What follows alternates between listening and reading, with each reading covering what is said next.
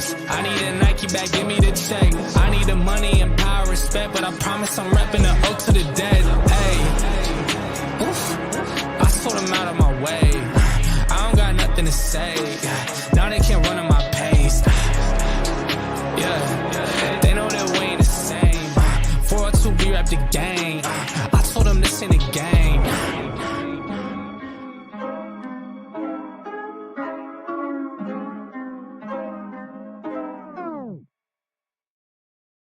Yo, what is up?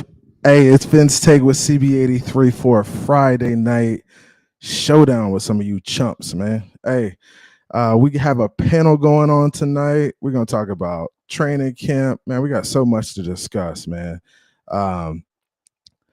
What's up, Raul, man?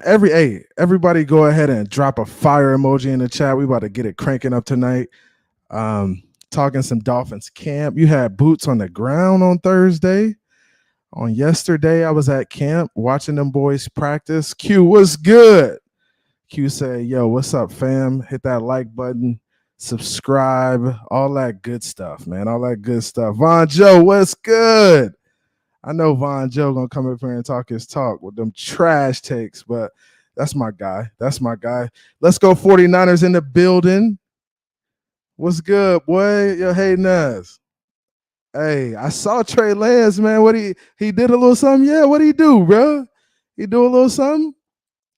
Sheena, what's good? Being in the building. My queen, Tiance. Oh, man. It's going to be a crazy night, man. I know we let some guys get in the chat. I know Color was here. What's up, Color? Color was in this joint. He was first to drop a comment. Von Joe, Raul. What's up, Raul?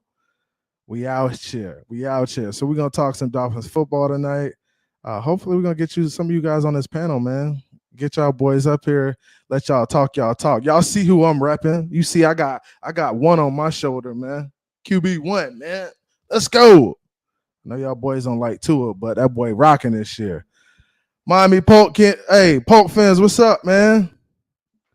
My guy, Mr. Polk. Hey, he said Watson looked horrible. Damn, that's rough, bro. The Watson ears in the Dolphins fan base got to be punching the air right now. They got to be punching the air right now, boy, because you know them boys sick. They want to Watson so bad. Them boys want to Watson up in this jump. Ian Baller, what's good? Hey, we live tonight, man. Hey, y'all let me know how my mic is, how I sound too. If I'm a little high, let me, tell me to turn me down, man. We going up tonight though. Q in this joint. My guy Q. Q always repping, man. Q always repping. He said, what's up, Von Joe, Color, Ian Baller, Fins up in this joint. He said, Watson. What's good, Q? Everybody in this joint. Here we go. We going up tonight. We got 12 in the room. Hit that like, hit that share, hit that subscribe, hit that notification, man, so we can get this out to the people, man. I almost got 1,000 views on my video from yesterday, which is pretty cool because I never even hit the 500 mark yet, but my video from yesterday almost got 1,000 views, the one from camp. And what's cool about the one from camp is I was talking to Travis Wingfield on the video. I talked to Daniel Foussier, a couple of reporters from the Dolphins, got some up close with Julio. Yeah, man, we got it, bro. The live joint was crazy yesterday. Sheena said it sounds vibrant. Thank you, Sheena. Thank you, Bina. She said it sounds vibrant. Nice. Oh, Mojo. That's my guy. Hey, I appreciate it, bro. So Mojo is a Cincy fan. We got to get him on the show, man. Hopefully he can jump up on his panel tonight. We got to talk a little Cincy, a little Burrow talk. Because we don't discriminate here. We definitely gonna talk about the Dolphins, but we gotta talk to some other guys too. Talk about their teams. Yeah, man, we got Color in this joint. Color back, shake in this joint, shake money. Shane King in this joint, my Bucs fan. That's the realest Bucs fan I know. Shane King, bro. He was with them boys when they was trash. He was with them boys when they was garbage. So I rock with Shane, bro. Appreciate that, bro. Appreciate you coming through. Hit that like, subscribe. We going up. Hey, I'm gonna show y'all how I'm walking into the party tonight. It's Friday night. It's Friday night, and this is how I'm walking in the party.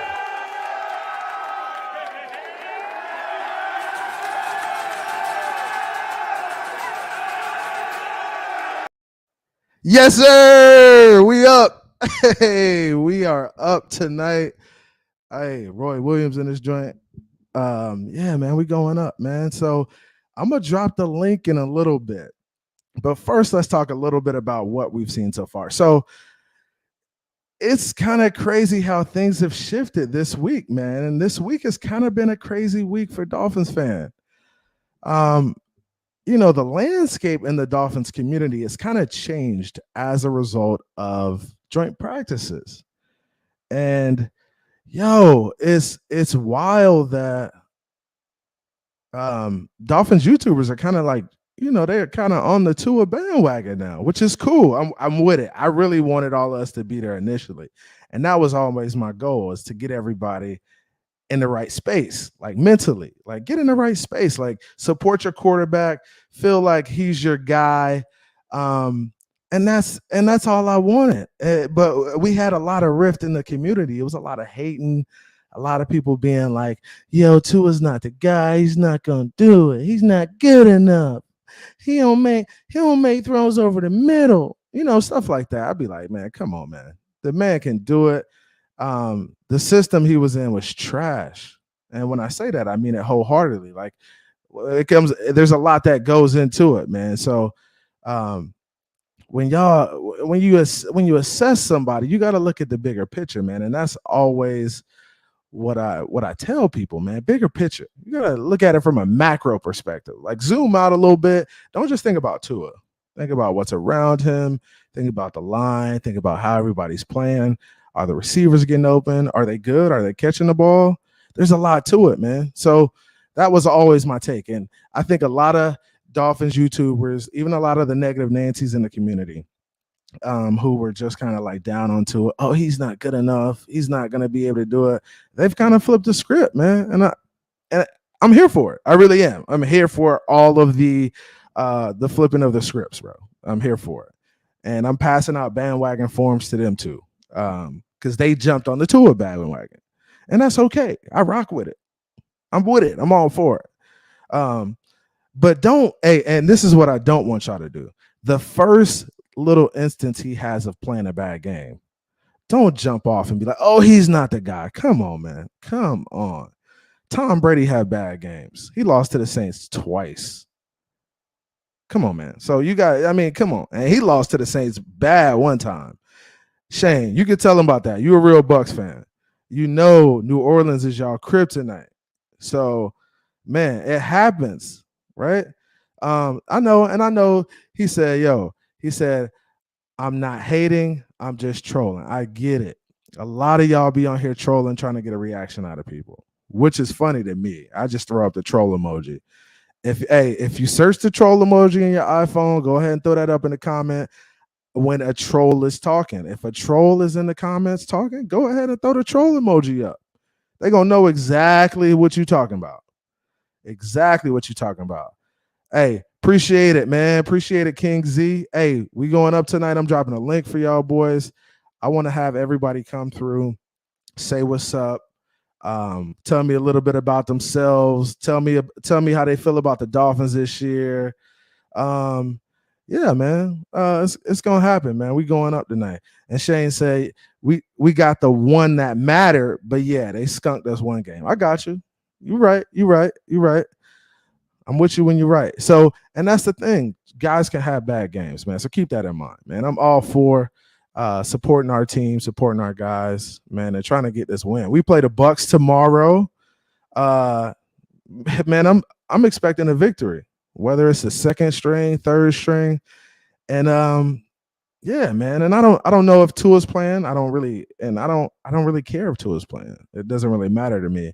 But I do expect us to go out there and make plays. That's really what's important, is us being able to go out there and make plays when we need them. And I like watching preseason because it shows kind of like the characteristic of the team, like early on. Like, are they going to fight? are they gonna scrap and try to win the game, or are they just out there just going through the motions? And hopefully we got a team that's gonna come out and compete and try to win at all costs. And that's really what I want to see from Mike McDaniels, is a team that, you know, goes out there and fights no matter the situation, man. No matter the situation. Man, so we got almost 20 in the room right now, man. We got King Z, Shane, Mojo, Q. It just started raining outside. It's about to storm. We still about to crank it tonight. Miami Polk Phins, Ian Baller, Samuel Rosa. What's up with y'all boys, man? What's up? He says CB83, every quarterback has their kryptonite. Every quarterback does have their kryptonite. Man, who's Tom Brady's kryptonite? Put it in the chat. Who is Tom Brady's kryptonite? Go ahead and throw it in the chat. When he played for New England, we knew who that kryptonite was. It was them damn Dolphins, man. That's who it was. Because we weren't playing with them boys, man. We was not playing. Hey, man, so it's Friday night. It's happy hour. Come on, man. Crack one. Crack one.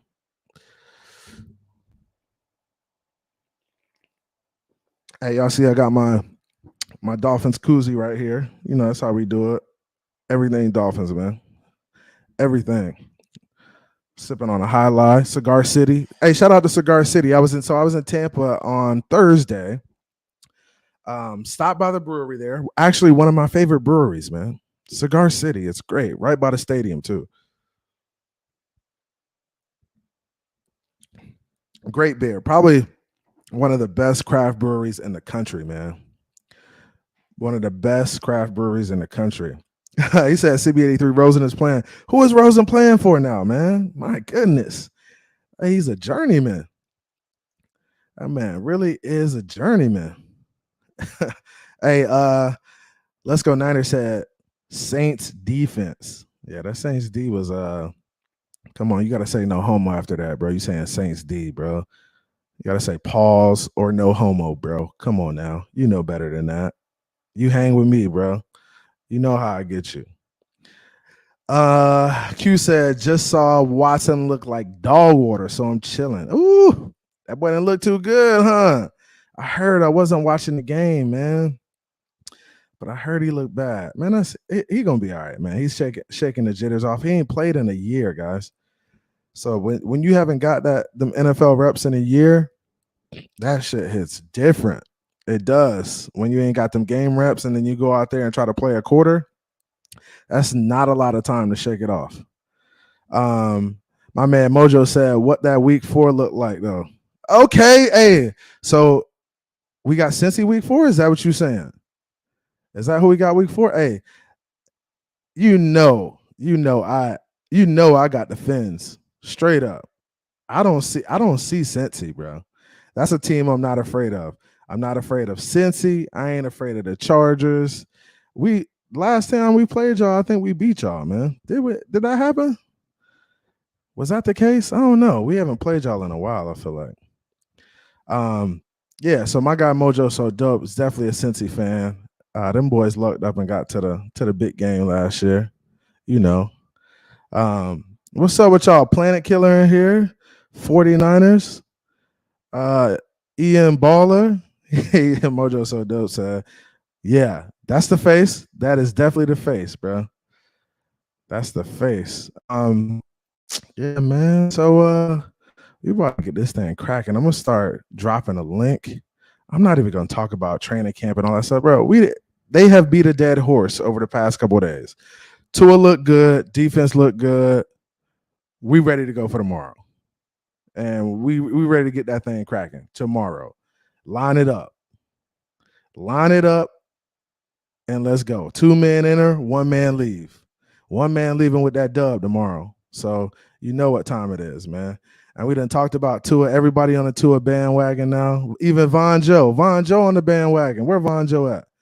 Go ahead and drop the demon emoji in the chat, Von Joe. We know you in here somewhere with them terrible takes. Mr. Von Joe. What's good, brother? Yeah, man, everybody in here, man. We got 20 in the room. Like, subscribe, share. We going up tonight. I'm about to drop this link. I'm about to have a few people come through now. please excuse me. This is my first time doing this, so I'm really just getting to know the panel and how this stuff works. T Rich in the building. What's good? King Z. Oh man, T Rich in this joint, man. T Rich, you done messed around and got banned on TD channel, bro. That's a whole story we got to talk about. T Rich got banned from TD. He in there talking No, I'm just playing. He wasn't talking reckless. I think TD might have mistook him with somebody else. Yeah, so that's what happened, man. Let me go ahead and drop this link. Let me invite y'all boys, man. See what y'all got. Get a couple people in here. Yeah, T Rich, you got in trouble, bro. T Rich got in trouble. TD put you in timeout, bro. Hey, let me know if that link works. I just dropped it in the chat, man. Let me know if the link worked. We about to get it cracking. Hey, if you come up here, man, and you got a drink with you, that's cool, man. It's Friday night, man. We chilling, we hanging. We gonna talk some football. Preseason on right now. The chumps out there playing. Oh, shake money in this joint. What's good? What's good, homie? Hey, what's good, my boy? Another beautiful day in Zamunda. Another beautiful day, boy. We loading up in the back. Good to see you, bro. How you been? I'm doing well, man. Doing well, man. Good, man. I ain't expect you to get to me that soon. I'm gonna be on camera soon. So okay, all right, bet. I'm gonna bring my man Von Joe in. Von Joe already sipping. All right, I know what he on tonight. He on demon time tonight.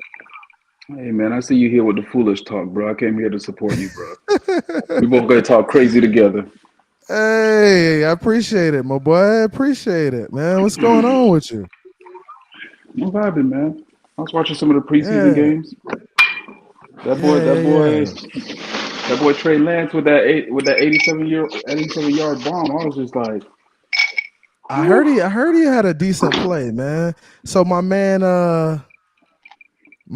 Niners is a big Niners fan. So he's been talking that Trey Lance nonsense for a long time, bro. So they're very high on him. They're very high on the unit. They are very high on him, but I just don't. It ain't gonna last long, bro. It ain't lasting long. So once that season come, it hit different when the season come. You're right. Samoan Sniper was good. Hey, what's good, everybody? What's going on, man? Chilling. This must be just drinking some. What you doing on this beautiful Friday night, man? Drinking me a blue motorcycle. There you go. Hey, who makes Blue Motorcycle? I don't know. My stepmom made it for me because it's my birthday. So yeah, it's pretty good. A lot of alcohol in it, strong drink. But hey, I'm chilling. And I just also had me some Jello shots. Oh man, you turning up. all the way up. Oh man, what's going on, man? I'm not even close to there yet. Hey, he said he's not close there. He getting there though. You getting there, huh? You clearly on the way. Hey, I'm bringing in Q. Q, what's good? Hey, what's going on, fellas? What's good? What's up?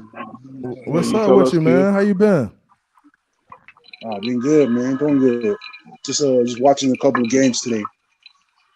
Hey, that's what's up, man. Watching a few games, huh? Can you hear me? Yeah. You got what you say? Now check this out. And in celebration of Tua doing good in camp, I got the pineapple juice. Okay. And it's the best thing on earth. Some Seagram's gin, baby. Okay, so you on the gin and juice tonight? I see you. Turn up. What? Everyone that gin and juice? Yes, sir. I cannot drink gin. Hey, boy. Hey, that's a heavy pour too, boy. That ain't no single shot. You drinking some cologne, Shake? Shake, you drinking cologne right now, bro? Get this some good cologne, then, baby. Hey, I gotta bring Snapper. I gotta bring Snapper Dundee in, man. Here we go, right here. Snapper, what's good? You got your mic on mute, man. Right now. Sipping on Martell. What it do, CB83? What's good, man? Snapper, what's good, man? Hey, appreciate y'all boys coming through, man. Hey, this is the first panel, man. So y'all Y'all like inaugural members, bro. Hey, man, hey. I'm glad that I was the first one brought up. Thank you, man, CB. Appreciate you. Oh yeah. No doubt, man. You was the first one in the room. I had to go ahead and let you in this joint. Wifey said Jello shots. Chosen Rosen playing. That's my favorite. Okay. T Rich, where you at? Come jump on the panel, T Rich. T Rich in this joint. Hey, I know y'all don't like T Rich because he a Tua Newer. That's what y'all say about T Rich. Von Joe's about to get him already. I know you was. Bro, listen. I'm just here. I don't. And the thing is, I ain't got no problem with Tua. I just got the people when they start talking crazy and foolishness. I'm just like, all right. Yeah. I get it, man. People want Tua to be good, man. So do I, but I ain't gonna make myself look dumb. Nah, you ain't gotta make yourself look dumb. I want to see him truck Vita Vea. That's not happening. That ain't happening, bro. It's not happening. Tua, big boy. He'll truck that other big dude. Vita Vea Tongan, bro. Vita Vea, that dude is hefty as That's a man. Vita Vea, real man. That's a grown man right there. Vita Vea, he's That's a grown a man's man. man. Tua is a grow A-word man. Yeah. T-Riz say chilling, just enjoying the content. Okay, appreciate you, bro. Irv, what's good? Irv in his joint. Hey, y'all got to give a warm welcome to my man Miami Polk fans. What's good, Polk? Yo. Hey, what up, Mr. Polk? OG, triple OG. That's triple OG. He's the Polk. How's everybody doing? I'm doing good, man. How you doing tonight, man? Hey, I'm doing pretty good, man. It's a Friday night, chilling out. Yes, I was trying to see if there was any football games on, but with the TV I have, I'm limited to certain stations. So, hey, I got you, Mr. Polk. I don't know if I can tell you. I can tell you what I'm using, to watch those games on CB's channel right now. But I got you. Yeah. Go ahead and you might have to hit him in the private chat. Hit him in the private chat with that or something. Yeah. Show him the Browns game so he can watch Josh Rosen. Josh Rosen. What Rosen out there doing, man? Josh Rosen? Probably nothing. Out there throwing 5 touchdown passes on 6 completions. That boy Chosen Rosen, boy. Hey, it's some YouTubers who swear by Rosen now. They swore by Rosen being that dude now. Yeah, I gave up on him. I believed in him, but I gave up on him. So he went 5 for 6 so far. But yeah, I gave up on him. He's a journeyman. I don't even know if he makes the team though. Hey, Natasha, what's good? She said, hello all. Can't wait until the game tomorrow. Yes, I think, it's a Friday night. Yes, man. We play tomorrow. Boy, it's going up tomorrow, man. I don't care who play. I'm just looking forward to watching them boys compete. What y'all looking to see, man? Did you wait? Hold on. You heard about Zach Wilson leaving the game today? Oh yeah. Yep. Yeah, I heard ACL today. Well, that's what I don't know what happened with him. Y'all gotta get us. I don't know if it was he got injured. He got injured during a run. Was it an ankle injury or something? I think it was ankle. I think it was ankle. It was an ankle. Probably rolled his ankle. Yeah. I think the Jets official Twitter, they said it could be a possible ACL tear.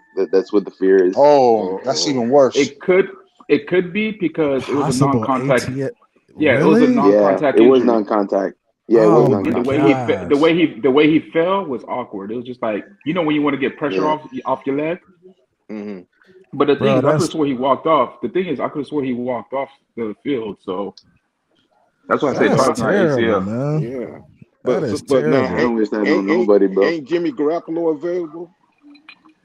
Yeah, but he can't run that offense. It's a different offense. He is. I mean, that's a whole different offense. That would probably be best case scenario for them going to get Jimmy G. Exactly. That's what I'm saying. They run the top 10 in offense as well. It's a similar offense because LaFleur, I think it was Mike LaFleur, Flacco's over there. Quarterback's coach. No, Von, is that Irving? Is that Irving out here? He's a perfect. Joseph, what's good? They may have to grab. Hey, what up, Irving? What up? I know, but they wouldn't do that. They won't do that. They got Flacco's number 2 over there. Hey, real quick. I just want to real quick on a reset. I just wanted to tell y'all, subscribe, share. This is my first panel tonight, so I appreciate y'all coming through and hanging with me. It's a Friday night. Typically, Awesome. I'm gonna Let's probably go. Turn do up. like Turn up. turn up for real. Cheers to that, man. Hey, everybody, cheers in the chat, man. Cheers in the freaking panel too, man. We going up tonight. Manuna. So yeah, man. I'm gonna try to do Friday night panels, and then I'm gonna probably do like a Tuesday night situation as well. So definitely look out for the shows, man. Turn on the notifications. We definitely gonna have a good time, man. Hey, man, I'm with it. For sure. Niner said, please take Jimmy G. He want Trey Lance to start so bad.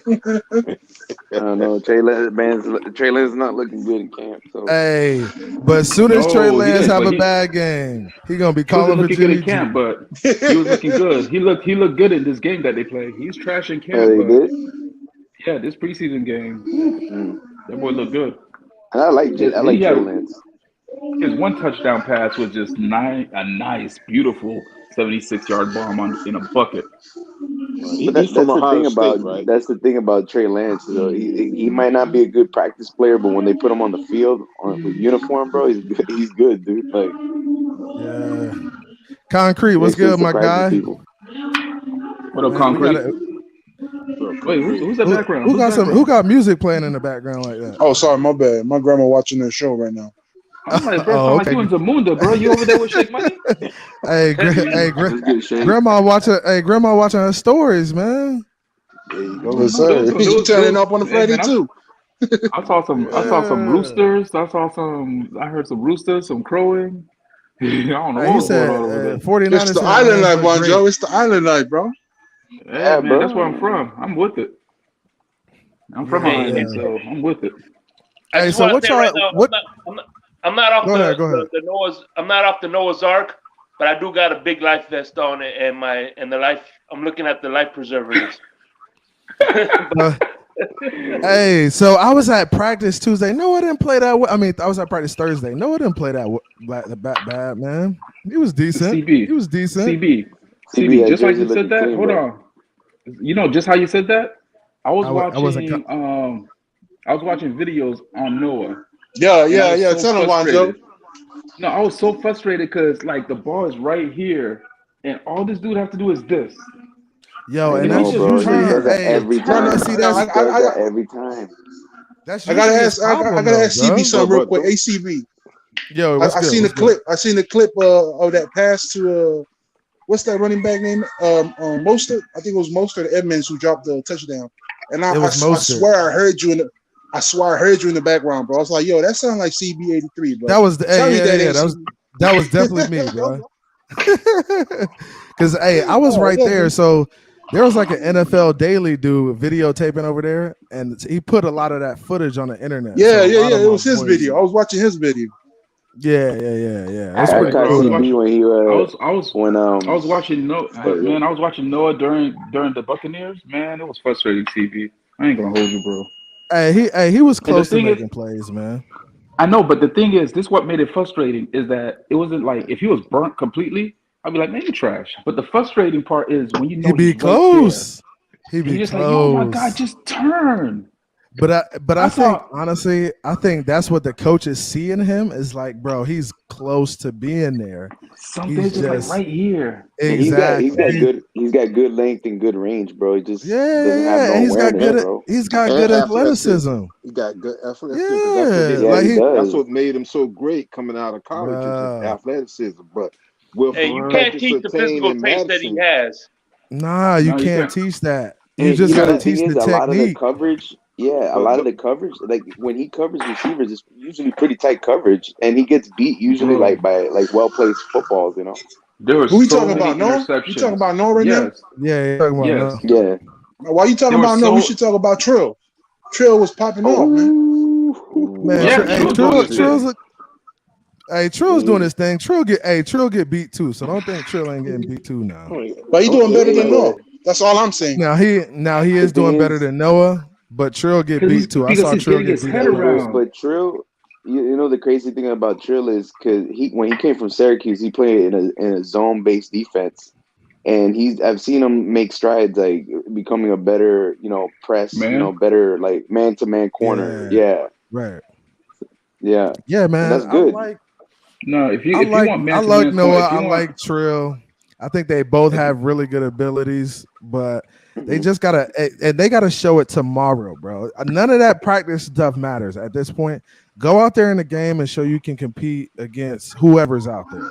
Just go out there in real game situations. Let me ask y'all something though. Do y'all think Sam Madison and Patrick Surtain can help both of those guys? Well, Trill, from what I'm hearing, Trill sounds like he's a little bit ahead of Egbo. But do y'all think that Patrick Surtain and them can help him out? Yeah. I think I think good coaching helps. Everybody. Yeah. I know, but I don't know. I can't say yes or no, CB, because we honestly can't say until we see him play. That's the tough thing. The thing is, but bro, coaching can help you with your positioning. It can't help you with that sixth sense. Like, right. That's true. I guess that's true. Instinct. In other words, instinct. Yeah, it just. But one thing, bro. But yeah, go ahead. I was gonna say one thing they could try to coach him. Hey, Q, I'm gonna mute you because you got some background. Oh, sorry, my bad. You could try to coach him like, when the receiver, look at the receiver. If you're in position, look at the receiver. If his hands go up, just put your hands up. Yeah. And honestly, and some of that is technique too, though. And you said, Vonjo, you said you can't really like the sixth sense, but some of that is just like teaching a guy, hey, once you get your hands on him, get your head around. Like, those are little things that DBs do that make them great. And that's what the greats did, like Dion and all them dudes. Like, they had certain things they did that made them great. And Noah probably just needs some of that teaching to kind of help him get over the hump, man. And that's what I'm hoping is that, hey. But teaching can only take you so far. But teaching can only take you so far. You're right. And I agree with Vonjo. I agree with Vonjo. If only he just turned. Once he turns that head, bro, he'll figure it out every time. Once he turns that head, he'll figure it out. But he needs to take it there because nobody else can take it to that next level for him. He got to take it there himself. Right. Hey, go ahead. And being that you're a Dolphin fan, you could attest to this. We didn't see glimpses of Xavier Howard till year 3. It took time. Good point. It took time. X was not that guy. Honestly, in the first couple of years, I was like, bro, X is not it. That's what I was saying to myself because he was just getting burnt, bro. He wasn't making the plays he was making in year 3. It took him time, but I think once that light switch flipped, bro, you couldn't tell him nothing. Yeah, but X showed more he showed more flash in his second year than Noah Benagin, bro. Yeah. Oh, we didn't see Noah. Noah didn't play on the field, bro. He didn't even dress. He was getting reps.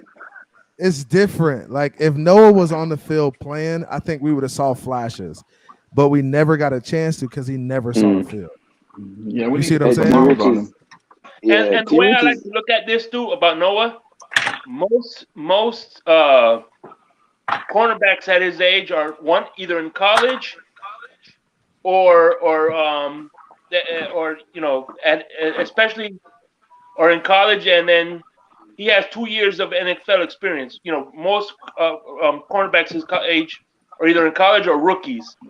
That's what I'm trying to say. So he has 2 years of NFL experience. He's young. Yeah, he's real young, man. It's definitely like quarterback is definitely not an easy position to transition from college to the pro game. So So maybe he only had 1 year transitioning. Year in college. He only did. He's only been in cornerback for a year before he went into the NFL. Yeah. So true. I mean, he converted coming out of receiver to corner. Yeah, and coming out of college, like some of the receivers in the what did he play? ACC, right? He played at Auburn. He played at Auburn. SEC. Auburn, yeah. SEC. Yeah. So some of the receivers in the SEC was like, "Yo, this dude was locking me down." Like he played really against you. He played against you, bro. He did limit Jamar Chase to like two receptions for 24 yards. So man, he was a beast in college. Yeah, Devontae Smith did say he's one. Yeah, he did say he was one of the toughest corners he've ever faced up against in college. So yeah. So the dude has potential, man. Yeah. I think, and this is my take, and this is what I think. I think that if he understands that the quarterback doesn't have all day to throw, 1 Mississippi, 2 Mississippi, 3 Mississippi, turn that head around, bro. That quarterback ain't got no more time other than 3 seconds, bro. Ain't nobody got more than 3 seconds in the NFL. Yeah, Just turn your head around. especially with our defense, bro. Our defense should be screaming at the quarterback, bro. They should be on him quick. That's what I'm hoping, man. We got to get some organic pressure. No, because I'm gonna tell you something. I want to see Josh Allen. I want to see somebody let the hair out of Josh Allen's head. Man, don't. Hey, it's coming. And I'm not. And I'm gonna tell you something else. I don't mind losing 1 game to Buffalo, but I do not want to lose 2. Nah. Melvin Ingram is the Josh Allen killer. Mark my words. Don't even worry about it. Melvin, they put Melvin Ingram on that spy and just let him roam around the field and get at Josh Allen. Oh boy, he gonna be sick. He gonna be sick, man. As long as you was gonna tell me Landon Roberts. Oh no, I'm not gonna say Landon Roberts, bro. Bro, Von Joe's a Landon Roberts hater. He's a Landon Roberts hater. As long as you was gonna tell me, hey man, leave it to Landon Roberts. But then too, Channing Tindall, if some of the veterans help him out, I think he's going to be pretty good. If with coaching and with veterans helping him out, I think Channing Tindall going to be something else. But man, on film, he's very impressive on film. Good grief. Yo, that's the thing with that Miami's doing. Like they're drafting dudes who are athletes and who are players. Like they're not drafting projects, and that's what we've kind of done in the past is draft projects like the Austin Jacksons of the world. And T. Rich makes a good point. He says, we're hearing that Austin Jackson looks better. That's coaching. And that's exactly what it is sometimes. And that's why the variables matter. Like all the stuff that surrounds a player matters. Like coaching matters, system matters, all of that. And that's what Omar Kelly said about Austin Jackson, that he looks fundamentally better with his technique and stuff. And he wasn't like blocking no slouches out there. He was going up against one of the best defensive fronts in the NFL. So yeah, Vita Vea, looks good. Shaq Mason, them dudes are studs, yo. What'd you say? I said, let me ask you a question real quick. I got your take on the prospects of trading for Roquan Smith. Man, I do like it. I do like the thought of it. Honestly, I make the trade in a heartbeat if it included Jerome Baker. What's going on, Von Joe? What's going on? If it included Jerome Baker and we could get off that contract, I would make that move in a heartbeat, man. Now, I think Jerome Baker would be a better player next to Roquan for sure. I think it'll make him a better player here in Miami, but I'm just not sure if we got the compensation to give Chicago for Roquan, man. What if he asked for, hypothetically, he said Gesicki and a 3rd-round pick? Ooh, that's tough. Gesicki and a 3rd. Hey, trade. Buy Gesicki. He out. He gone. He gone. Because Gesicki's replaceable. To get an all-pro like Roquan Smith in the middle of your defense, in the heart of your defense, that's a no-brainer, man. Like we got plenty of guys who could do what Gesicki does. Now they may not do it as well, but we got a ton of receivers, and we may not even need those pass catchers like that. So that's why I say that. Well, let me ask you this: what do you think of this assessment? I think Gesicki is a good route runner for a tight end, but for a slot receiver, he's about average to below average for a wide receiver. Yeah, you're spot on with that, and that's what people were saying last year. Is like, oh, Gesicki's not a good route runner. Like, just like tight ends don't have to be great route runners. They have to be guys that can get into a zone, sit down, catch a ball, and then get up the field. Like, they don't have to be great route runners. It'd be nice if they could run routes, but really they just need to kind of find a spot in the defense, find a hole in the zone, and catch the ball. Like that's what it's really about. Now, I think just our scheme last year didn't cater to Gesicki's strengths, like forcing him to be in a slot, forcing him to run deep routes down the field and run out routes. He can't get separation.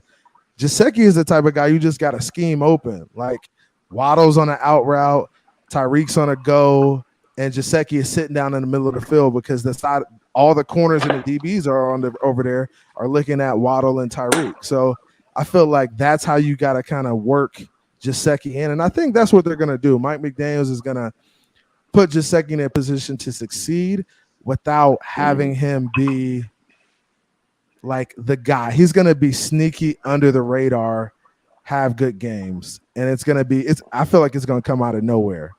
Like he may have a good game one game and then be quiet the next game. I think that's just how it's going to work out.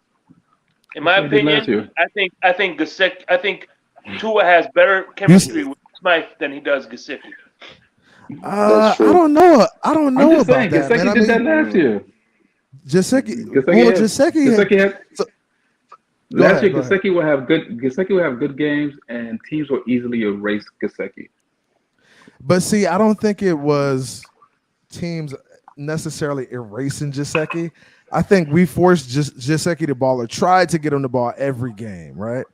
So teams come in and they're like, well, they only got a couple guys we need to guard. We need to watch out for Gesicki, and we need to watch out for Waddle.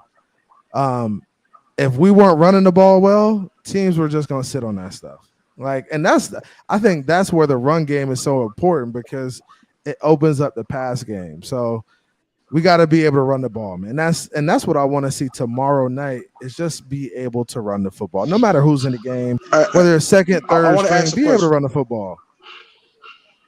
I want to ask a question to the panel. What are some things or some key matchups you guys looking for tomorrow? Because it is testing grounds tomorrow. Preseason. You want to see what's going to work on offense. How the defense is holding up. So I want you guys' opinion on what you guys are looking for tomorrow. I'm looking. Go ahead, Irv. Go ahead first. I'm looking at the run game versus their linebackers, and our front four. Well, our offensive line against their defensive front.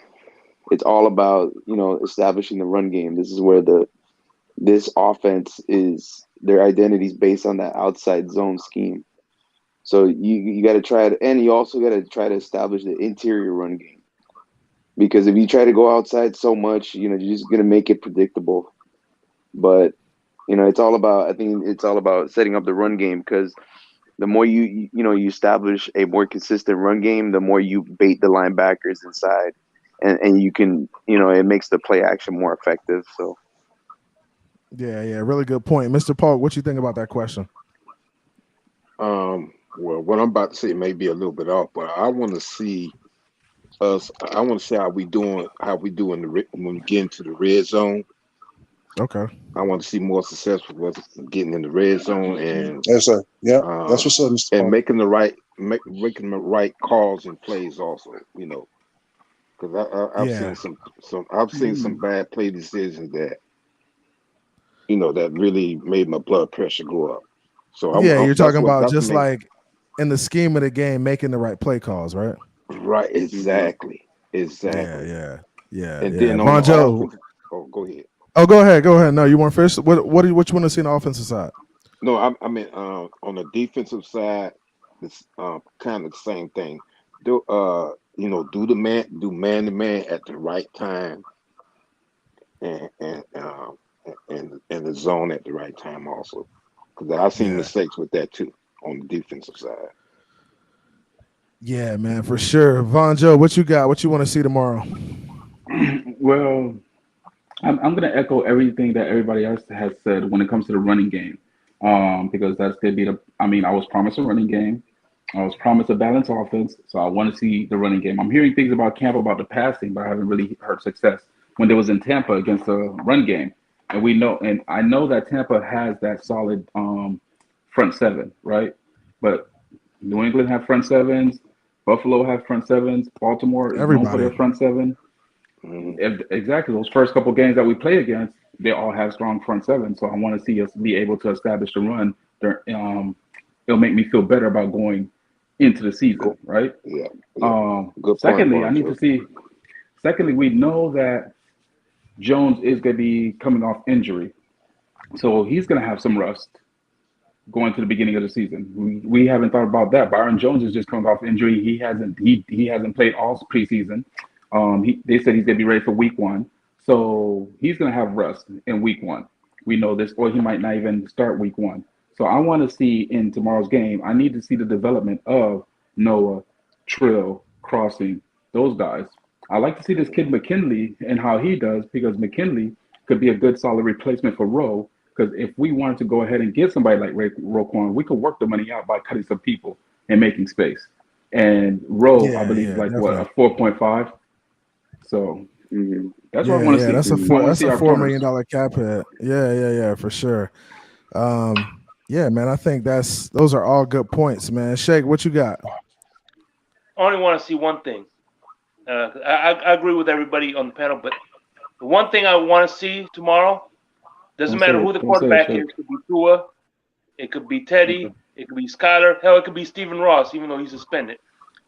Can this guy get the snaps right? Can he actually snap the ball correctly? So you're looking at Connor. Be a servable center. Okay. All right. Hey, so did they give any updates on like the starting O-line? Is everybody playing? What's the deal with that? I don't see a lot of our starters probably won't be playing, but I'm also hearing rumors Tua might play. Who knows? Man, I want to see the first team out there. I want to see the first team. It'd be nice. It would be nice to see the first team get like a couple series, but the way people getting hurt in preseason, bro, I doubt we see Tua. The reason why I say I want to see the first team out there, because what I want to see tomorrow, because I have a working theory, and I think Dolphins fans collectively and unknowingly have the same working theory on how defenses or defensive coordinators are going to game plan for the offense. I want to see how much of a mismatch the Miami, the weapons on offense are, or how much less of a mismatch they are. Because I'm thinking, like, if you're gonna have to double Hill, right? You're gonna have to double Hill. So I want to see how the defense is, game plan against the Miami weapons and the offense. So that's what I'm trying to see. And I want to piggyback off of Q and something that Von Joe's been saying. I want to see Tua do deep shots, rather they connect or not. But when they go into regular season, I want him to do deep shots so defenses could be mindful. Hey, we got to protect all the field, not just the short.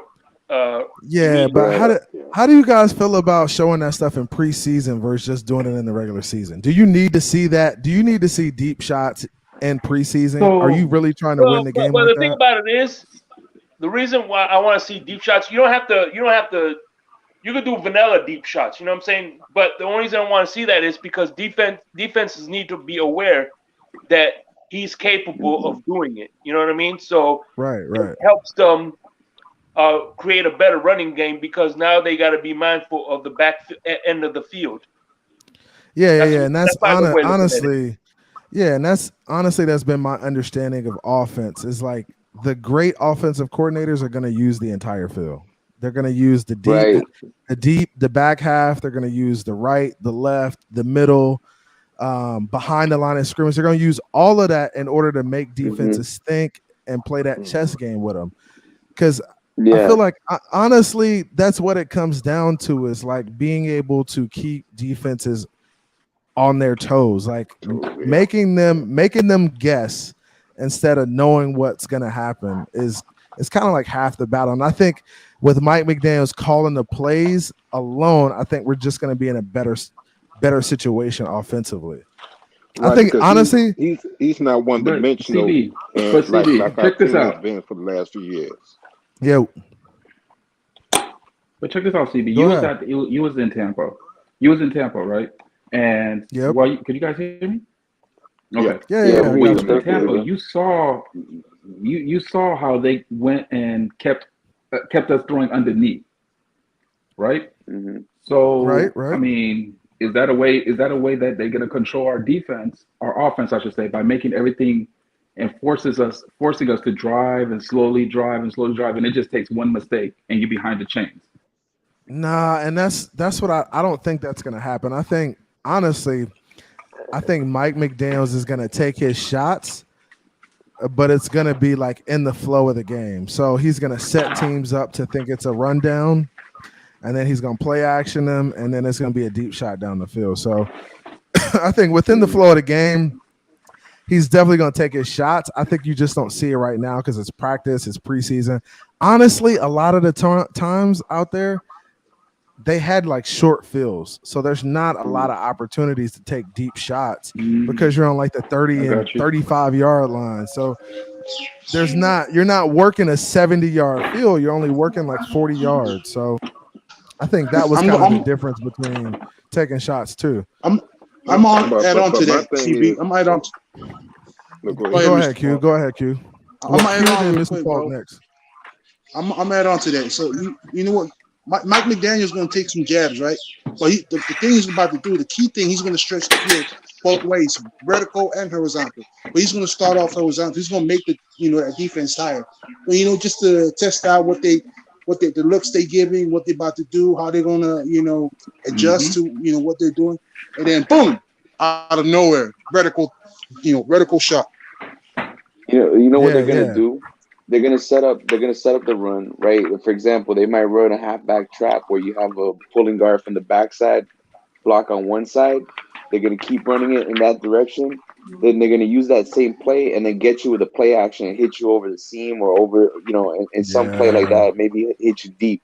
So Mike McDaniel's coaching, like he comes from the Shanahan school, so Shanahan, they love to run the same play over and over if it works, and then they get you with the play action, and it's all about misdirection.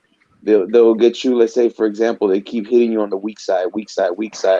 Then when the linebackers start to bite towards the weak side, then they get you on a rollout. They have you on a exactly. So it's just rollout and hit you horizontally. Right. So it's honestly about keeping the defense off balance, just keeping them off balance. Right, so real quick, before we get going, it all depends on the success of the run game. Yeah. Of and course, also remember, it's not only about setting up the run; it's also about motion. That's what McDaniel's going to motion you to death to give you, to get especially different at looks. the snap. Right. Yeah. Hey, real quick, before we get into the next thing, I'm gonna go ahead and add my man Icebox in the stream. Go ahead and Iceman. What's good? Man, what's going on, my brother? What's going on, CB? What's going on, Mr. Paul? We got Irving. We got Q. It's been a minute, Q. Von Joe and Shake, man. My brother. And then good. Hey, you should be on mic. You should be on camera right now. What's going on, man? I'll be with y'all. My girl in the bed, so y'all gonna see, like, you feel me? Okay. So, like, if I turn on the camera, it'll show. So, yeah. I got you. Hey, appreciate you coming through, man. Of course, man. Let me ask you one thing real quick, CB. Appreciate you having me. No, for sure, all the time, man. It's always love on the channel, bro. Always good vibes. Yes, sir. Shake, what you got? You call a pass. Let's say since you're a coach, you're a quarterback, right? And you call a passing play. What are you looking for to, let's say, what would you want Tua to see to, let's say, for instance, he sees to make him audible into a run, like say, to make. So look, and that's a good question. So you're saying like it's a pass play. You come up to the line of scrimmage. What are you looking for in order to get into a run play, right? Yeah. Like damn. All the lanes are blocking, but you know what? I see a perfect lane to run. This will be a perfect time to run.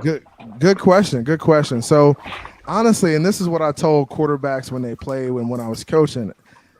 In the box, guys, it's really just a numbers game, right? Mm-hmm. It's literally simple math, addition and subtraction. So if you go up, a hat on the hat. If I got a hat on the hat and I got my running back, and he doesn't have somebody on him, shit, I'm calling the run play every time. So if I go into the box and I got four defensive linemen and I got 2 linebackers, and then I got 5 offensive linemen and 2 tight ends or a fullback and a tight end, that's 7 on 7. That's 6 on 6 right there. Or 7 on 6. That's a hat on a hat. So and I got numbers. So if I got numbers, I'm definitely getting into a run play. And that's what Tua's got to see this year is like, hey, I got to understand that when I got numbers and they're in my favor in the box, I got to give my guys an opportunity to go out there and make those blocks and get it done.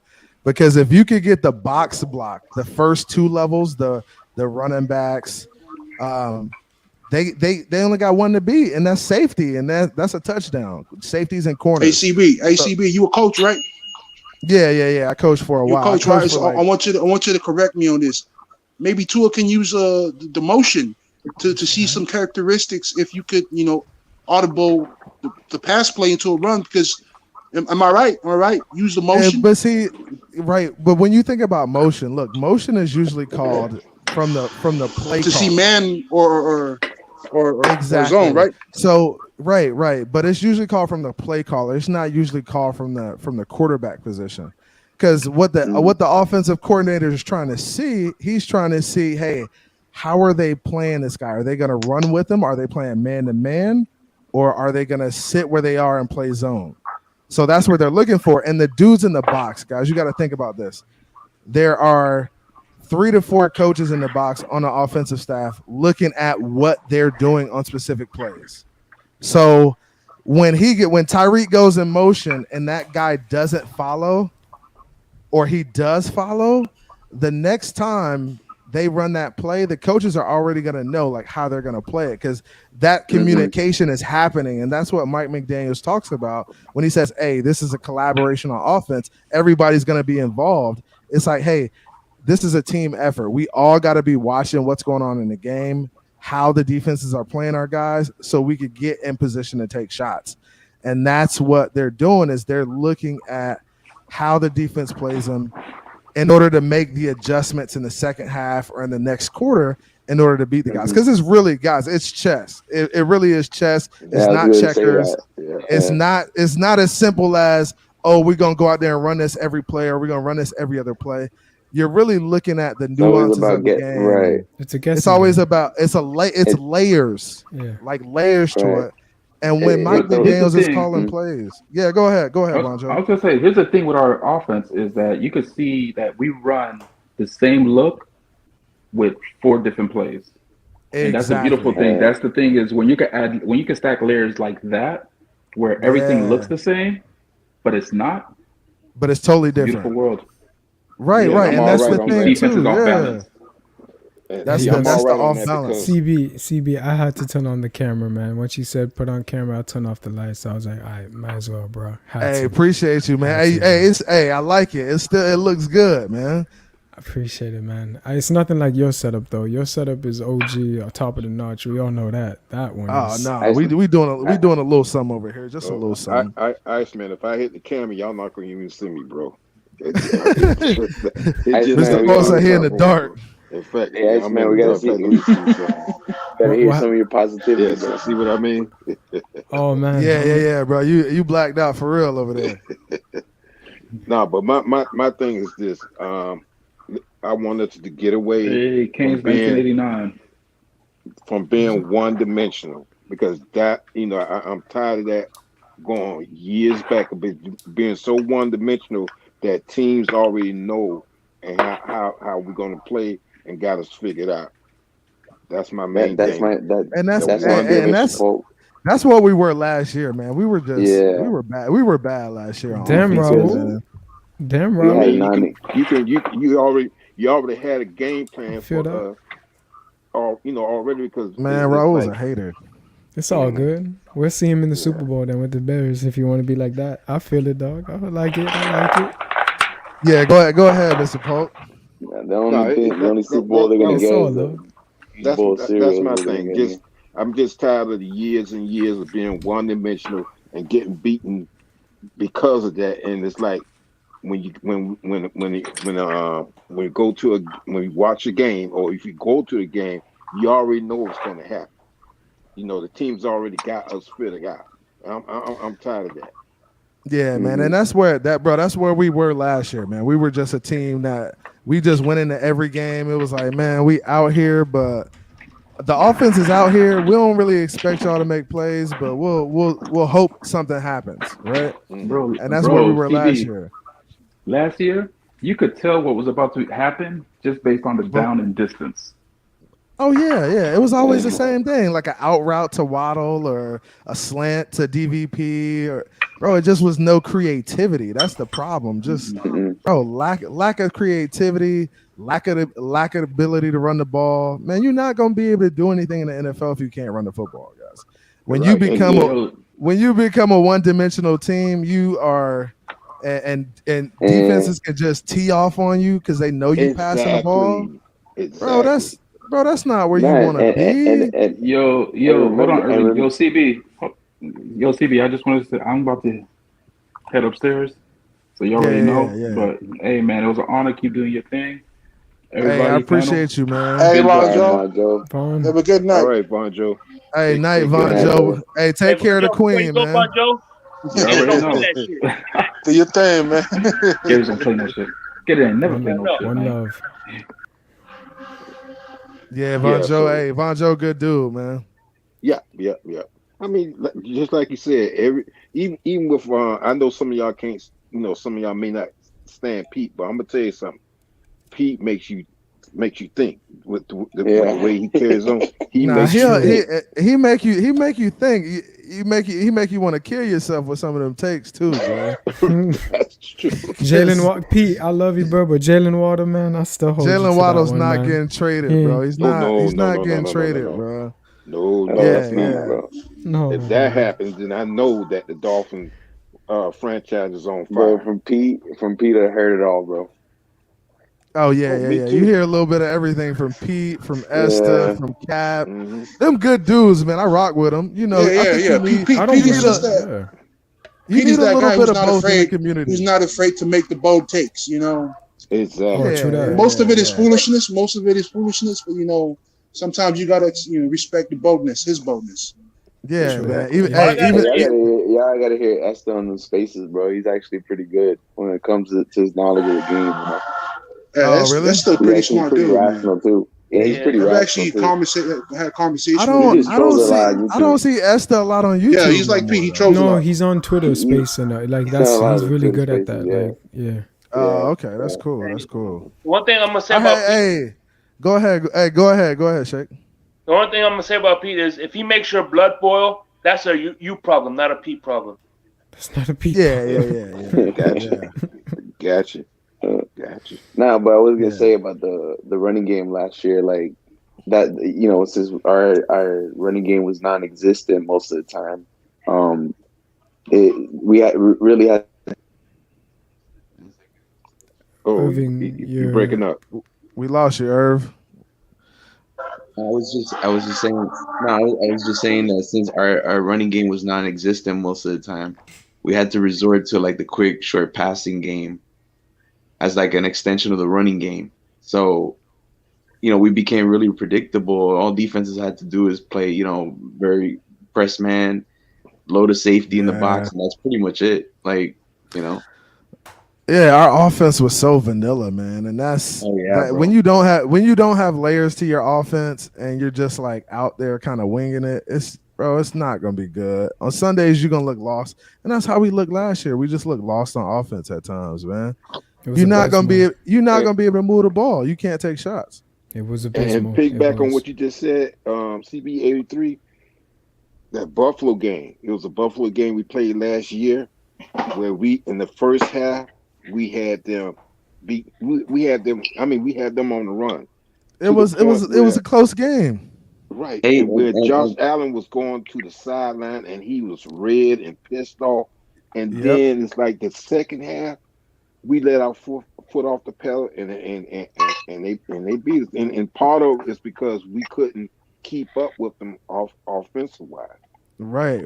Our defense was holding them. Defense did a good job the first half, but they can only do so much. If you're going 3 and out every time, bro, it's only a matter of time before they start taking off on you. And CB was another problem with our offense. Like, Shake, what is that? What you got there, Shake? My bad, Irving, but what you got there? Seagram's gin. Oh yeah, he on the gin. He on the gin and juice tonight. Gin and juice? No, okay. I'm a Jamaican rum Appleton. You got me with Appleton. We on to something. Hey, Appleton. Okay. Yeah, man. But go ahead. What were we saying, Irv? What you saying? I was saying real quick. Like, if you look at like schematically, personnel wise, right? Like we ran more 12 personnel more than anybody in the league. We ran it 61% of the time, right? While everybody in the NFL ran a lot of 11 personnel. So and a lot of it was not because it was to set up the run game. A lot of it was because our offensive line was so bad in pass protection that they needed an extra tight end or running back or two tight ends just to give the quarterback extra time to throw. And when you have that, you limit to his options in the passing game as far as like going through his progressions, going through his different reads. And all defenses have to do pretty much is answer with a nickel defender. You play everybody off and you play two safeties deep, and you take away everything intermediate and deep. So pretty much like our offense was not created to go vertical. Yeah, and so it was a lot of short stuff that the defenses allowed. Yeah. Yeah, you didn't have the personnel to do it, man. Like, bro, Mac Hollins is not a receiver. Like like, come on, bro. Like, we had Mac Hollins playing like primary receiver role. Like, he's not a receiver, dude. He's a tight end, and he's a tight end playing receiver.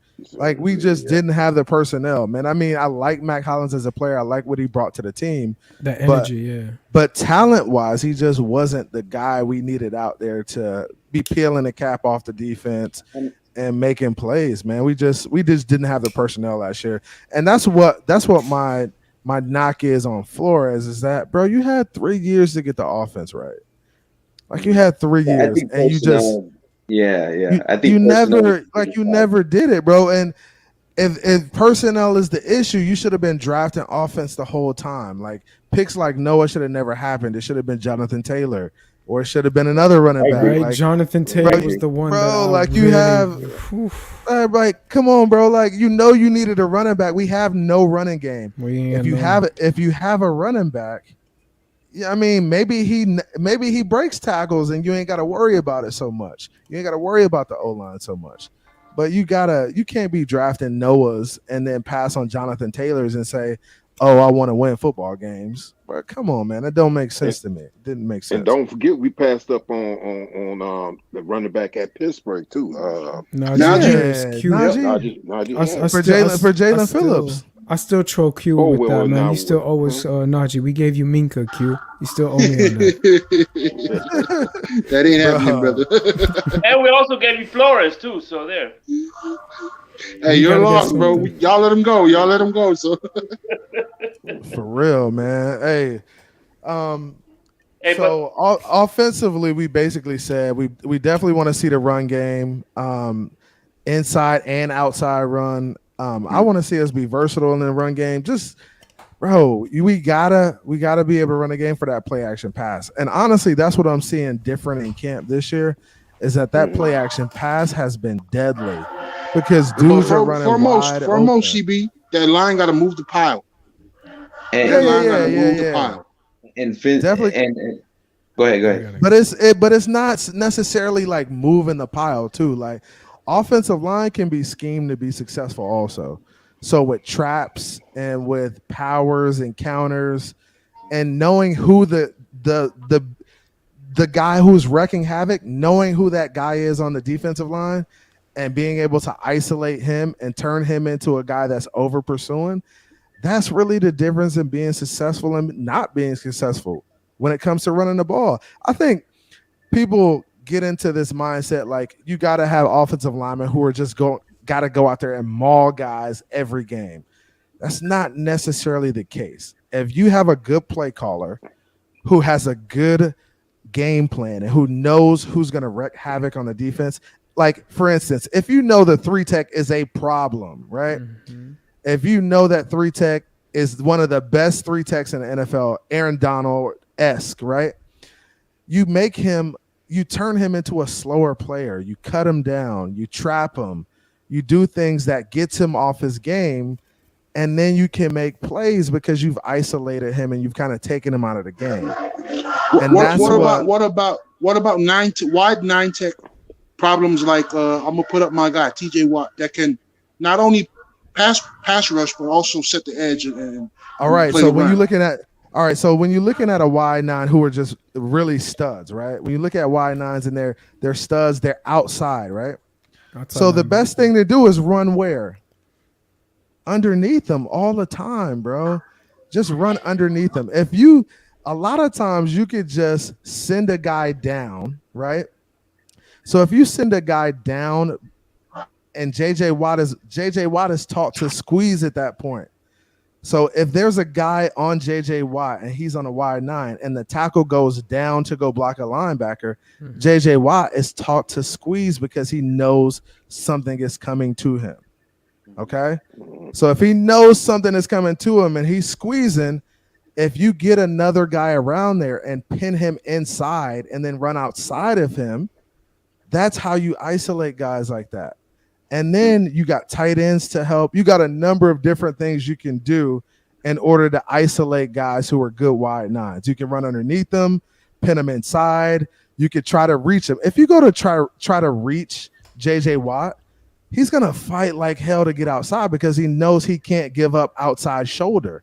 He can't get pinned inside. He knows that he's the last guy on the line of scrimmage. He's contained. So his job is going to be, hey, I need to make sure I don't get pinned inside. My outside shoulders always got to be free. So if that's the case, you play the game with him. You say, hey, I'm going to run your ass outside, and then we're going to run underneath you because you think we're going to the sideline and we're not. But that's what Go ahead, Q. Go ahead. Because you said, like Aaron Donald on the inside in the 3 tech. That's what I'm saying. The O-line need to move the pile. I understand you can scheme them, to help them sustain the blocks and, just enough for the running back to hit the holes or hit the gaps. But at the end of the day, the O-line need to move the pile because if you got a guy like TJ Watt who can set the edge and play the run, like it was a really great 9 tech outside guy, and your offense is predicated, your run offense is predicated on outside run zone. But then to offset the wide 9 guy, you got to go inside. You got to take the inside route. You have to have time. You have to give your running backs time to open up that gap to develop that run lane. Because if you give like a wide 9 guy like TJ Watt like 2 seconds, where he's not seeing anybody come outside, he's gonna make that his way inside while your running back is stuck behind your center and your guard because he has no hole. The line can't move nobody. Right. But you make a really good point, and I'm gonna mute you because you got some feedback on the back. But yeah, so you make a really good point. Like guys like TJ Watt, guys who are like great ends are gonna be able to like see stuff coming. And that's why as a play caller like Mike McDaniel, he's thinking layers to the offense. He's thinking, hey, I gotta find a way to put Watt in a bad situation. Well, if we play Bosa, if we play guys like Khalil Mack and things like that, I got to find a way to put him in a bad situation. So they're going to run things like counters and things like that to get their eyes going one way, and then you come back another way, or you run a reverse and put them in a bind. Like there's a number of different things you can do. But guys, if you aren't creative, you just aren't going to be able to do it because you don't have the mind to do it. And you don't have some coaches might not have the talent to do it. But on this roster, you have the talent and the speed, so you got to use that to your advantage. You got to say, hey, I'm going to try to put the defense in a bad situation by thinking we're going one way, and we're going to come back the other way full freaking speed and gash them. And that's what this offense is going to be predicated on. It's going to be predicated on, hey, you think we're doing this, but we're not doing that. And as soon as you think you've caught on to the next one, as soon as you think you got it, we're doing something totally different. So that's how you keep teams off balance, man. And I think Tua is definitely going to take his shots. I don't know if you'll see him in preseason, but the shots will be taken. I'm telling you that right now. I think Tua's got one of the best deep balls in the league. He just hasn't had the opportunity to showcase it because he hasn't been in the right system to do that. Personnel-wise, too. Like, you don't – yeah. I feel that. Personnel-wise, it didn't give you the options deep, CB, or the opportunities.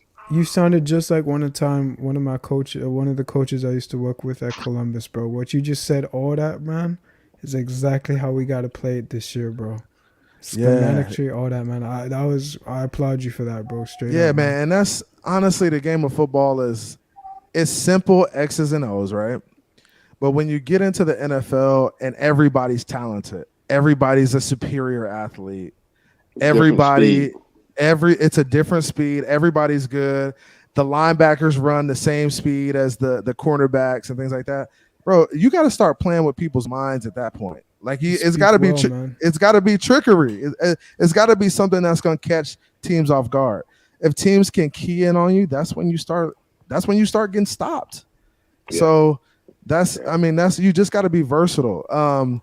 72 says CB83, you could be the best play caller, but if you don't have the talent on the O-line to run, you ain't going to run the ball, period. So far in camp, running game looking bad, not even good. So here we go, 72 with that.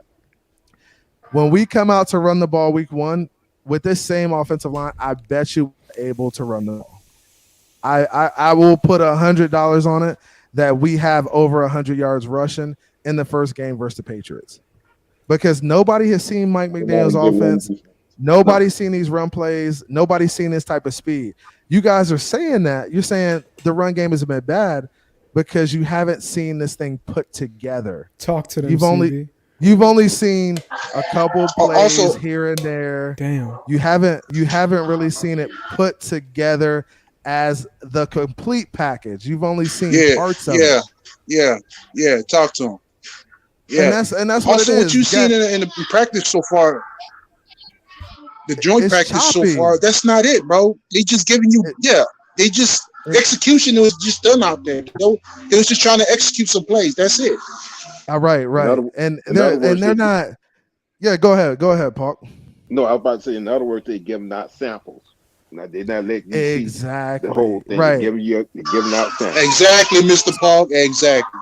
So little nibbits, guys, just nibble on. And that's what they're doing. Like when Mike McDaniels is calling the plays for the offense and calling it in on the walkie-talkie, he's not calling plays to win the game, guys, because there's no game to be won in Tampa, right? He's calling plays in order to see guys execute certain plays. So when you get into the flow of the game, it's going to be a lot different as to how he calls plays, the way he does it, things like that. The guys are only seeing, they're not able to run the ball. But I can guarantee you some of those runs in practice are 5, 10, 15, 20 yards runs. You just don't see it because they're not breaking tackles and they're not taking guys down to the ground. Like some of those tackles are going to be broken tackles. You can't break a tackle in practice. If they touch you, the whistle is blown. So it's in the favor of the defense all the time. Like if you're actually taking guys to the ground, it's different, but they don't do that in practice. Not anymore. So you can't really see that. You can't really see it. And that's how the NFL is. Kahari, what's good, man? Get up here and talk your talk, man. I know you're not a big fan of Tua, but you probably on the bandwagon now too, man. It's all good. Hey, what's up, KP? What up, KP? KP probably on the bandwagon too now. Hey yo, CB, but you have to have horses to be able to. Yeah, and hey, 72, we got horses, man. We got Mostert, we got Edmonds, bro. We got Sony Michelle. We got dudes who can run the football, and them dudes gonna get in some gaps and they gonna gash some teams. It's only a matter of time. Y'all will see, man. We gonna be able to run the football. If Omar said we're gonna be able to run the football, we're gonna be able to run the football. Omar never gives the O-line credit. And he came out and said, I know this team will be able to run the football. So who is this now, CB? Omar Kelly? Omar Kelly. Yeah, okay. He said that. Yeah. And watch out for Zaquandra White. Yeah. I heard he's playing good. I'm telling you, look out for Troy Williams, Zaquandra White, and look out for my boy Cameron Gooden. Maybe might make the team. Maybe we'll see how he does because I'm rooting for the kid. All right, me too. Yeah, for sure, man. I'm rooting for all of them dudes, man. And that's the thing that sucks about our team too. I like a lot of the guys on the team. I like the way they're playing, but I know everybody not making that 53, man, which sucks. Yeah. And so some of them dudes gonna have to be practice squad guys. But it's a good problem to have, though. Yeah, you can see that for. Oh yeah. Definitely a good problem to have because, bro, our receiver room last year. Can we name anybody from our receiver room now who's starting on another team? Besides Devontae? Besides Devontae. Mac Hollins. Has Mac Hollins doing anything? I haven't heard from Mac Hollins. No, I know he's like a depth chart player, though. Right, but see, Aguilar, here's the Nelson thing. Aguilar. Don't think I know. Yeah, Nelson Aguilar is one of them. No, but he But didn't don't play. forget now. He didn't play for us though. He Right, didn't but play don't for forget. us. Yeah. But don't forget, Matt the House was receivers. mainly a special teamer. And Kendrick Bourne. The receivers that we played with last year outside of Water were basically, maybe Aguilar and Bourne. 3 and 4s pretty much. Jakeem was going to be that dude. Collins, He No, was, but see, but don't forget now, Matt Collins mainly was well known for being a special teamer. He was. Yeah. I mean, when was our a headhunter. receiver core our receiver core went down, that's when they really started putting them in, plug them in much. Yeah. He's And mainly a Kahari, special teamer. Yeah. and KP just he made a really good comment. He said, "I hope you guys respect the nature of an offensive line transitioning to the kind of scheme." He probably meant to this kind of scheme. He said, "CB83, can you speak to the shift physically and strategically?" Yeah, and guys, last year we were in a zone. We were in like not a zone scheme, but we were in like a gap based offense where we just. And when you're in a gap-based offense, you run things like power, counter, things that really physically, your guys physically have to be like maulers. They got to be guys who are really strong and who can really move people, right? And when we look at our offensive line last year, and when we look at it, the past couple of years, we just had young guys, right? And these young guys, they come in, they aren't physically like grown men yet. They haven't really got their grown men strength. So they get pushed around a lot. And when you get pushed around in a gap scheme offense, you aren't going to be successful, man. You're going to have a hard time because you're not able to kick guys out of the gaps. You're not able to get that movement unless you got double teams and things like that. Right. Now, with the zone scheme, you're doing a lot of running horizontally. So you're running right to left. So you're really getting the defense. Off the ball. Yeah. You're really getting the defense sprinting sideline to sideline. And one thing you're going to learn about defenses is they hate running sideline to sideline. They would much rather be in a gap. They do. They would much rather be in a gap, like running, sprinting full speed at you while a fullback is coming to hit them and they're taking on guys. They don't want to run sideline to sideline. They hate it. They don't want to do it. They don't want to be chasing guys sideline to sideline. So when you run a zone scheme offense and you're running I used to tell my guys, hey, you got to be dancing elephants. Dancing elephants, you got to rip and run. You got to go. You got to get in that zone and you got to run through that. And if you see a guy come in your window, you got to take him and pin him. Get your butt to the sideline. You know where the play is going. And that's the thing about running the zone scheme. We're at the advantage. We know which way we're running the ball. Oh wait, CB used to run a zone scheme? Yeah. I ran zone scheme and gap scheme. So a lot of the offensive I was coaching was like we were run power, counter, trap, and we would run inside zone, outside zone, and we run stretch. Okay, I see you. So you try to get everyone off their toes quickly and often. So you didn't want to wait for. Okay, see it. Yeah, so you're just ripping and running. You're trying to get guys pinned. Like you really want to set the edge, and that's the hard part in the zone scheme is like setting the edge. Now these guys, a lot of these defensive guys now, these pass rushers, they're like finesse guys. They're not great like run stopping guys. And if they're run stopping guys, usually they're out on passing downs.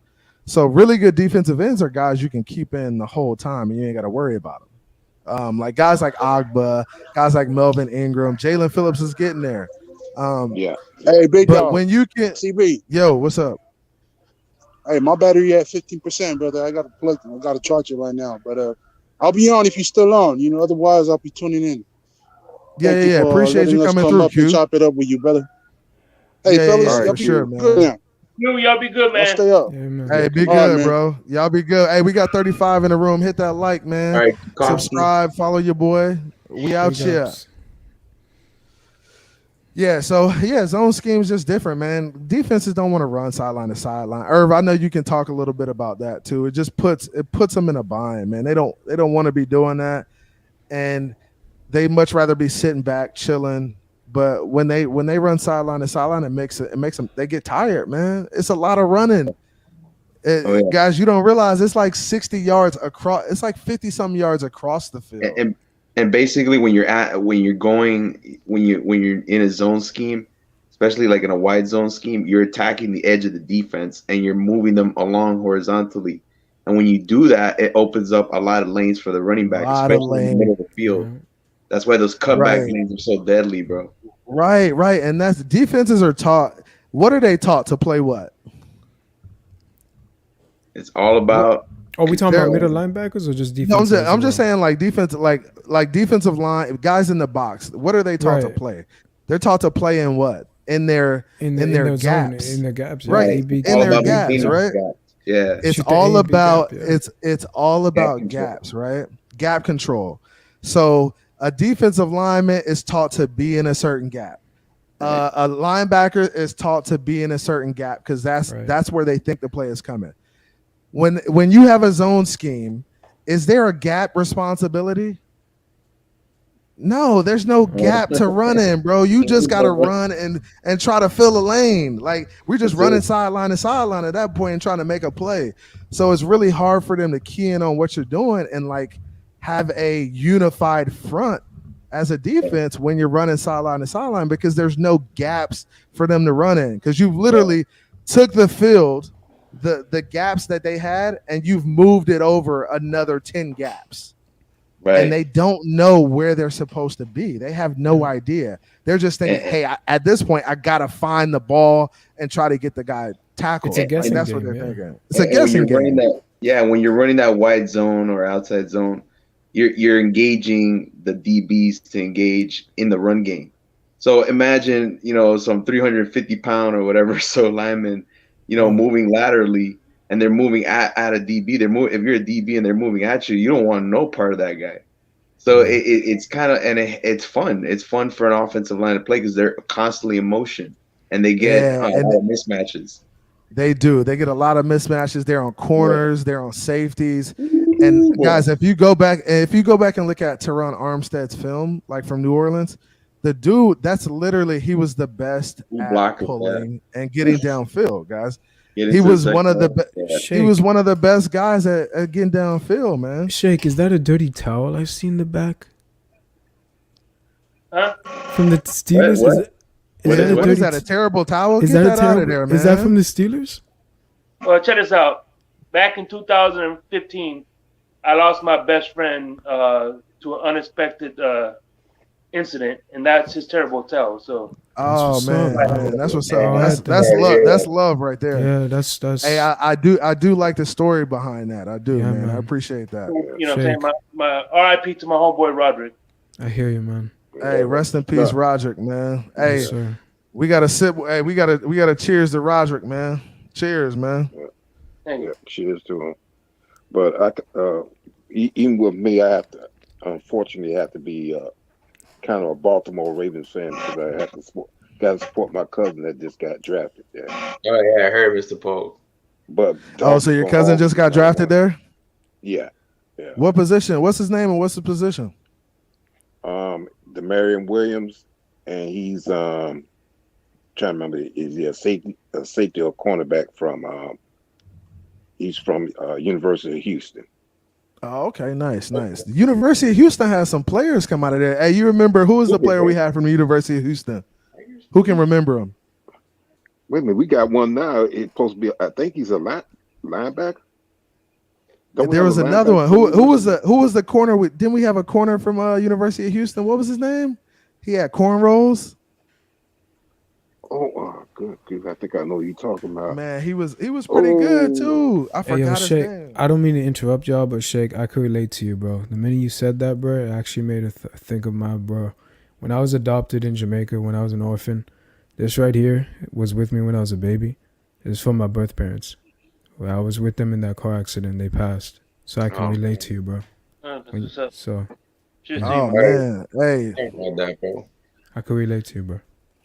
Bro, that's a sad story, but man, and that's the thing about. I've been blessed here. You feel me? I'm here, so like that's the most important thing. You feel like I got the second opportunity. So yeah. I feel that, man, and that's the thing about as humans, man. We got so much stuff going on, like in our lives. Like we have stories, we have crazy experiences, and that's why, man.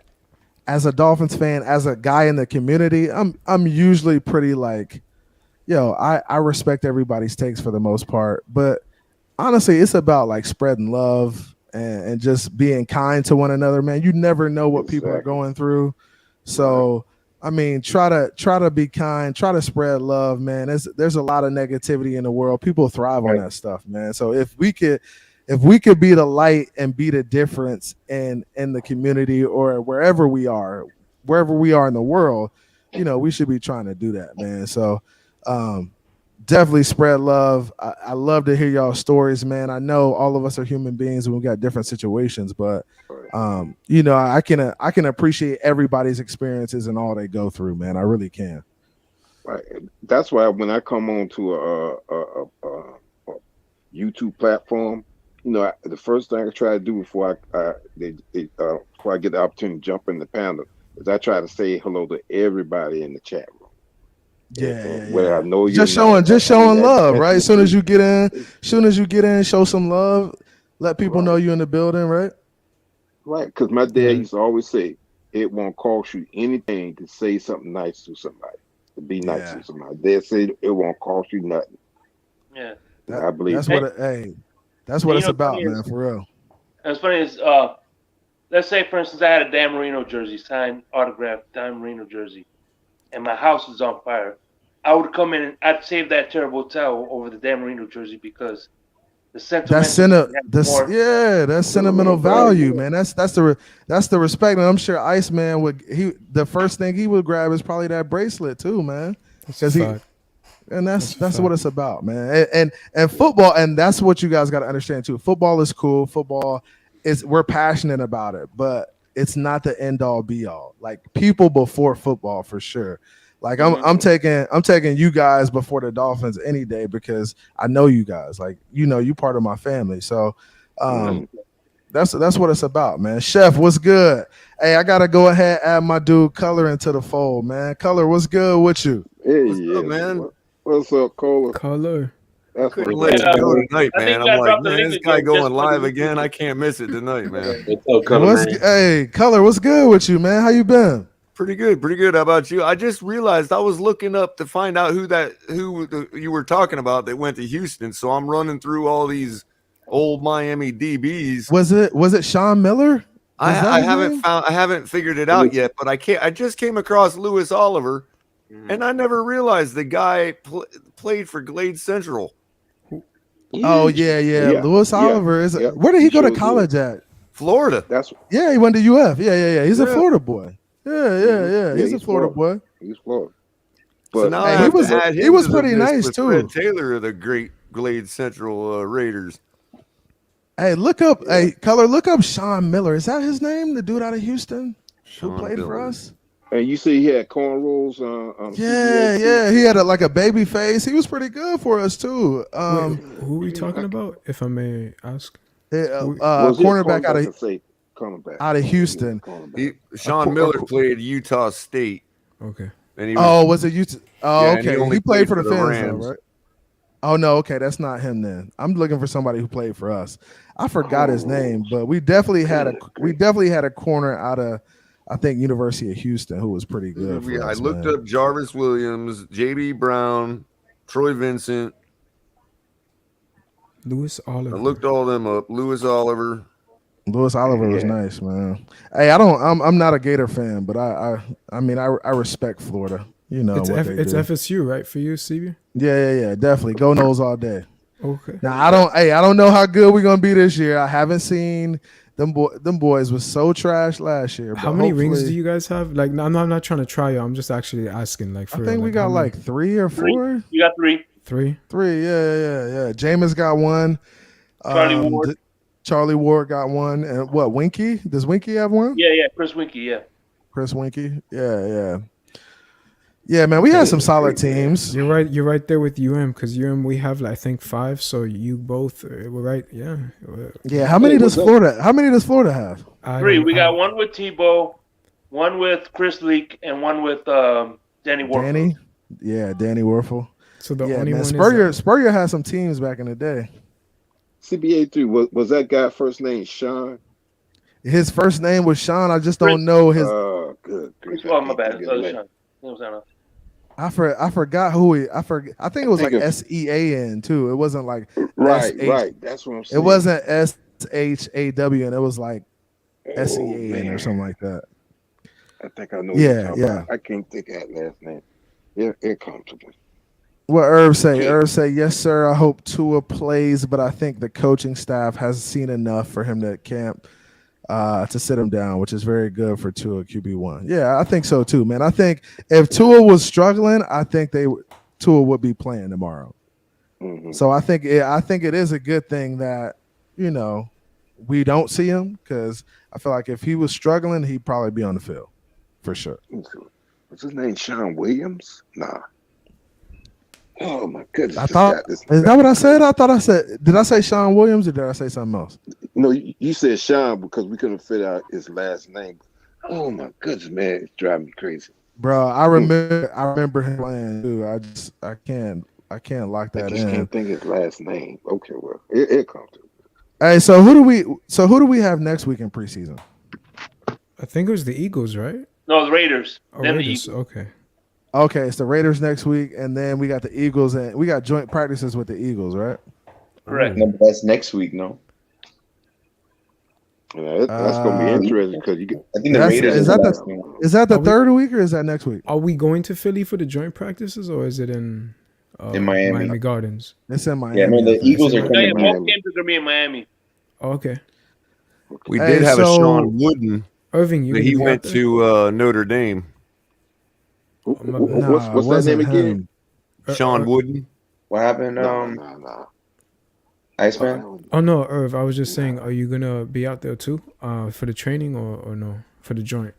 I don't think it's open to the public unless it is anything else open to the public or no? No, that's his. That last Sunday was the last practice open to the public. Yeah, I hate when they do that though, man.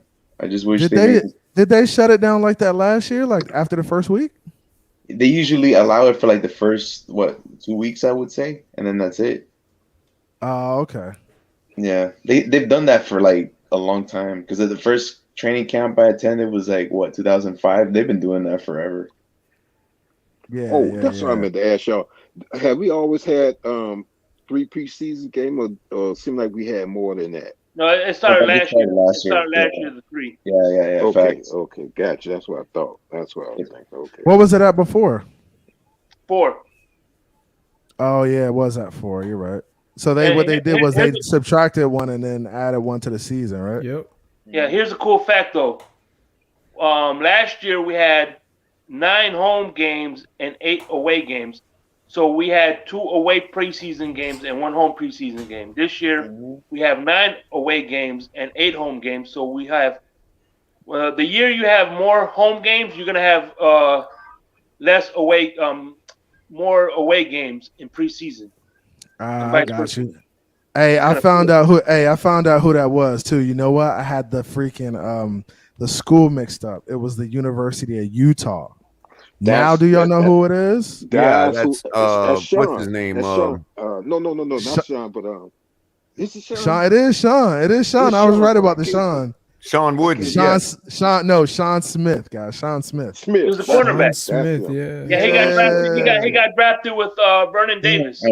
I knew, bro. That was a good, bro. That was a good draft class. Them boys actually played pretty well. Vernon Davis was. Yeah, Von Davis, man, he was a beast. They would have been nice, man. It's just that his brother played on San Francisco. San Francisco. He was University of Maryland. Like you guys remember when he ran the 40 and ran like a crazy time, and people were like, "Oh my god!" You remember Mike Singletary trying to fight him, basically saying get off the field? Oh yeah. He was like you a rat, bro. I was like, Singletary was tripping, bro. Yo, he was on some other level, man. Hey, I got KP in the back. I'm gonna go ahead and add this man in. KP, what's good with you, my man? What's good, KP? What's up, KP? What's up? What's up, fellas? Just getting in, just trying to catch up. But Trying yeah, to man. catch up. Yeah. Hey, Singletary, the problem with him was he coached like he played. Too damn intense. Hey, aggressive. Everything's aggressive. Everything's on 100. Yeah. Wait, this is KP from wait. Yeah, what's up, Iceman? Yeah, I met you at the practice. Yeah, what's going on, bro? What's good, man? Chilling. Yeah, man. Hey, it was good seeing y'all, man. I got to meet Iceman out there. It was a bunch of Ali was out there. There was a bunch of people. Color out there, was man. out there too. Color, Batman, TD, a little bit of everybody, man. Yeah, I was supposed to be out there that Sunday, but I had some things come up, so had to change plans. So, are you down there in South Florida? Yeah, I'm way down south, man, in the Homestead area, actually. It was crazy when I was talking to KP. He knows all the players that I played with in Pop Warner, man. And when I was naming the players, he's like, "Yep, I knew them." I was like, "What?" Oh, by the way, y'all want a good example of a football name? What's that? Lifford Hobley. Oh, I thought you guys said that's a football name. He was a good safety for us back in the day. Lifford Hobley. Sounds like a Santa's workshop elf. Total DB, man. You know it right off the bat. That's a DB, bro. Cornerback and safety. He played with Lewis Oliver and those guys. He was a generation right before Lewis Oliver and Jarvis Williams. Him and Paul Langford too. Hey, what was the name of that guy? It was we had a defensive back that was also he came out of college. He played defensive back and wide receiver, and we had him with the Dolphins for a little while. That was Sean Smith. Sean Smith had that kind of a background. No, it wasn't Sean Smith. It was another guy. Oh, really? It was another guy. He when he played. Did he play receiver? Did he play receiver and DB for us too? Yes. No. When he came to the Dolphins, he played DB, but out of college, he played both. He played. It wasn't Buckley, was it? Buckley returned punts too. No, this guy came in later. Man, I feel honestly, Mr. Paul, I feel like we had a couple guys like that, man, who kind of played both, man, and we messed them up and put them on the wrong side. And you know what? The football name that's not in the Hall of Fame that should be in the Hall of Fame. Bob Kuchenberg. Who? Bob Kuchenberg has a Hall of Fame name, and he should be in the Hall of Fame. Oh yeah, no doubt. Yeah, Hall of Fame name. Get Zach in the Hall of Fame, man. Zach tripping, bro.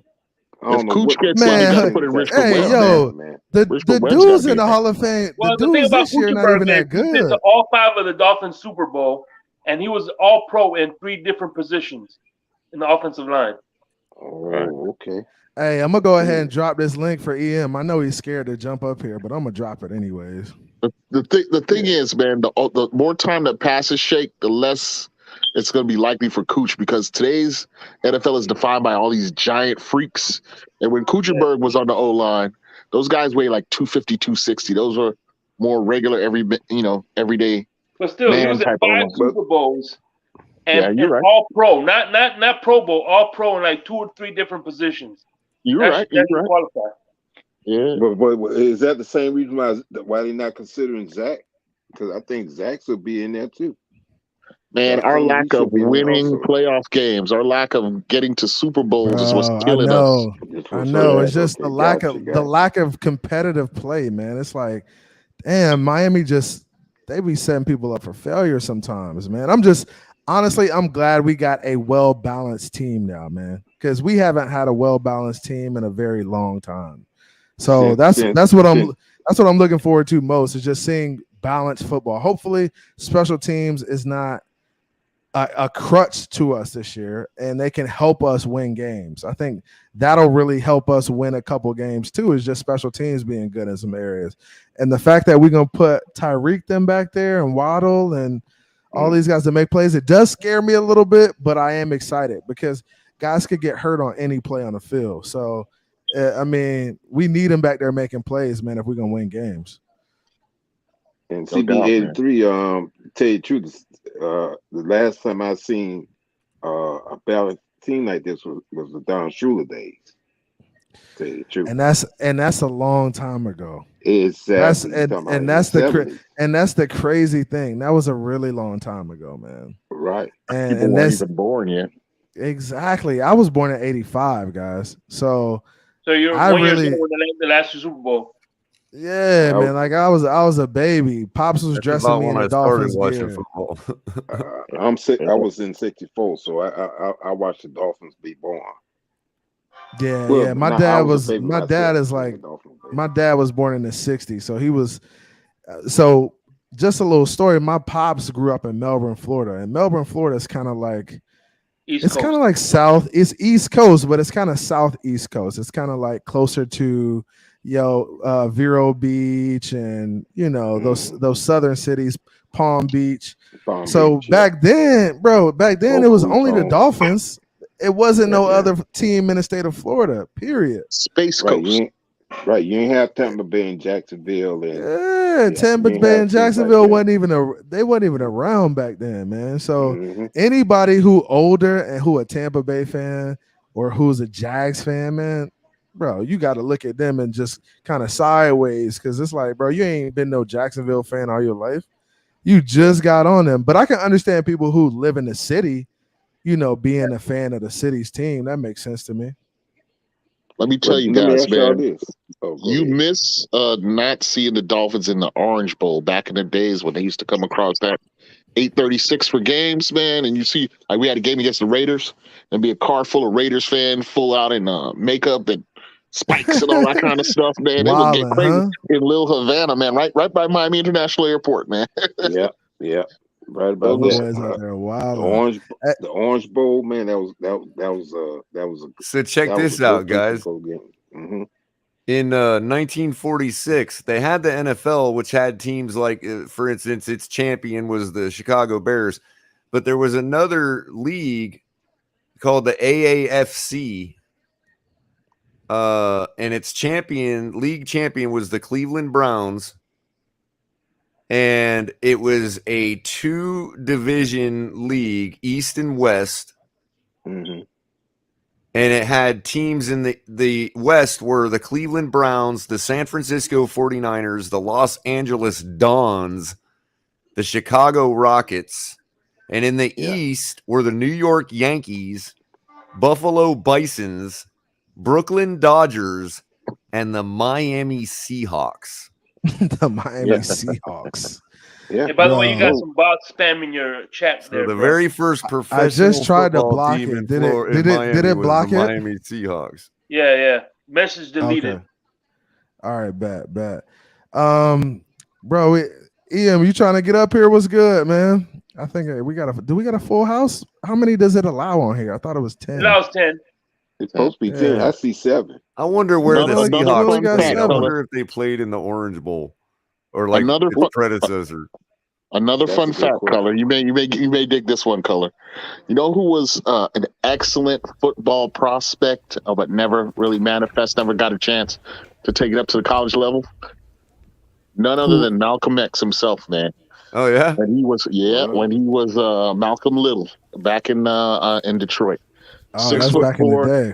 Yeah, gangly. Part of his many autobiographers skim over that fact, but he was quite the athlete. He tried boxing and got knocked out in his first fight, and so didn't go down that route. But before he looks turned like to a his great life of athlete, crime, but I wouldn't peg him as a boxer for sure. Hey, Kari. Yeah, I have a question for my brother. You being that you're a good historian and everything, I read somewhere that because I know this for a fact that him and Red Fox were best friends. Right. That the role of Spike Lee was really Red Fox in the movie Malcolm X. Yeah, loosely based. Yeah, that is true. Yeah. I heard that too. Like it was supposed to be Red Fox, right? Yeah. Detroit Red and Red Fox. I'm coming. Yeah. I'm coming, Elizabeth. Sanford and Son is one of my favorite shows. Yo, that is he was great, man. That is a classic stuff. Hey, is there anywhere you can stream Sanford and Son? I'd imagine there is, man. It comes on cable. It's on you know what? Bro, nobody got cable no more, Mr. Paul. We got this, man. This is your cable right here. Look on one of those cord-cutting networks like Tubi or whatever. I bet they got a channel that plays that all night or something. Damn. I wouldn't be surprised. Hey, I know there's a got one pirate for you, website. Not in the moment of Hey, family. Matt Torres had a question real quick. He said, "CB, what do you think about Noah playing safety?" Man, at this point, it's too late to be switching guys, man. Like, bro, you 3 years in. If you can't get it by now, you just don't deserve to be in the league. Yo, Man. speaking of which, CB, how was he, bro? Because you had the eyes on the ground there in Tampa. I thought he played pretty well. Like, he made a couple plays on guys and knocked balls loose.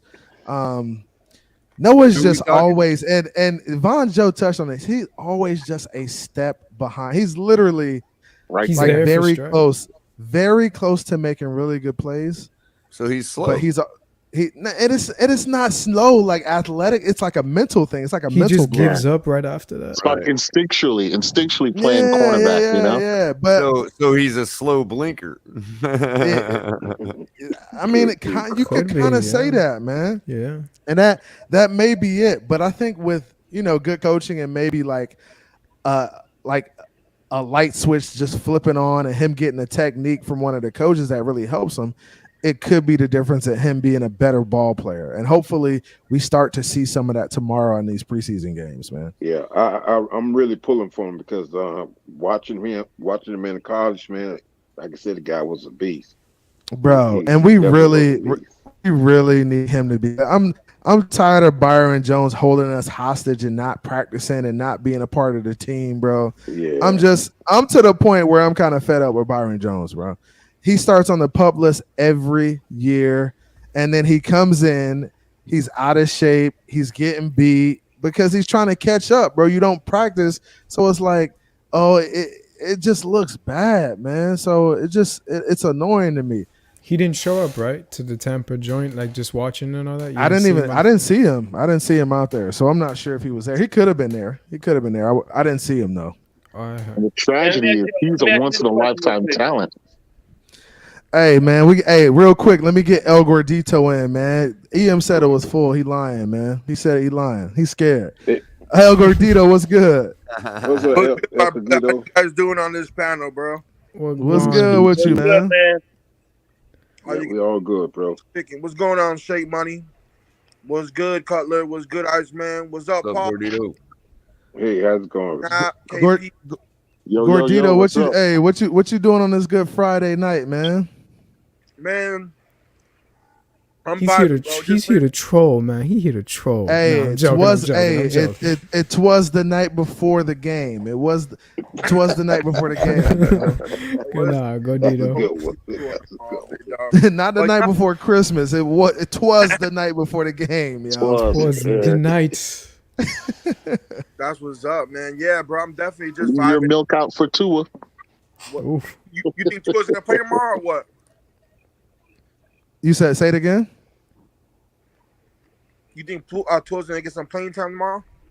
Nah, I think Tua's gonna sit it out. I think they've seen enough of him in practice to be like, yo, you good. Just keep practicing well and we'll get it cranking up. I think he may get some reps maybe next game. I don't know, man. The way they doing preseason now, none of these quarterbacks is playing. So I don't really think it matters that much. I think practice is kind of where they see guys and where they assess them.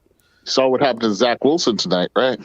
I heard he. What was he trying? Was he trying to slide or something? What happened? No, he had broken off a run to the right side, and he was tried doing to Lamar jump for Jackson extra impression. yards. He was doing his best Lamar Jackson impression. Yeah, it didn't work out so well for his ACL. Yo, that's the same thing that happened to Tannehill, man, trying to take off and run on the sideline against Sue, right? Damn it, RG3. Remember RG3? Yeah, he was running, and all of a sudden he twisted his ankle. Yeah, but that's the coach's fault, Shake. He should have never came back. They said, go ahead, keep playing in the playoff game. I'm like, yo, this guy needs to go away. Like, what are they doing? You're going to injure his career.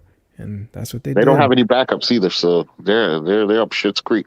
I mean, not that we have any sympathy for the Jets. Yeah, that's right. I don't have KP, you're right. I have no sympathy for anyone, but at the same time, they're all players, so I don't wish upon any injuries on anyone. Period. Nah, so they got that Super Bowl winning Joe Flacco. I'm with KP on that. Oh yeah, they got Flacco. You said they got Flacco. Yeah, man, I ain't worried about no damn Flacco, man. Ancient Flacco from Hey, Flacco been in the league for about 15 years now, ain't it? He's like been in the Vinny league for a Testaverde, while. man. Hey, didn't he come out of the same school as Roethlisberger? Did he? Where did Roethlisberger go? Miami, Ohio. He retired. Yeah, I don't know if Flacco went to Miami or Ohio though. I don't know. Yeah, I don't know. All I know is he came out with Jake He went Long to in Delaware. that run, but Delaware. Delaware. Went to Delaware. Hey, My Delaware was a My bad. D2 school, right? Or 1AA. They had a pretty they're one good of those program. on the though. edge. You might have scrimmaged them, right? CB? Doesn't Howard scrimmage Delaware regularly? No, I'm we thinking played about Delaware State. Delaware Yeah. State. That's what we played. Yo, I used to hate. Hey, I used to hate going to Delaware State. We always played them the last game of the season, bro. And Green it and would yellow. be freezing, bro. It would be Yeah. freezing out there, bro. Hated playing Delaware State up there. is that It's King cold, Kong? man. KP, is that King Kong on your profile? Nah, that's me, man. That's me. Oh, I feel that. Dude. All right. Nah, I I'm see just that. playing. I'm just playing. Yeah, that's King Kong with the dolphin colors on, bro. I like that, man. That's what's up. Hey, That's CBA3, how did Raquan Davis look out there? Man, Raekwon's gonna be dominant, man. That dude, can't nobody block that dude but himself. So he's just got to make up his mind that he's gonna be dominant and he'll have a really good year, especially with guys like Christian next to you, and you got Melvin Ingram, and that's guys you got to take into consideration. We just added some pieces that are really gonna take some pressure off of the guys in the middle. So I mean, it's gonna help, man. We got some studs out there. I think Melvin Ingram is the difference on our defense, just because of the mentality he brings, the veteran presence. That's one part of it, right? Our defense it was good last year, but it lacked like a veteran presence that was established in the league, all pro presence. We didn't have that. We never. I mean, we had a bunch of young guys out there playing. So what Melvin brings is that veteran presence. He's gonna like command respect in the huddle. He's gonna be like, "Yo, we got to tighten up. We got to do this. We got to stop giving up plays. We got to be more forceful on the defense." So I think that addition alone is going to really help that defense when it comes to like stopping the run and getting pressure on these quarterbacks, man. Like we got to find a way to put these quarterbacks in a bind and not let them sit back there and chill and take their time. But you see, know that's what, why I say.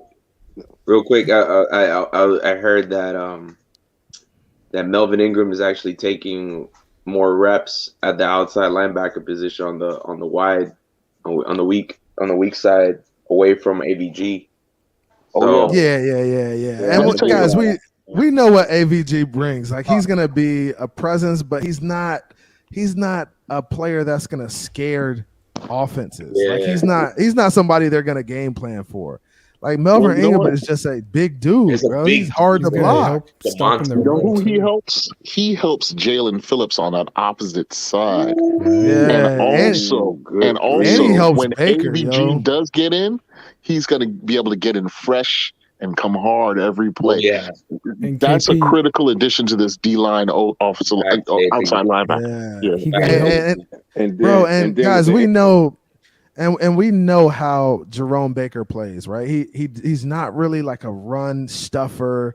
But if you got a guy next to you who you can count on to force plays to like be able to like get in my gap and force a guy to funnel him to Melvin, it's gonna help a lot because he doesn't have to be the guy trying to stop everyone. Now he could be that chase down guy that he's used to being, and he ain't got to be in there trying to stuff gaps and all this. I'd rather have Jerome in a role where he's blitzing every now and then. He's kind of just free roaming and running around making plays, as opposed to him trying to stop the run, because that's not what he's good at. It's just not what he's good at. But here's the thing, though. Go ahead, Mr. Park. No, Mr. Park. Go ahead, man. No, if Channing Tindall develops the way he played in college football, you read my mind, bro. This guy will sit back there and rear the quarterback, and then also when he sees a chance to hit a hole, he does read and react. And he chases down quarterback. He eats quarterback. You could use him as you could use him as a QB spy. You could use him as a rover. You can have him react, as a yeah, definitely, bro. Channing Tindall brings a lot to the table. But the only thing about him now, he's not. Well, I'm not gonna say he's gonna be this way. He's not one that can, cover wide receivers and backs coming out, on passing. Mm-hmm. He's not. We've seen Channing Tindall's athleticism. He's been running with guys, which has been impressive. In Georgia, he showed he can cover guys man on man. What he struggles in when he's got to cover a zone. So he's slow to react to get to. I also want to say, Natasha, you're probably the only one here who knows football too. right. We don't know nothing. Natasha know it all, man. Come on the panel, Natasha. Come on the panel. We just a bunch of casuals, man. Go ahead and jump up here, Natasha. Yeah, they just think they take the ball and run into a square on each end of the field. That's it. Yeah. I mean, we should be much better on defense this year, and I think honestly that's what we were just missing last year. We were missing a guy like Melvin Ingram, a linebacker like Tindall, we were missing our guys being a little bit more mature too. Like now, Jalen Phillips has another year under his belt. He has his rookie year under his belt. No more confidence issues. Hey, we know Holland knows he can play in the NFL. He knows he's a good player. Brandon Smith knows he's a good player. He knows he can make plays. So I think that's the difference. Guys being a little bit more mature and then adding some guys who are already established, bro. Like a guy like Van Ginkel. Hey, real quick, KP, go ahead. KP, go ahead real quick. I was going to say, even a guy like Van Ginkel, a lot was on his plate last year when he took over from the New England guy we let go. So he had his good plays, but he had his mistakes too. Kyle Van Noy. Okay. So he had a lot on his plate, but this year, after all that stuff is processed, he's probably poised to have an even greater year. Except that we've got a great player in front of him now, which is Ingram. So if he translates that into hunger, he will be a good player. And Kahari, point I was going to make, you actually feed the point I was going to make, because where we really had the problem is that late game, getting stuffed up, being able to stuff that run with making the right decision and everything, and it's like now we got some depth there where you can. Damn you, Color. That's exactly what I was gonna say. He's fresh. He's progressed from last year. I don't see us getting gassed late in the game like we have been. Color, you read my mind, bro. That's exactly what I was about to say. And Melvin stops the run. That's important too, man. And that's kind of where we are this year, man. It's just like, man, we got the talent, and we just gotta make sure we go out there and execute. I think, guys, I think these guys are ready, man. I think we're ready to make a run. I don't see many defenses that are better than us on paper right now. We just got to go out there and execute. You pepper in soft progression, natural progression on top of all of what we just said, and we're top 5, man. I don't see how we're not. Easily. And that's what I said. I said top 5, and somebody was like, yo, there's no way y'all gonna be a top 5 defense. I was like, Amazon Prime. Man, they sleep with this defense. I'm telling you, I've already made the prediction, CB, that at some point in the year, even if it's for just a week, we will be in the number 1 spot. Oh yeah, for sure. I think so too. With all the talent we have, we're gonna shut a team out this year. When was the last time we put a goose egg on a team? It's been a minute. It's been a long time. I don't remember seeing one, like a goose egg on somebody. It's been a while. It's been a while. So I want to see that goose egg this year, man. Shut them out. I got a question for you, CB. What's good? So besides the O-line, obviously that every year we have a problem with having that strong O-line, everyone being there physically and staying healthy. What other position do you think that Miami lacks on as of now? Center. So I think you said outside of O-line, right? Correct. Outside of O-line, okay. We already know that they're, we can never be that 100 reliable on our O-line right now because we have people that, obviously are injured or can't stay healthy or whatever the fact is. So O-line, it's a hit or miss every year. But besides O-line, where do you think Miami can improve, and what do you think we're lacking as of right now? Man, honestly, I think it's depth in our secondary. And when I look at our secondary, and we have Byron Jones out right now, right? And we got Trill Williams and we got Noah on the verge of being players, trying to get them to the point where they can play and step in and maybe take over for Byron. But when you look at our safety position too, like just imagine if Holland went down, and knock on wood. Just imagine if he went down. Like, who would fill his role? I'm coming after you, CB. Do we still have Brandon Jones? Oh, for saying that. Brandon Jones is playing. He's playing strong safety, bro. What's his name, bro? McKinley, right? We could put in McKinley. Yeah, but he's on draft. McKinley. Yeah, he's had a good camp. He's had a couple picks on Tua so far, and he had one snatch pass from Wilson. You say you on McKinney though. You gotta take a more nuanced view on McKinney. Holland's the starter 100%. But if he goes down, if he was to go down, I think McKinney could fill the road of. Nah, he's too young. What happened? He's too young. I get what you're saying, KP, but we don't have a choice. We don't have a choice. No, you do. You guys are disregarding that Sheldon Redwine is primed. He's had experience at Cleveland, and he's had experience. I think he went to the Jets for a little bit. He's a young player with a lot of talent. Yeah. He's only been with Cleveland, and I'm gonna ask you, KP, there. Why has Redwine came out of UM, went to Cleveland, was the starter, wind up next year, make the practice squad for Cleveland, came to Miami and was on practice squad? Why is there no belief in Cedric Redwine? No, it's not that there's no belief. Listen, when he was with Cleveland, right, he was a late-round draft pick that surprised, that exceeded expectations. I think he was a 7th-round draft pick.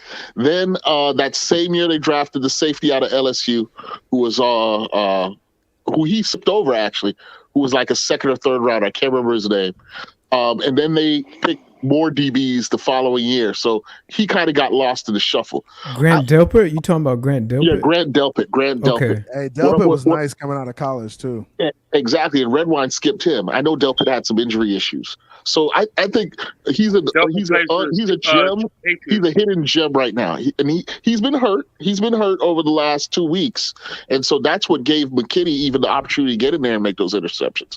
Because he basically took those reps from Redwine. Redwine has been running as Javon Holland's backup up to that point, up to his injuries. So all I say is this: don't discount Redwine, guys. By the way, I looked it up real quick, and the last time we shut out a team was the Jets 24-0. That was when Tua came in the game for cleanup duty. Oh, when was that? That was what, 2019? 2020.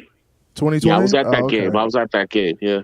Hey, real quick, let me go ahead and add Ron Levy onto the stream. Ron, what's good, man? How you doing tonight? Yeah, homie. What's up, Ron? What's up, Ron?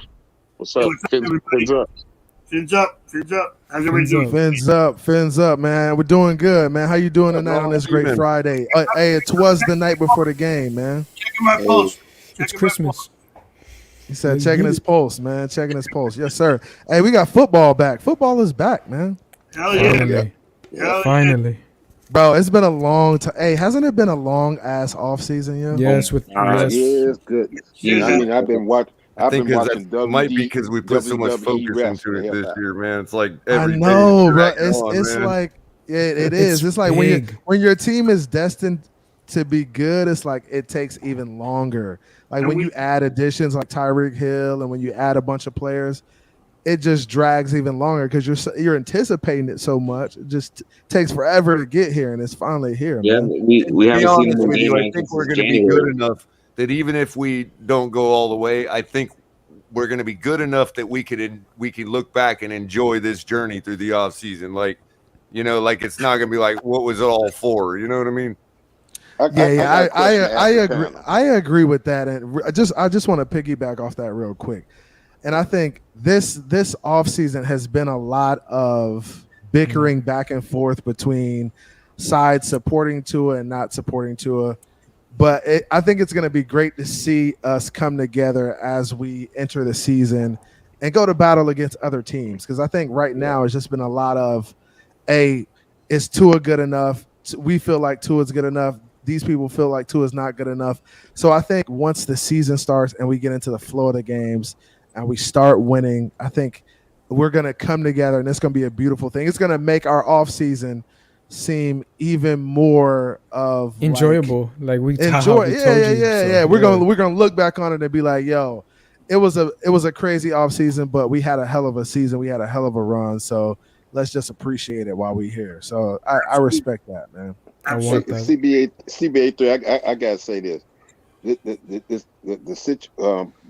By us acquiring Tyreekhill really blew me out the water this season. I wasn't expecting.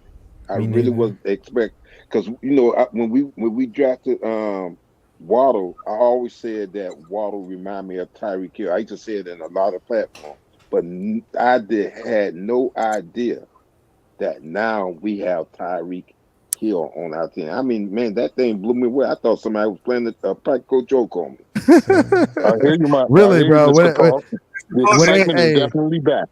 The excitement is back. All these years I've been watching, this has got to be the biggest move they've made in a long, other than Rick Williams' move. I can't remember anything that was this big.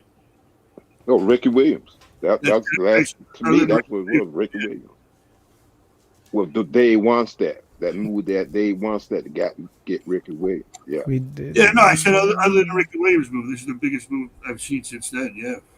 Yeah. Man, this offseason has been crazy, man. Just all the additions, all the all the drama. Man, it's been a long season. I'm really looking forward to the season now, man. Like even preseason is dragging. It's gonna be a good one. And even though I'm looking forward to it. I think McDaniel's got no shortage of fun, that's for sure. Yeah, nah. He had to coach the game. I think McDaniel's the perfect guy to get all these guys to mesh on offense. Yeah, man, just because he's a personable guy, and I understand, like when I first started coaching, I was not the personable guy. I was like, yo, I got high expectations for you guys. You guys got to go out and perform. It's not about being your friend; it's about being your coach and setting expectations. But the more I matured, the more I realized, like, I gotta kind of level with these guys because they are going out there and busting their butt for me. I gotta get to know them. I gotta build a relationship with them because it's gonna make us a better unit. So you start to see that as you begin to get into your coaching career. Coming from a guy like Belichick, I think Flores was he had seen so much of that he thought that's what he needed to do in order to be a successful coach. That's all he had saw. And again, with full support, CB, I agree with you just from the respect of that. But on the same token, you got to admit that whether there is no other owner that fits this profile, there is a certain type of owner where that type of coaching can still be successful in the league. Of course. If the owner is fully on board with that type of thing, you know what I mean? Let's just face it. Who else has really proven to be that type of owner but Robert Kraft? You know what I mean? So, and the thing is, that's why we're not seeing any success out of all these Belichick disciples everywhere else, because they go these places and their owners are not Robert Kraft. They're, the owners are a little more likely to be a player-friendly owner. Where it's like, no, you're not going to talk to my millions of dollars investment this way, guy. It's sort of like you're not going to come up to my Corvette and shove your key in the door all nonchalantly, scratching up my door. You know what I mean? They also have, even though it's not, even though it's not football. Mick Garrison gave Pat Riley all the room he needed to discipline his players. But you also all the coaches from the Belichick tree, they don't have the resume and the success that Belichick has to be able to coach with the True. That's a good point, Ron. I just wanted to point out that Robert Kraft gave Belichick that deference pretty much right away. You know what I mean? But what's funny is he didn't have that cachet when he started in New England either. And he was always like that. That's what I'm saying. That's what I'm saying. It takes a certain type of owner for that type of coaching. He was always an asshole. Yeah, and guys, what you got to understand is there is in New England there is a dynamic, and that dynamic is like the bad cop, good cop dynamic. Oh, right? total lunchbox. So, oh yeah. right. So you got Belichick being the bad cop, and then you got Robert Kraft, who's just really involved with the team, and who's really like I'm gonna be like the dad of the team and take the players under my wing and mentor the guys. Even if Belichick is being a dickhead, I can kind of come behind him and say, put my shoulder around him and say, hey, it's gonna be all right. I like you. He likes you. We just got to figure this out. That's while still supporting the coach. In other words, he's not choosing the players over the coach in the building. Exactly, and that's the difference too. That's the difference too, is understanding that relationship that they have, like being able to understand that relationship and that dynamic, and saying, hey, I've coached for coaches who have chose players over coaches. And I've coached for coaches who have chose coaches over players, because that's how I feel like that's how it should be. It should always be, hey, this is my staff. These are my guys. Respect my guys. Right. Respect my guys. Do right by my guys. We'll do right by you guys. I'm never going to tell a player, hey, this is the coach.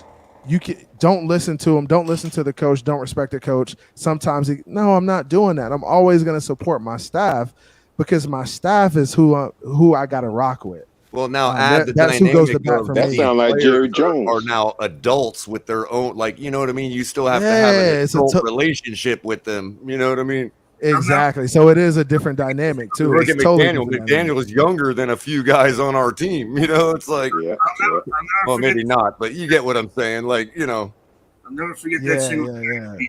Can't coach him. That kind of with him. Well, that kind of sound like Jerry Jones out there with Dallas. It seemed like he wasn't really on board with some of his coaches and what have you. And I don't know. Well, he might. And that's bro. And that's I don't know why. And see, he's too.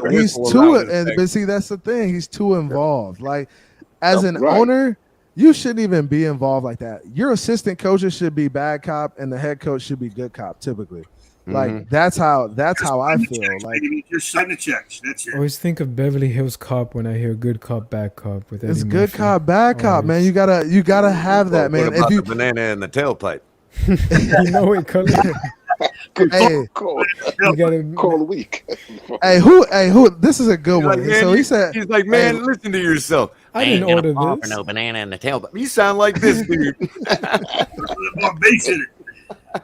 Yo, Lakers all day says Tua has to play tomorrow. Like, who in here feels like Tua has to play in order to show them that that they're needed? I'll start with Color. How do you feel about Tua playing tomorrow?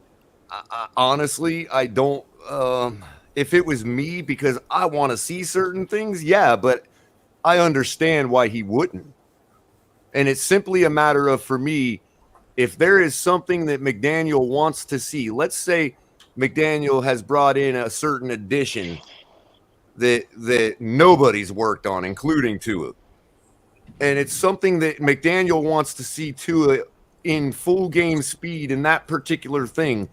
That's the only reason you would let him play tomorrow, especially given the injuries, this and that. Besides the fact that we're also talking about optics here, you know, and the fact of it is that, you know, for the team to have spent the entire offseason really ramming down everybody's throat how deeply they support this quarterback.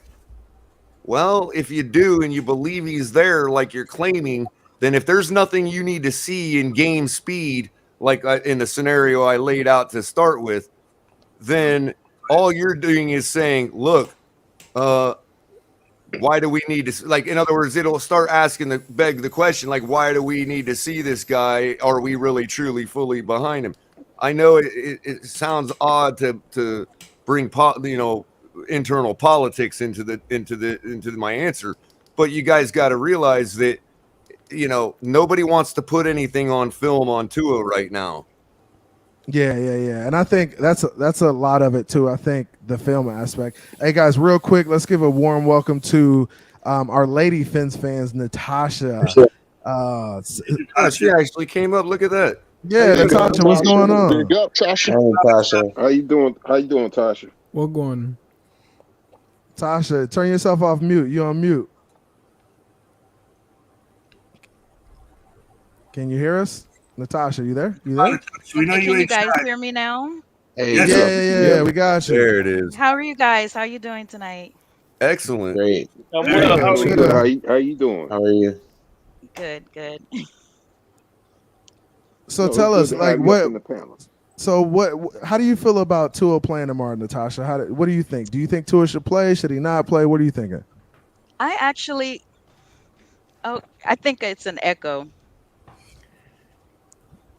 No, I think we hear you well. She I hear probably you. has the YouTube no echo. open. You probably have Oh, the if you- YouTube link. Oh, yeah. Oh, okay. So if you have the echo, you probably have the YouTube link open. So you got to close out YouTube and then just use StreamYard. Or at least mute the YouTube stream. Yeah, yeah. See, we got to get you on here more often. You know how to do this stuff, girl. No, but Can you hear us now? It's a. Oh, Okay, Natasha, you there? definitely. I'm here. okay. Okay, cool. So how do you feel about Tua playing tomorrow? I actually think he needs to play because I want to. Oh, You there? Hello. your mic, yeah. I don't know. She's going in and It's out an for some echo, reason. yeah. I don't. So you might have to close. You have two apps open, or you have YouTube and StreamYard. Where do you on your phone? Yeah, because StreamYard is off your works off your internet browser. What you gotta do is you gotta close your YouTube app. Yeah. No, so I'm on you, a computer. so you gotta close. You gotta close that tab, that YouTube tab. You might have to close that. Right. And then So whatever tab you have where you were watching the YouTube stream, either mute that stream or close that tab out. Because it's in delay about 10 seconds. Yeah. I was doing that at one point too, man. But CBA, Yep. I want to Is say that one better thing. now? Oh, okay. Yeah, I can hear you. We don't hear an echo. Yeah. You would only hear the echo. You were the only one hearing Right. the echo. I heard you fine. Okay, perfect. I definitely think nervous. No, don't be. Definitely I no reason for definitely nervousness. I think Tua definitely needs to play so he can, get acclimated to playing another team other than our players. So I'm looking forward to seeing that tomorrow. Okay. All right. So you feel like you'd like to see him play for sure. Definitely. I got you. Nice. Who's next? Irv, you in here still? Is Irv in here? No, Irv's not in here. Yeah, Mr. I'm here, Paul, I'm how here. you? See him. Yeah, he's still Oh, here. Irv, there's Yeah. Irv. Yeah, Irv, what's how up? you feel about Tua playing tomorrow, man? Necessary? Unnecessary? No, it's not necessary. I think, I myself and probably the coaching staff has seen enough of him. I think he's played well enough to sit down. I think he's shown enough improvement and command of the offense and the handling of the offense and the understanding of it. So I'd rather see him sit. As much as I would love to see him play with, Cheetah and Waddle and everybody else on the offense, I think better him sitting down, not risking injury. So that's up. Yeah. All right. Cool. Iceman, what you got? Necessary? Unnecessary? Real talk. Honestly, wouldn't mind seeing him go through one drive. After that one drive, that's it. Let him sit down. But that's all I want to see, honestly, from Tua Tagovailoa, in my honest opinion, though. So yeah, man. Because I think Mike McDaniel needs to see just at least one drive down the field would be suffice for gameplay. To go back and watch the film. So, because. Why not, I mean, I get it, though. You don't want to get him injured at that point of view too. You don't. But just one drive won't hurt, I mean. So yeah. To the Jets start. Oh, Lord, Yeah. Zach. No. Shake, what you think, man? You think Tua got to play tomorrow? What you think? I kind of agree with Natasha about this because it's being a new offense. Now, this was his second year under Mike McDaniel. I could see setting him out, but number one, this is a new offense. And number two, we have a lot of receivers that we got to make tough decisions on. So I want to see what bubble receivers, the receivers that are on the bubble have good chemistry with Tua to make a better judgment. Because at the end of the day, you can't really make a proper evaluation on these bubble wide receivers if you don't know what kind of chemistry they have with Tua. At the end of the day, they could look good with Teddy Bridgewater, and they could look good with Skylar Thompson, but they got to look good with your starting quarterback Tua. So to make a good, proper evaluation on those bubble receivers, we got to see how they look with Tua. That's how I feel about it. No, that's a good take. That's a good take. I can appreciate that, man. EM says Tua needs 2 series, not 1, but he needs 2. Why 2, EM? Damn. Why does he need 2? Let us know, man. Let us know in the chat. If you're trying to get up here, let me know. I'll drop the link, man. But yeah, who else? Who else has an or El Gordito? What you got? Is he in here? El Gordito? No. I think he had to step down real quick. He'll probably come back, no doubt. Oh, okay. Ron. Yeah, I don't think he needs to play this week. I think the next preseason game at home is the one, because that's the one everybody looks at. When we used to have 4 preseason games, it was always the third one. Hey, my bad, Ron, but CB, he's in backstage. He said he called me, so I just spoke to him, no doubt. Okay, I'll get him back on in a second. My bad, Ron. Go ahead, bro. Yeah, because you can have 10 up in here. What I would say was when we used to have 4 preseason games, that third preseason game was always the one where you saw most of the starters. So I think the second one, now that we only have 3 preseason games, is where I'd want to see him. It'd be at home. It's against the Raiders and not the Bucs, who have a killer defensive line. I mean, we don't want to see Tua get any type of injury before the season starts. Yeah, we need to stay with the new offense, no question. I think that's what they're doing by giving him a lot of reps in the joint practices. And I think against the Raiders, we'll see him with the receivers. But I don't think we need to see him in this preseason game. Yeah, that's a good point, man. I think that's a really good point when you say second preseason game. You're not going up against the Bucs D line. I mean, I'm not scared of the Bucs D line, but it's like I'd rather our guys be into a rhythm. And that's the thing. Like they're still working Teron Armstead back into the fold, right? So he's taking a limited amount of snaps. He hasn't really been working, consistently with the unit. So I'd rather him play like a full week of like practice, like, getting reps as opposed to it being, here and there. I want to see him with the first unit. I don't want to see him with some backups, man. That's the last thing I want is for the dude to get hurt out there taking snaps, man. It just doesn't make sense to me. CB.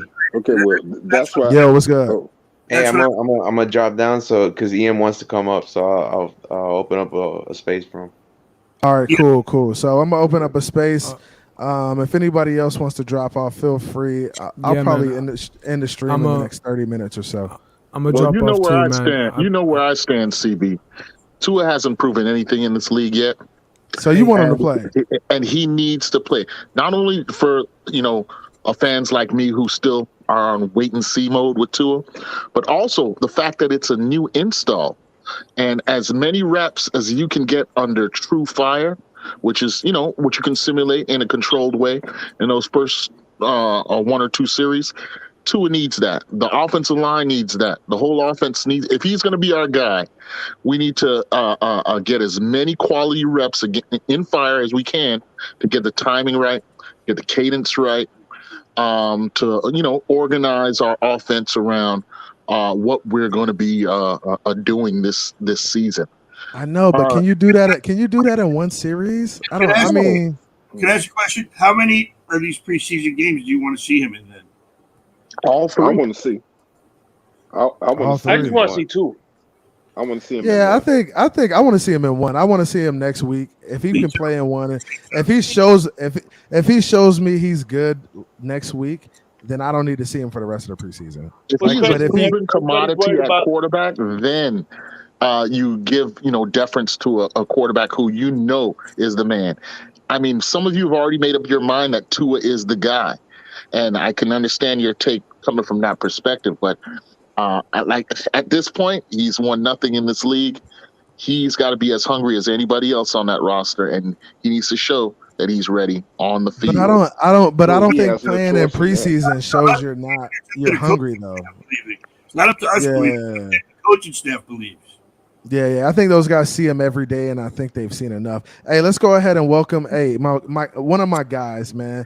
Like he may have terrible takes sometimes, but this dude's been around for a long time. He was rocking with TD for a long time, rocking with Reason. So give a warm welcome to your man EM Dolphin fan, man. Warm welcome, very warm welcome. What's good, my guy? Bad takes. I think you say he has bad takes. EM always has good takes, man.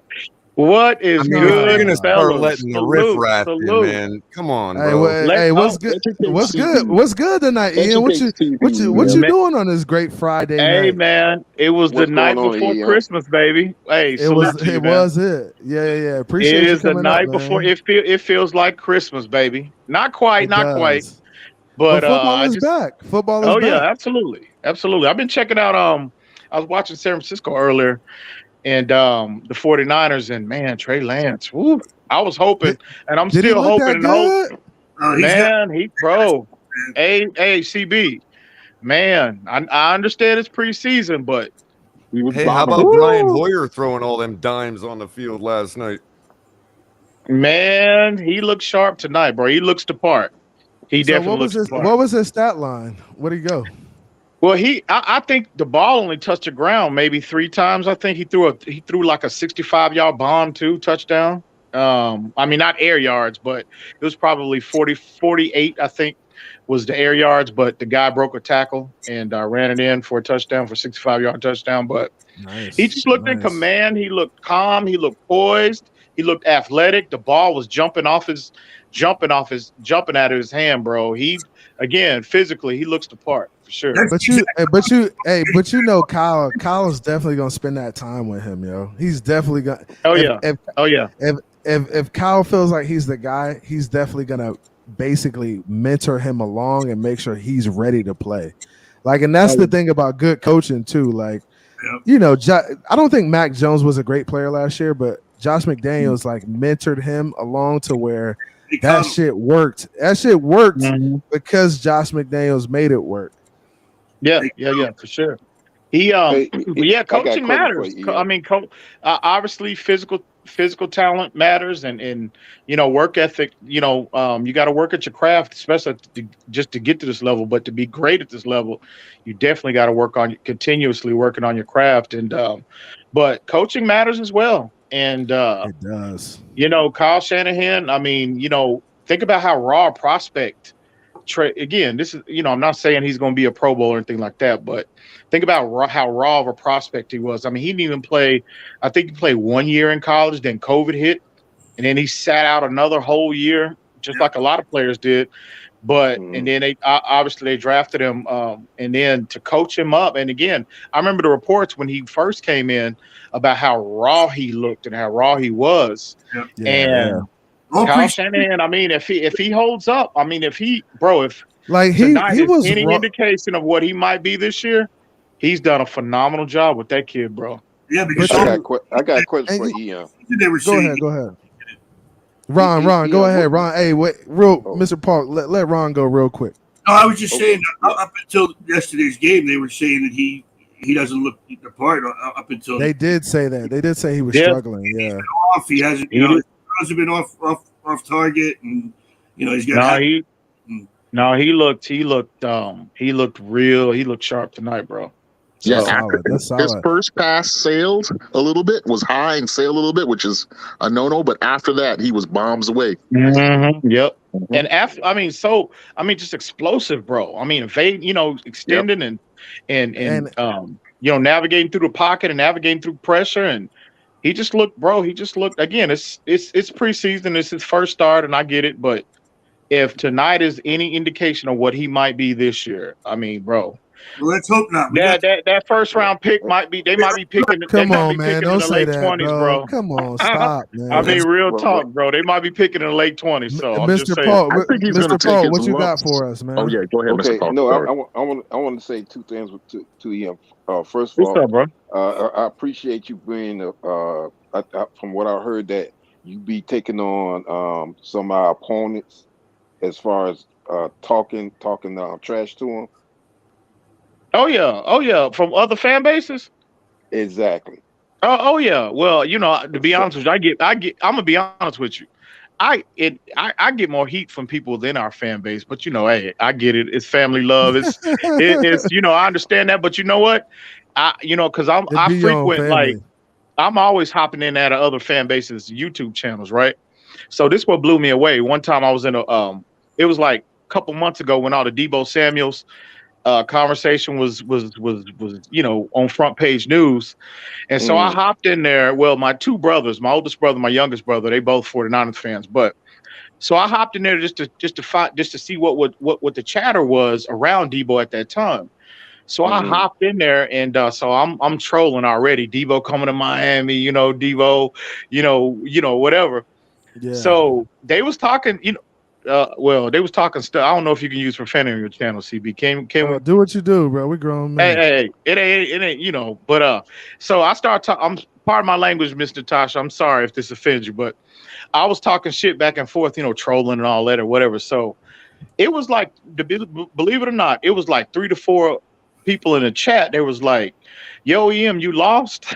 They said, "You lost, bro," and there was like, so I had like the whole chat coming at me saying I was dumb and I didn't know football, yada yada. So I actually had, check this out. It was 2 guys in the chat that said, no, you might not like EM or what. I'm paraphrasing, but this is what he said. He said EM, because he remembered me, me and everybody was linking me and Reason, either me and Reason or me and TD in some way, shape, or form. So he was like, nah, y'all don't know who y'all talking to. Nah, EM know his shit, yada yada. He just in here trolling or whatever. But it just blew me away that another fan from a different fan base actually knew who EM and Reason was, and they was like, "Salute to y'all. I used to watch y'all boys." One of the other guys said that he saw us on that. He used to watch us on TD's Tuesday night panel, bro. So, I'm always going back and forth. I'm always going back and forth with different fan bases or whatnot. But like I said, I get a lot of heat from within our fan base, as we all know. But it's all good. You know what I'm saying? It's all good. No, but see, that's why I brought it up. Because see, here's the thing: you can talk trash to our opponents, but you have knowledge to back it up. That's why, and in fact, when I first started watching TV, I used to see you in there, and that's the first thing that hit my mind. I said, man, this guy can talk trash to our opponents, and he has the knowledge to back it up. And then my second thing is, what do you think about Noah Igbo? Man, I'm disappointed with Noah. I'm gonna be honest with you. Everybody on Noah, man. Get off Noah, man. I was listening to you earlier, CB, and I think your point for the first time in your life, you were spot on. I don't. What? Bro, what are you talking about, man? Oh man, that's funny. But yeah, I think you were spot on. I don't know. I really can't put a finger on what the issue is. I understand about being instinctive and having a high level of awareness, being able to track the football. I understand that, but it's like and again, a lot of plays that when he's getting what that receivers are making on him, he's right there. It's like he's he be close. A fraction of a second away, bro. Receiver, he don't have the ball skills. Man, it's just like everybody, from what I've heard about Noah since he got here, he works hard, he's smart. It's just, man, the elevator is not good, bro. It's like the elevator is just not going all the way to the top, bro. And I just really don't know what it is, man.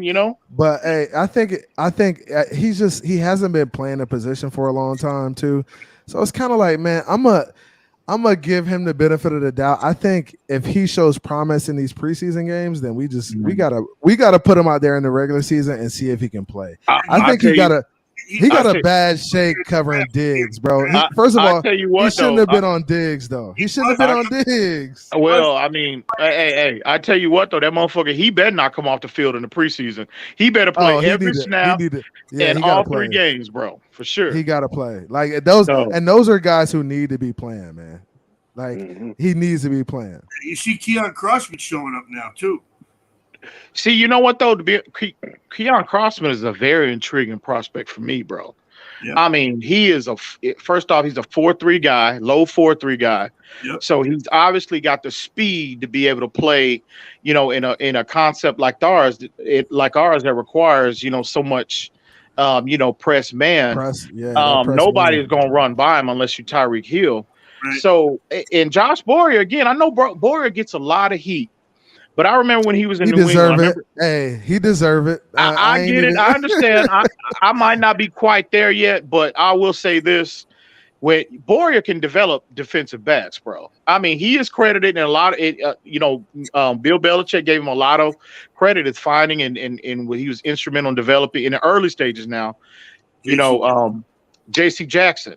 You know what I mean? Then we know he found Needham. We know he found Needham and helped develop him as well. And again, Xavier Howard had his best years under, not only Boyer's tutelage, but also Brian Flores. But Josh Boyer was a big part of that. So, and Ian, real quickly, he was the one who revitalized Eric Rowe. He's the one who converted. Absolutely, Eric Rowe to real good point. Very good point. Very good point. So, and again, just the defense as a whole, the secondary as a whole, that's Boyer's specialty. So if he can develop, he's gotten his hands on Trill Williams and Keon Crossman, and if he can coach them up, if we can get anything out of them this year, and they become, hopefully, maybe they become starters, maybe not. But if he can get, any level of production out of those guys, I mean, that would be a tremendous help to the Boyer better be dialing that shit up. I know that. He better be figuring out a way to get that quarterback off his rocker, man. I'm just tired of seeing guys sit back there and eat us up in the bro, send some heat, bro. We got to do something. I don't want us to be the team that's going to sit back and take it. We should be aggressive on both sides of the ball for sure. I think he will. I think he will, TB. I think a lot of what we saw. I'm sorry, my bad. I didn't mean to talk. Who was that? Who was that next? I'm sorry. No, that was me saying I hope we can deal with Josh Allen because I'm tired of him. That's my biggest fear. Pressure. Man, Josh Allen isn't that good. That's what killed us. We put pressure on the guys, and then we get personnel wise. We have no choice. We are going to put pressure on teams across the line from left to right. We've got answers, man, and you're right. It's going to be on Boyer to show that he can master this talent in terms of deciding who to go, when to go, but there should be no reason why we don't put pressure on any team in the league coming up this year. Yeah, hey, y'all want to? Hey, real quick. I'm gonna show y'all Melvin Ingram walking into the locker room.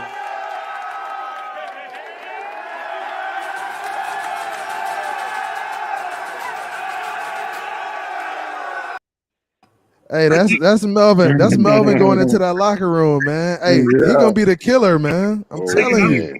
Hey, man, pressure from our front four this year. We're gonna get more organic pressure, so we won't have to dial up as many zero blitzes. No, I don't need the zero. I don't need the zero. I just need us to send one guy here or there. Mix it up, bro. Don't let teams key in on you. You ain't gotta go zero.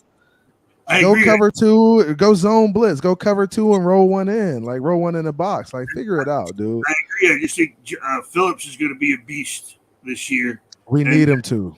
And need him to. Get pressure up the middle. I think we're going to get organic pressure from our starting front line. Yeah, I want to see Van. I think Boyer will be fun, man. I know he gets a lot of heat for last year, but I remember I heard Brian Flores come out of his mouth about how he holds, Josh Boyer in such high esteem, and also keep in mind he let Patrick Graham go, his boy, go after 1 year. Let him go. Didn't put up a fight at all when he went to the Giants, right? Remember? In 2020, and he immediately promoted Josh Boyer to his defensive coordinator. So I know him and Flores might have some personal issues going on now, but I remember Brian Flores said he has the utmost in confidence in Josh Boyer as a teacher, as a player. He can develop players, et cetera, et cetera. So why strip him of the play? Why strip him of the play calling then? Hey. Well, according to Josh Boyer, he said he was calling the plays. I mean, has that been confirmed? I don't know what the situation is, but it seems like somebody else was calling the plays later in the year. You know what I think? You know what I think was the Buffalo game. Hey, You know what I CB, think? real quick, one of the things I say is Josh Boyer was the Mike McDaniels to of the offense. You know what I'm saying? He was McDaniels to Shanahan. You know what I mean? So he was like helping architect the defense. Right. I understand what you're saying, but it's like, they said he had been stripped of the play calling at some point. Then they said Gerald Alexander was calling the plays. It was just chaos, and it was like, bro, what are you That doing? hadn't been confirmed, though. We don't know. Saying one Right. thing, Boyer saying one thing, Flo is saying something totally different. It's a mess. Flo is saying that Josh Boyer was calling plays. But if the reports are true that Flo didn't talk to anybody after Thanksgiving, Boyer had to be calling the plays. Well, I think that statement is a little overblown. I mean, come on, bro. Yeah. He had to be communicating with them on, on some level. The way they made it look like he was just coming up with the entire game plan, conducting practice by himself, not having any interaction with his staff. That don't even make sense. No, that don't even make It don't even make sense. It's not possible. Yeah, and not in an organization like that. It's not possible, man. When you got all type of stuff going on, you can't do that. I'm gonna circle back to Boyer though last year real quick, CB, if I can. Go ahead, I think the real reason why you saw the regression early on, I don't think it was necessarily due to play call. Well, it had something to do with play call, but the biggest they were reason banged up. I get the corners were banged up. I mean, your foundation, Raquan Davis goes out the second quarter of New England, right? The New England game. Yep. You got Byron and X allegedly, according to a lot of reports that came out, they should even been on the field. Yeah, they were banged up. They just didn't have any. They had no depth behind the both of them, so they had to play them. So and that's the foundation. You're 0 and you're 2 Pro Bowl level corners. That's the foundation of everything you build your scheme around on defense. So if they're compromised physically, well, you can't call the game the same. Man, put Noah in the game, man. Put Noah in the damn game and let him play, bro. Really, CB? Hey, Noah gotta go, bro. All right, okay. Hey, okay. Even Florida's giving you the side eye, CB. Bro, they wouldn't even dress him. Be careful now. No, they wouldn't even dress him a dog. What's up with that, bro? Hey, maybe Pittsburgh will give us a pick for him. Literally, they weren't even dressing that man.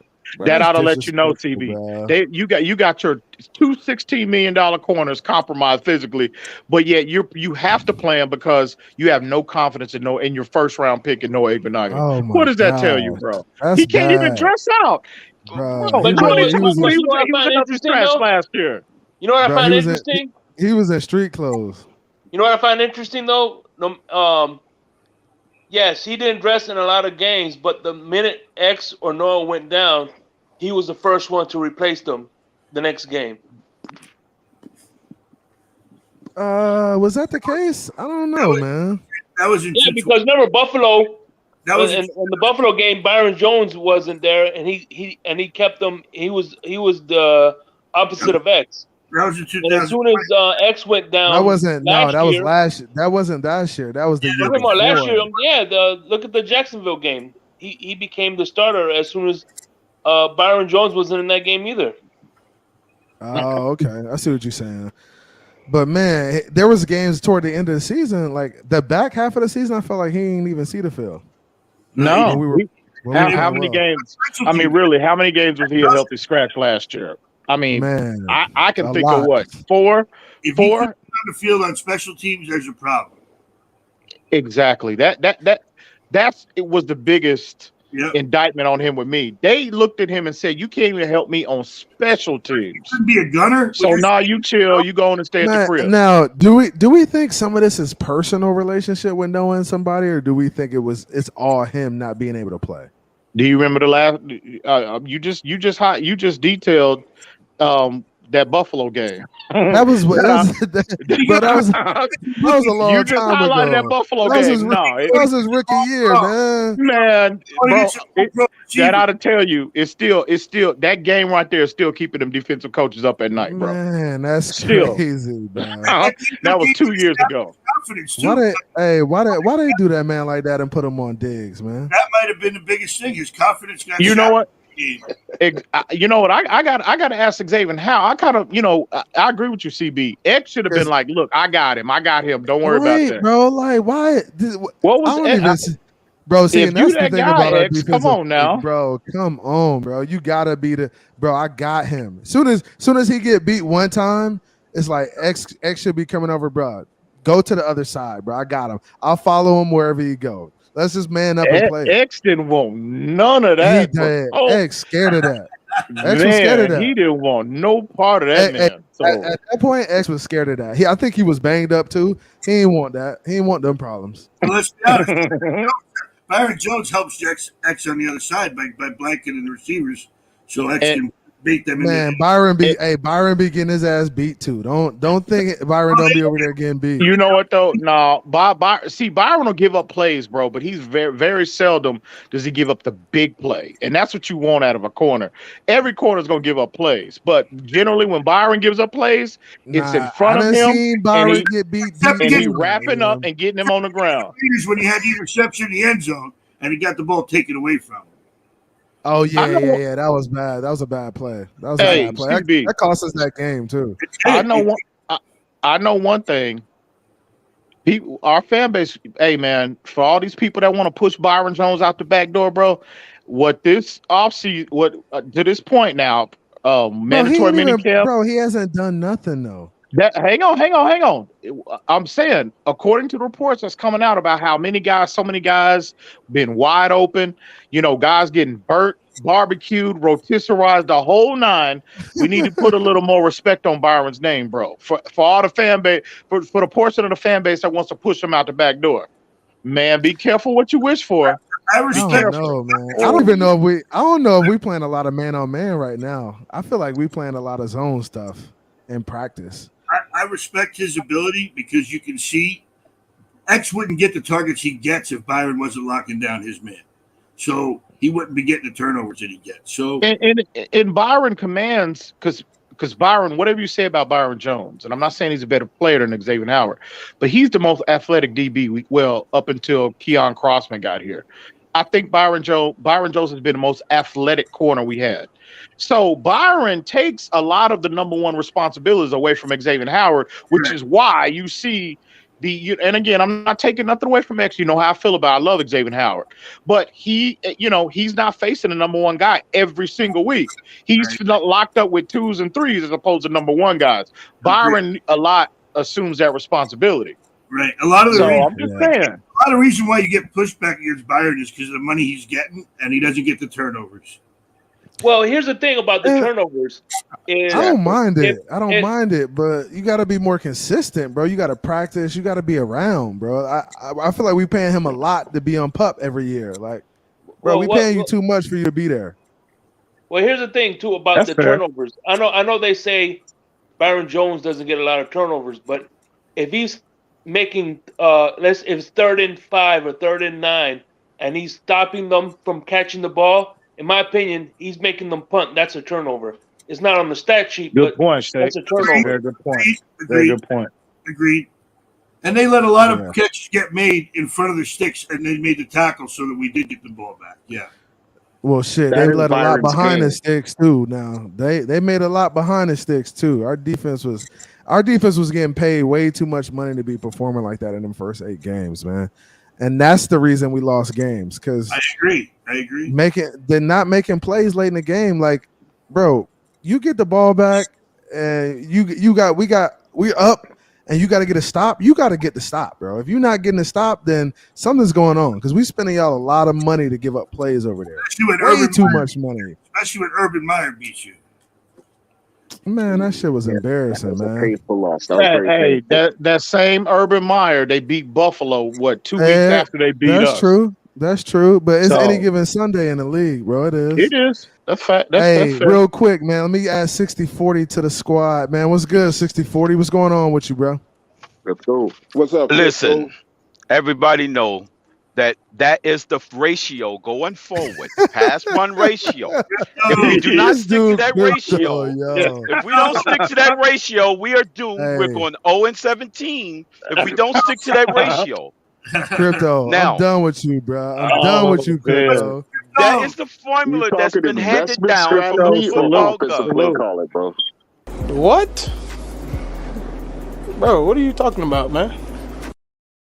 That's right, Westbrook. That's right, Russell. That's what I'm talking about. In these joint practices, have you seen a lot of runs like up the middle instead of these wide zone one cut? No, it's been a lot of wide stuff, but that's No, it's what going I'm to be on the expecting. edge. Most of the front will be boundary. Too many get stuffed, just running up the gut. Like, Hey, don't worry about the run game. Just be patient. Young grasshopper, just be patient. Once we get into once you see us tomorrow night running that rock, you're gonna be like, damn, we might be all right. 50 years, CB83.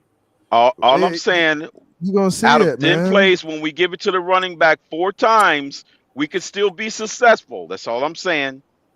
It's about efficiency when you run the ball. It's not volume. Remember that. So when I throw out this ratio 60-40, everybody assume that we're not going to have success. That doesn't mean it. Volume doesn't equal success. It's the percentage of running yards for after you get the ball is what dictates your success, not the volume. Hey, of I think we're gonna be successful going 50-50. I think that's what that's the only ideal, but it'll never happen. CB80. Mike McDaniel might love and want that, but again, that's only in an ideal situation. San Francisco did 50-50 last year. San Francisco was never 50-50. It was always if you're going 50-50, if you want a 50-50 ratio, why do you go and pay $30 million for Tyreekhill? That's a $30 million decoy. You know why? Because when that's my point, Ian. I was going to get to that. Because when you do get it to him, it's going to be an automatic touchdown. That's why. That's only in the dream world. Come on, CB. This is football. He's going to be that doesn't work that way. He'll be part of that 50-50, guys. 50-50, man. No way, bro. That ain't happening. Hey, go look. Somebody go look up San Francisco. Somebody go look up San Francisco last year. I've already looked it up. They passed more than they ran the ball. What was the ratio? What was the ratio? It was like a 50, 52, or 51. Something like that, 47, 53. Damn, it was that close. It was that close, Crypto? Really? Yes, it was. Wow. It was very. I think it was 50-50. And it was never 50-50. Jacksonville Jaguars are the only team in the last 10 years to come close to 50-50, and they hit it right on the nose.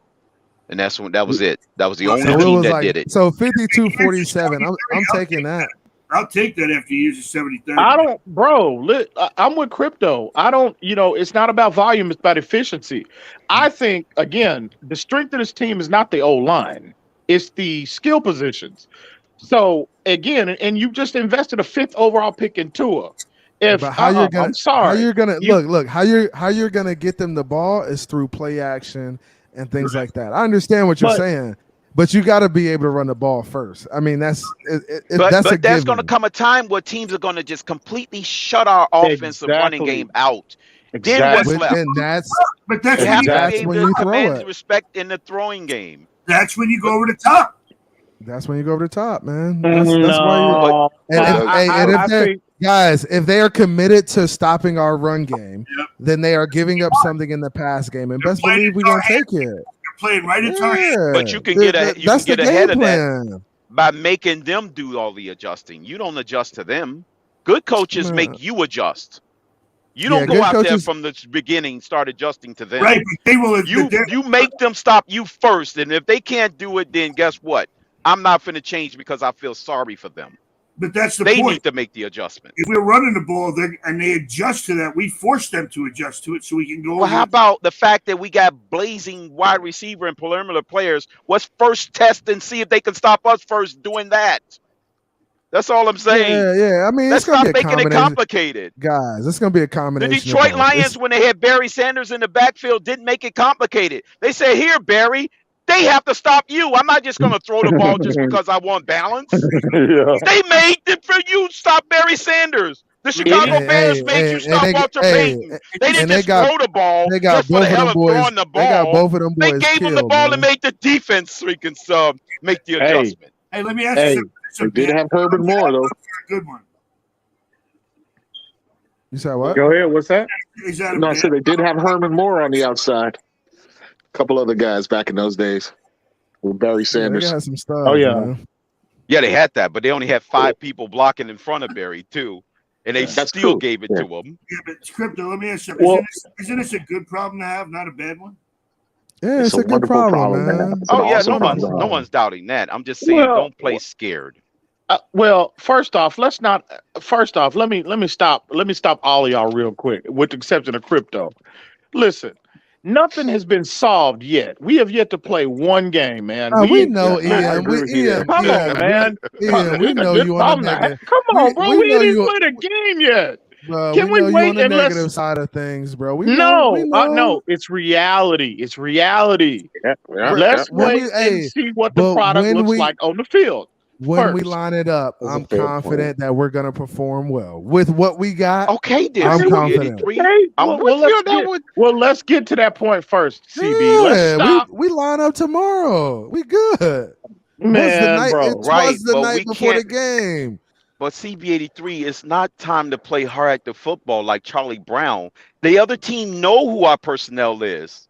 Mm-hmm. Let's force them to make the adjustment. Right now, trying to cover us. Guys, we don't have to make this more complicated than it needs to be. I think Mike McDaniels will run the ball. I think he's committed to running the ball because he's innovative there, and I think we will see us run the ball a lot. I mean, you can fight it all you want to. You can say, I want to see Tua throw 30 times a game or 35 times a game, but that's not how this kid is going to be successful in this offense. Right. Let's cut to the chase. Look, really get down to the bottom of it. Here we go. So you really want us to run the ball enough so we can hide Tua and not really show. Now hold on. Damn, hey, Crypto. So here we go. Crypto came in here blazing, bro. Blazing. Is that what you going to Yeah. This is my show, homie. Hey, you on the mute button, bro. And so like I said, we're not gonna be successful. We're not gonna be successful throwing the ball 30 times a game with Tua. It's gonna Why not, CB? No, he's gonna have to be below 25, below 25. There is no way, CB. Wow. There is no way. Are you kidding me? Bro, he will not be throwing the ball 30 times a game. So we got Chad Pennington 2.0 is what you're saying.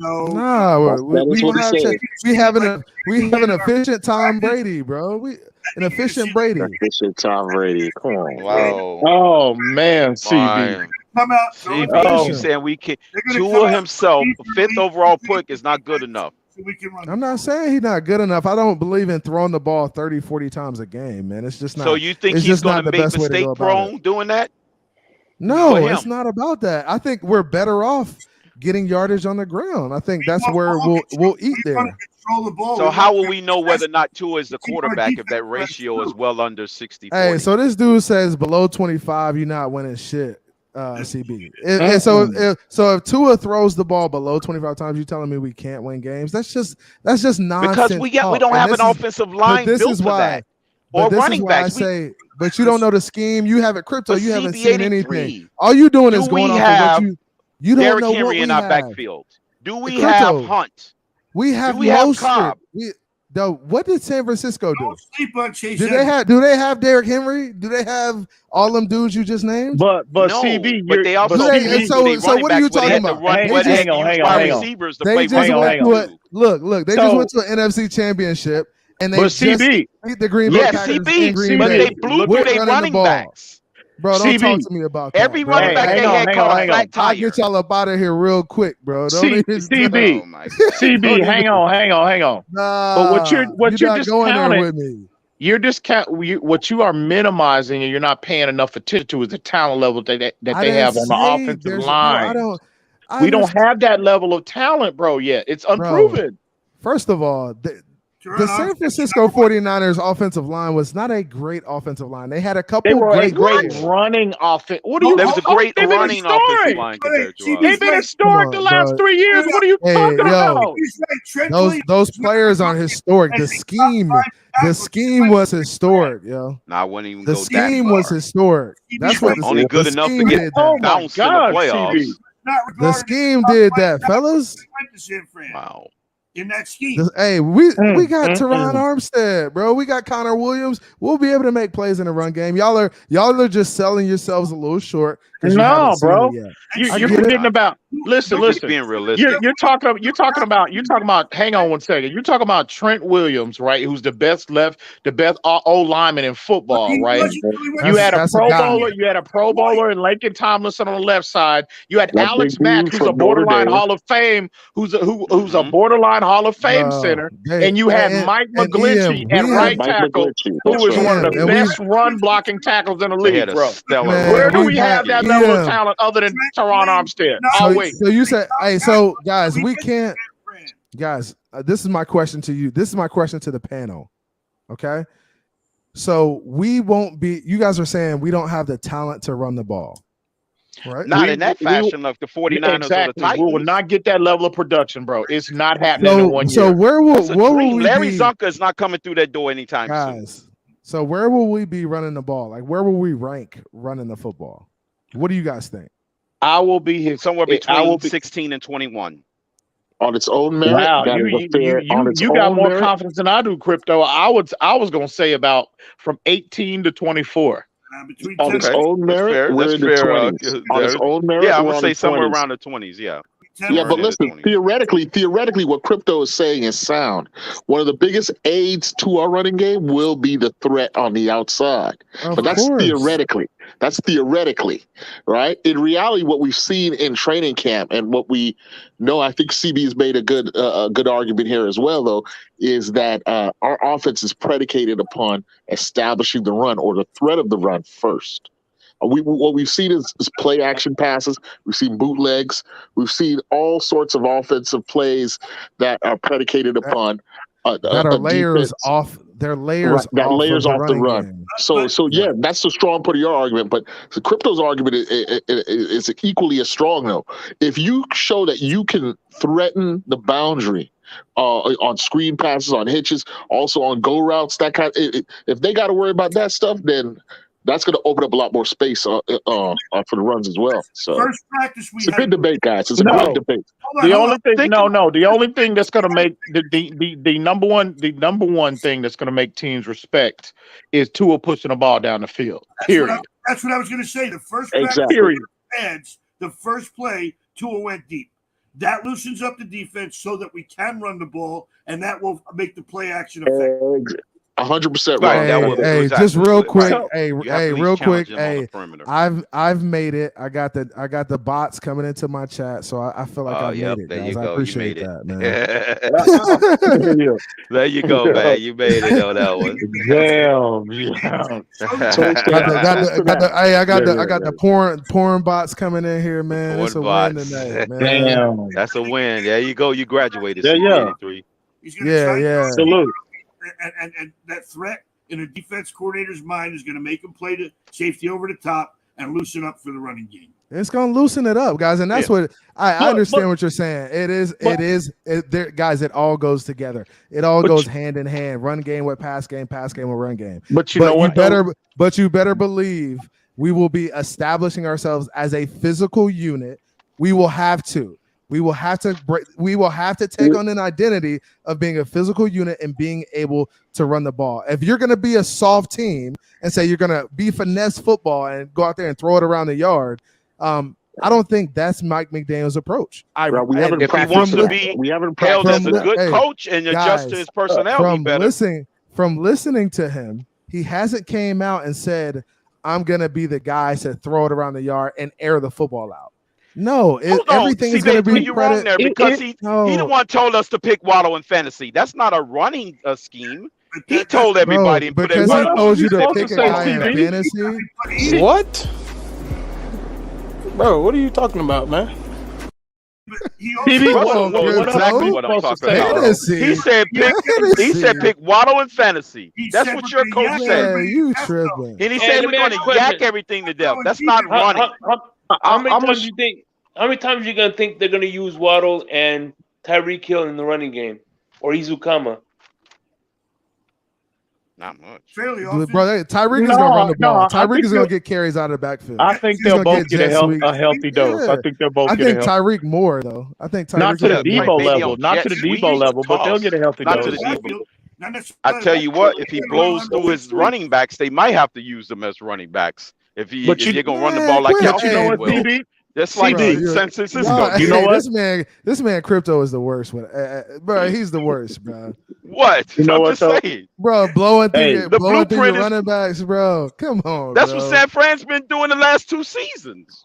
Man, Blowing come through on, all their man. running backs. Where they had to use Debo to fill in the gap. The bottom You line. saying you want that CB83? Will we establish the run? I got a clip for that. Will we establish the? I hope so.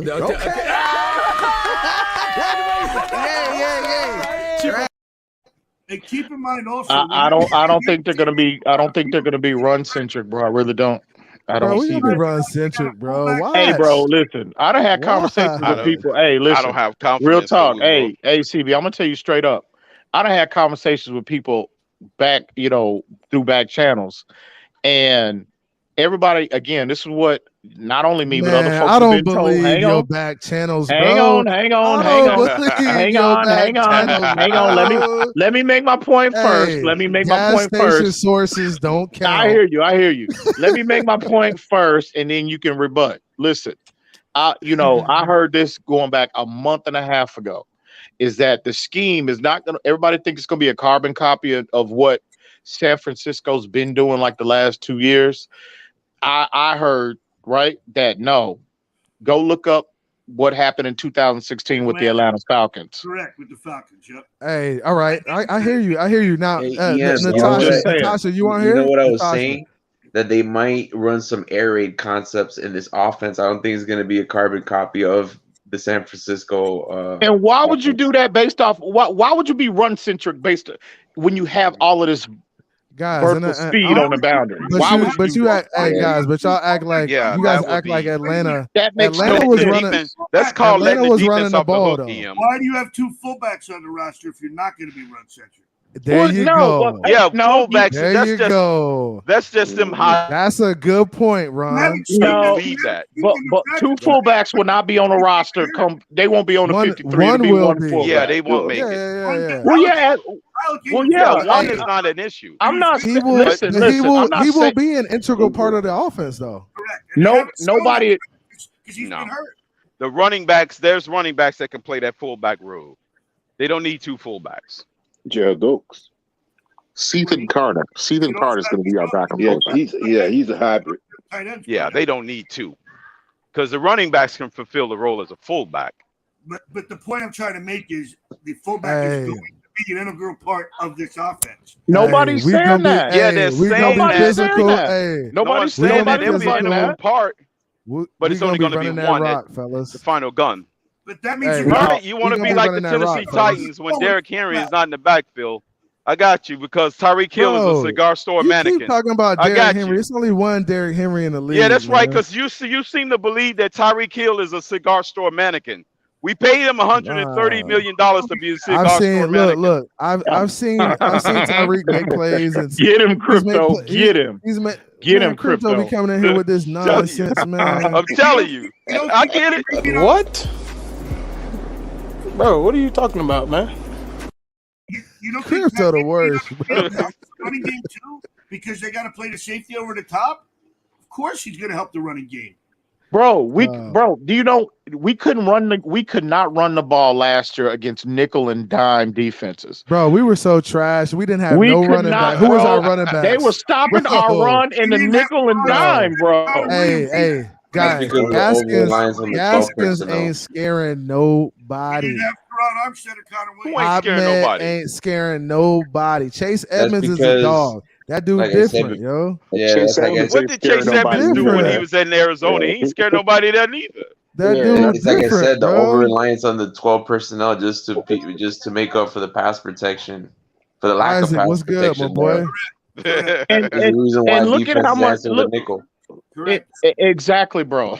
So to think that, and again, you still got Liam Eichenberg on that line that was on the line last year. You got Austin Jackson and Hunt. I give Hunt somewhat a pass. Hunt a dog. Hunt was the best out of that group last year. But if you think Bro, again, you still I saw Austin Jackson pancake your boy Jalen Phillips, so don't even worry about it, man.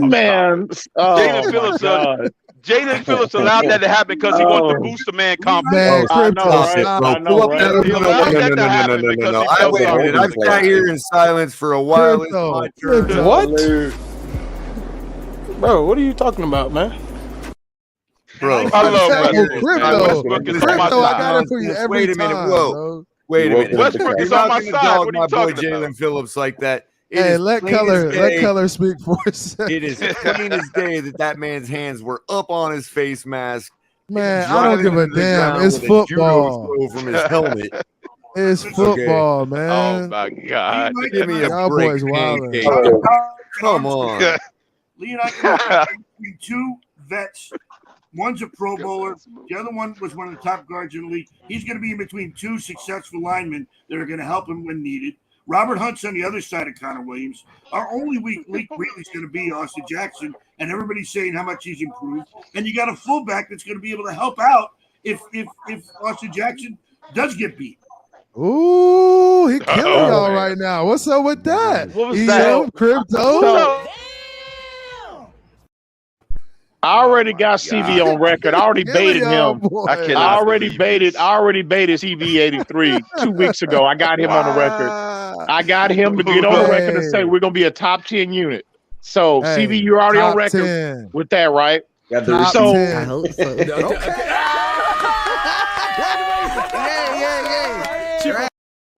Top 10 offensive line? Well, no, so Ron, is that your he said top 10 offensive line? Yeah, he did. He said that. He said that. Oh my! He said that. Yeah, he did. No, So top 10, baby. We moving up Austin the Jackson charts, is bro. pretty much got his gold jacket ready. Is what you're saying? Hey, he pancaking y'all man crush, Jalen Phillips, bro. He Jalen pancaking y'all Phillips is man getting crush. 25 sacks. Oh, he had to do that to make total him feel penalty, good. bro. You know damn well the refs would have called that penalty all day long, man. I know, right? These damn UN fans is in love with this dude, bro. I'm telling you, Jalen Phillips. JD felt sorry for him. He felt sorry for him. So he allowed him to do that. Hey, his ass fell. He got put on his ass. That's what he got. I'm telling you. Yeah, pull it up. I hope all I gotta say is I hope y'all are right. I hope y'all are right. Austin Jackson. Hey, Austin Jackson. I hope y'all are right. Austin Jackson after the play walking down the field like this.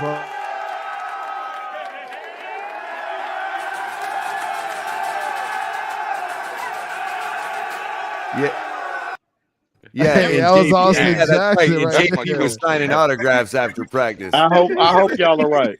Everybody's dismissing the scheme that they're running, the pre-snap motion that is going to hold these linebackers that extra second.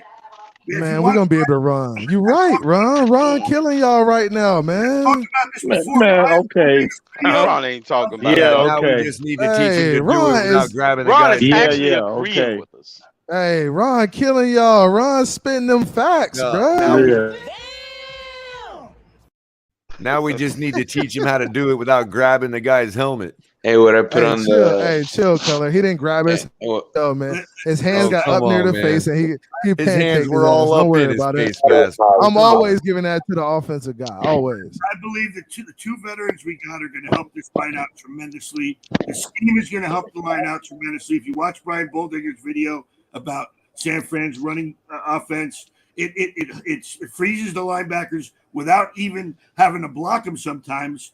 And with the misdirection and the pre-snap, You gotta have the talent to execute. You gotta have the we talent got to talent, execute. bro. We got talent. And until they You're talking first round draft picks. until this talent is proven, were we the only ones that thought highly of Austin Jackson? Bro, we don't got talent, bro. We don't have talent. What? Bro, what are you talking about, man? Bro, Ian, what are you talking about, man? Westbrook got my back on this. We got talent, but it's not proven. it's not Bro, proven, nothing's bro. proven. And it's not on the level of San Francisco. It's not. No, we don't have to be San Francisco. We got better weapons on the outside. We got better weapons on the outside. What are you? What's up, Irv?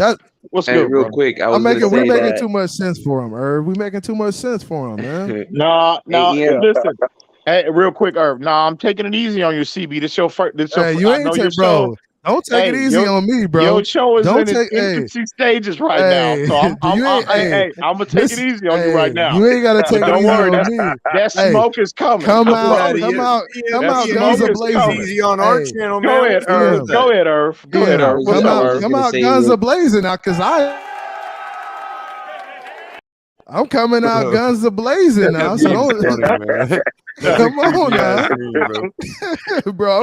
Hey, don't get scared now. Like that, man. That's my coach over there. Oh man. What's up, Irv? What's good, man? I'm kind of feeling a certain way, Ian. You weren't like that on when you first came on our show. You came right at us, bro. Guns a blazing, man. Hey, man, listen. Ian gotta. I'm a different dude. I'm a different animal, man. Ian gotta respect me, bro. You gotta respect me. You know what time it is. You know what time it is. Hey, when I walk in the chat, every time. Ian has no mercy on TD though. No, he doesn't. No. Hey, man. Hey, TD be killing Ian, man. Man, don't nobody, bro.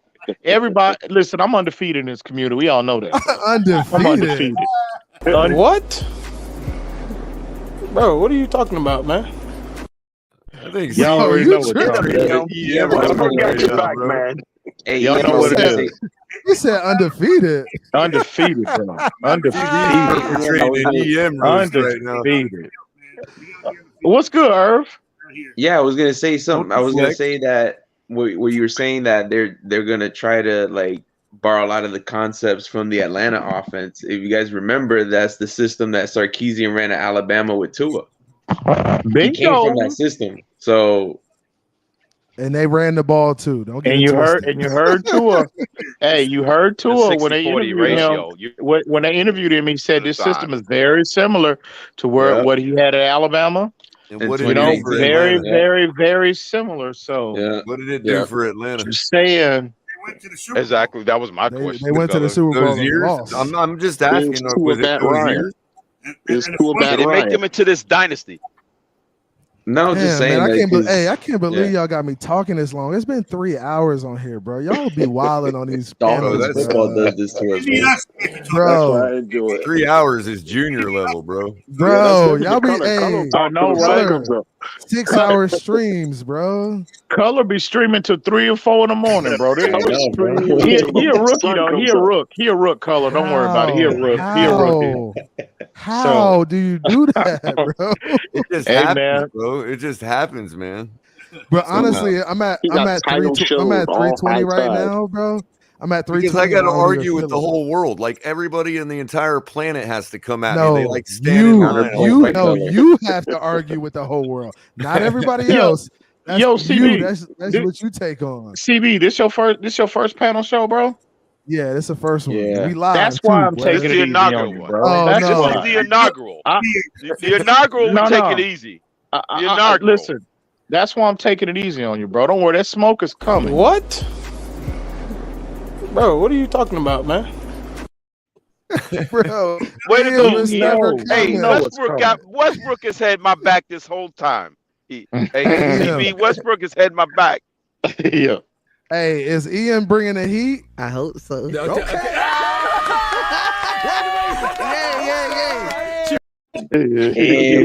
I hope so. All that is cute. All that is Don't worry. I just want to see if it make me throw up.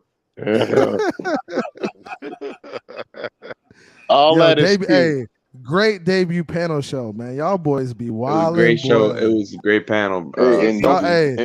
Crypto and EM, y'all boys be doing the most. Y'all got the most terrible takes in the whole world. I hear you, man. I hear you. Hey, listen, I hear you.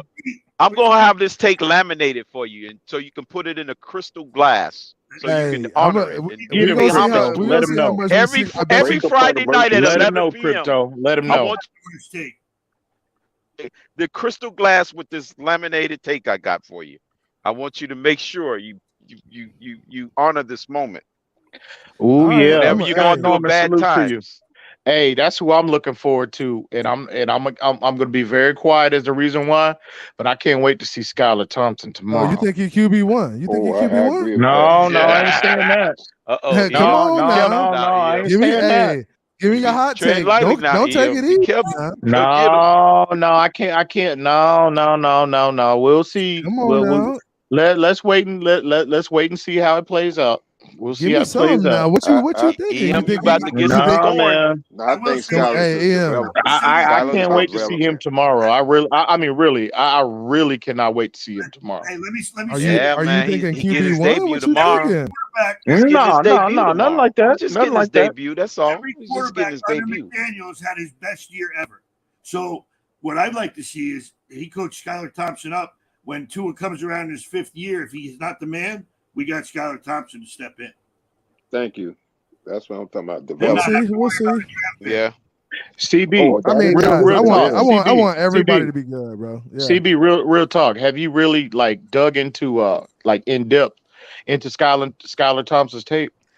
I've seen some of it. I've seen him at practice. He looks good. Like he can throw the football. He has an arm, bro. If you haven't, I highly encourage everyone. I'm telling you, man, that kid. Hey, listen. And I'm not saying because of COVID too. I'm not willing to say make a declaration at this point, but it's a reason. Listen, we know right now that he's the most talented athlete in the quarterback room. He's the most talented guy in the room. Correct. So, but I encourage everybody to dig into his tape. Room? Oh yeah, he's the most. It ain't even close. Physically gifted, you mean? And it's not even close. Solid. Wow. Yeah, absolutely. All that stuff. Yeah. Absolutely. He's like Trey Lance. He's like Trey Lance, honestly. Hey, so with more Ian, moxie. so and wait. I gotta ask Ian a question. So he said he's the most talented in the room. So you're saying he's the most talented passer of the football in the room? I think he's got the best arm. He's got the best arm in the room, bro. Even the Big O said it on his show.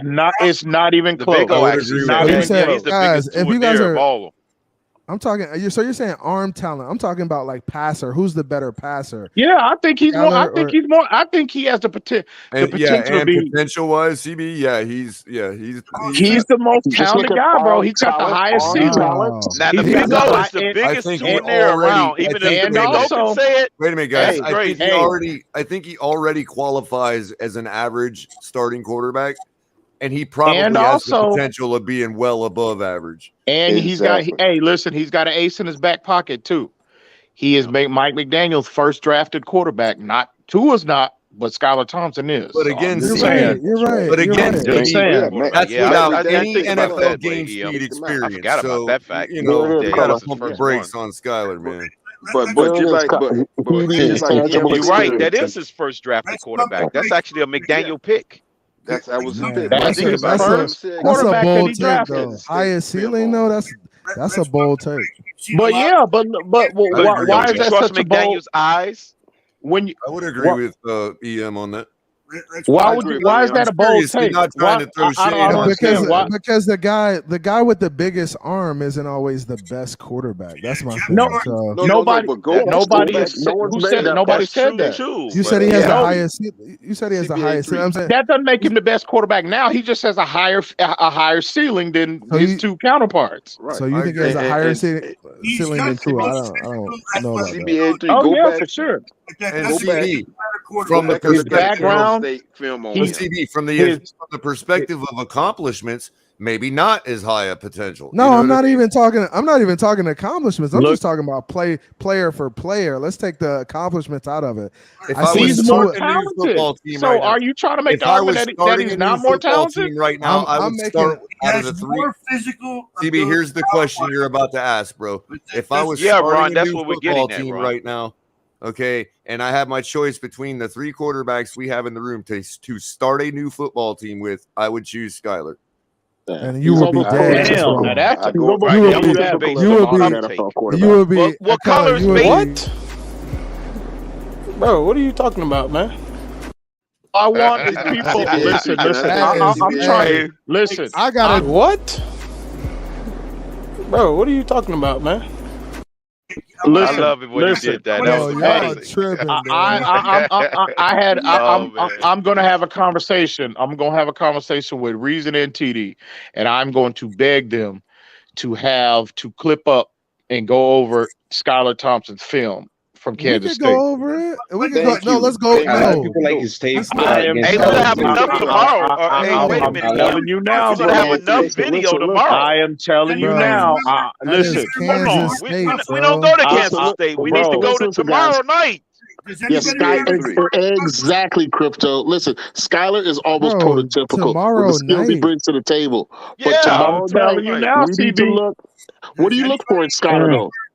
What's his pocket presence? What's his pocket presence? What kind of decisions does he make under pressure? Those are the two things. CBA3, can I say something? No, we're just saying the tape tomorrow is going to let us know. Yeah, we don't got to go to Kansas State.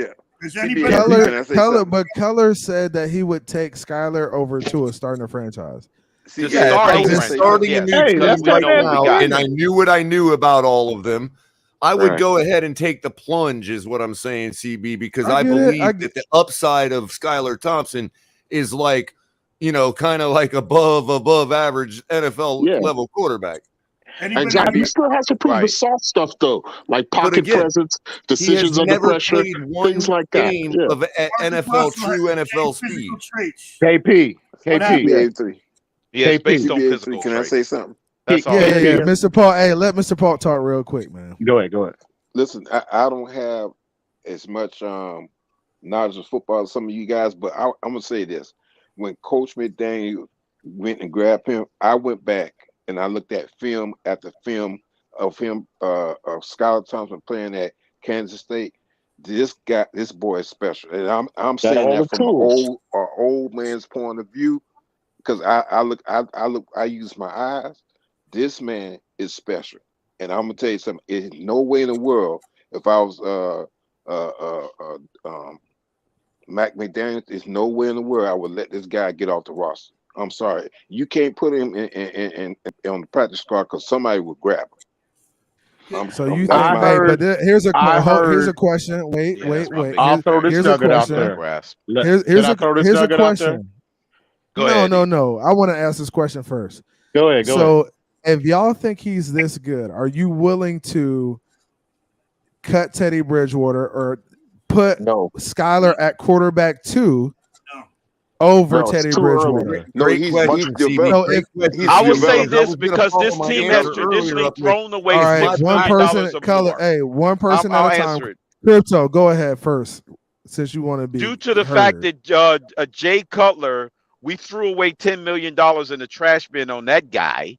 I won't say they won't be losing none. It's a rounding error to throw away Teddy's $6 million. So we won't be losing nothing there from a monetary standpoint. I believe in Skylar's upside, where he would negate us throwing away $6 million in the trash, which is a rounding error on the salary cap because it's a number on the spreadsheet. And Stephen Ross don't give a damn. So there you have it. CB, what I was going to actually add to my earlier answer was that if my back was against the wall as a coach, no, I'm not. I'm going to probably do exactly what we're doing. I would have Tua and then Teddy backing him up and try to keep Skylar on the 53 man if possible. Okay, my turn. I consider him as a development quarterback. He has a lot of upside, absolutely, and what have you. But he should be easy to develop into a good quarterback. That's my opinion, judging by my eyes and looking at his film. And that's the responsible thing to say. That is right. Especially given the nature of our quarterback room. He has the tools. Teddy. Okay. And not only do you have the tools, but he can learn from Teddy's experience and observe what's happening with Tua. I hate the idea of forcing a quarterback onto the field too early. That's ruined many a quarterback. And a guy like Skylar, who has the tools, who even has some tangible experience from college, right? Being an older guy. If he can get 1 or 2 years to just sit and watch and observe, that should be enough. That should be enough to bake the perfect cake. You know what I'm saying? I also Kyrie P, are you saying that Tua won't allow him to bake in the oven for 2 years because of his maybe injury not. past? But CB, I also wanted to say that a lot of people kind of got me the wrong way when I'm choosing Teddy over Skyler. Look, if the Dolphins said, "Hey," if McDaniel said, "Hey, I agree with everybody else. I'm going with Skyler. We do something with Teddy, retain a pick, maybe a draft pick of some kind." I'm not gonna freaking die over it. It's not that big a deal, you know what I mean? I'm fine with Skyler in that respect. I agree. But if you were I've got the ultimate choice and I'm on a run with Tua as my quarterback, I would have Teddy as my backup. Right. They got you, CB. That's the ideal situation, real right? quick. If you could please the Jets or you could please the Browns for a pick. 72. All right, That's the way to get him, bro. Hey, guys, real quick. Call him out on his foolishness. Get him. So here we go. Go ahead. Here we go. So 72 wanted me to read his comment. He says, "Of course, you cut Teddy B. Teddy B is getting outplayed in camp, and you said, CB, that practice is more important than the preseason games." Now, can I speak to that? This idea no. in training camp is Bro, ridiculous. and that's what I'm saying too. Is like, bro, how do you know he's outplaying Teddy Bridgewater? And would you feel comfortable, guys? Would you feel comfortable if Tua got hurt in New England, putting Skyler in the game and letting him rock for 3 games straight? That's week 1, though. Listen, the season is salvageable. Listen, not a team. That's not a well, you move guys you already make. know my theory. Hey, that's not a move you make this over anyways. season. I don't give a damn who's the for a quarterback. second. If the only way that I would be comfortable with that scenario is that Skyler's just clearly, I mean, he's head and shoulders above Teddy. And he hasn't been that. He hasn't been that. Hey, I don't know who you listening to, but I've been hearing that he has clearly been the number 2 guy to this point. Well, yeah, if he can put up a Dak Prescott type of preseason, a Russell Wilson type of preseason, then we may have something. But we haven't seen that yet. He has flashed in training camp, but we have not seen it translate into a real game like scenario yet. So that's why a move like that will be made at this point. That's why. But what are you guys are going to be saying tomorrow when he throws 5-6 touchdown passes tomorrow? Nothing, because it's no different than Sage Rosenfels or Reed Sinnett or any of these other guys that dazzle us in preseason, man. We got to pump the brakes on that. They never did that, Color. Not to that fashion. Late in the year. Man, I hear this every year, Crypto, with our third quarterback in camp, man. Every But year, the bro. third quarterback has never did it from the very beginning of camp. Reed Sinnett. Reed Sinnett had an out-of-body experience. Stop. Y'all did not Reed hear. Sinnett to What? Bro, what are you talking about, man? Y'all did not hear. Here's one. Wait, stop it. Y'all did not hear that about Reed Sinnett. Here's one we actually gave a chance to. Damon Heward. Bro, y'all keep talking about this. Every year it's another third string quarterback. No, y'all did not hear. Y'all did not hear these. Like heard this you're hearing with about Reed Sinnett. Skyler right now. But you're hearing about Skyler right now. You did not hear that about Reed Sinnett last year. Bro, we did. Stop We heard the same thing. Stop. Hey, people were talking about Reed Sinnett. Is he gonna take QB1 spot? I hope so.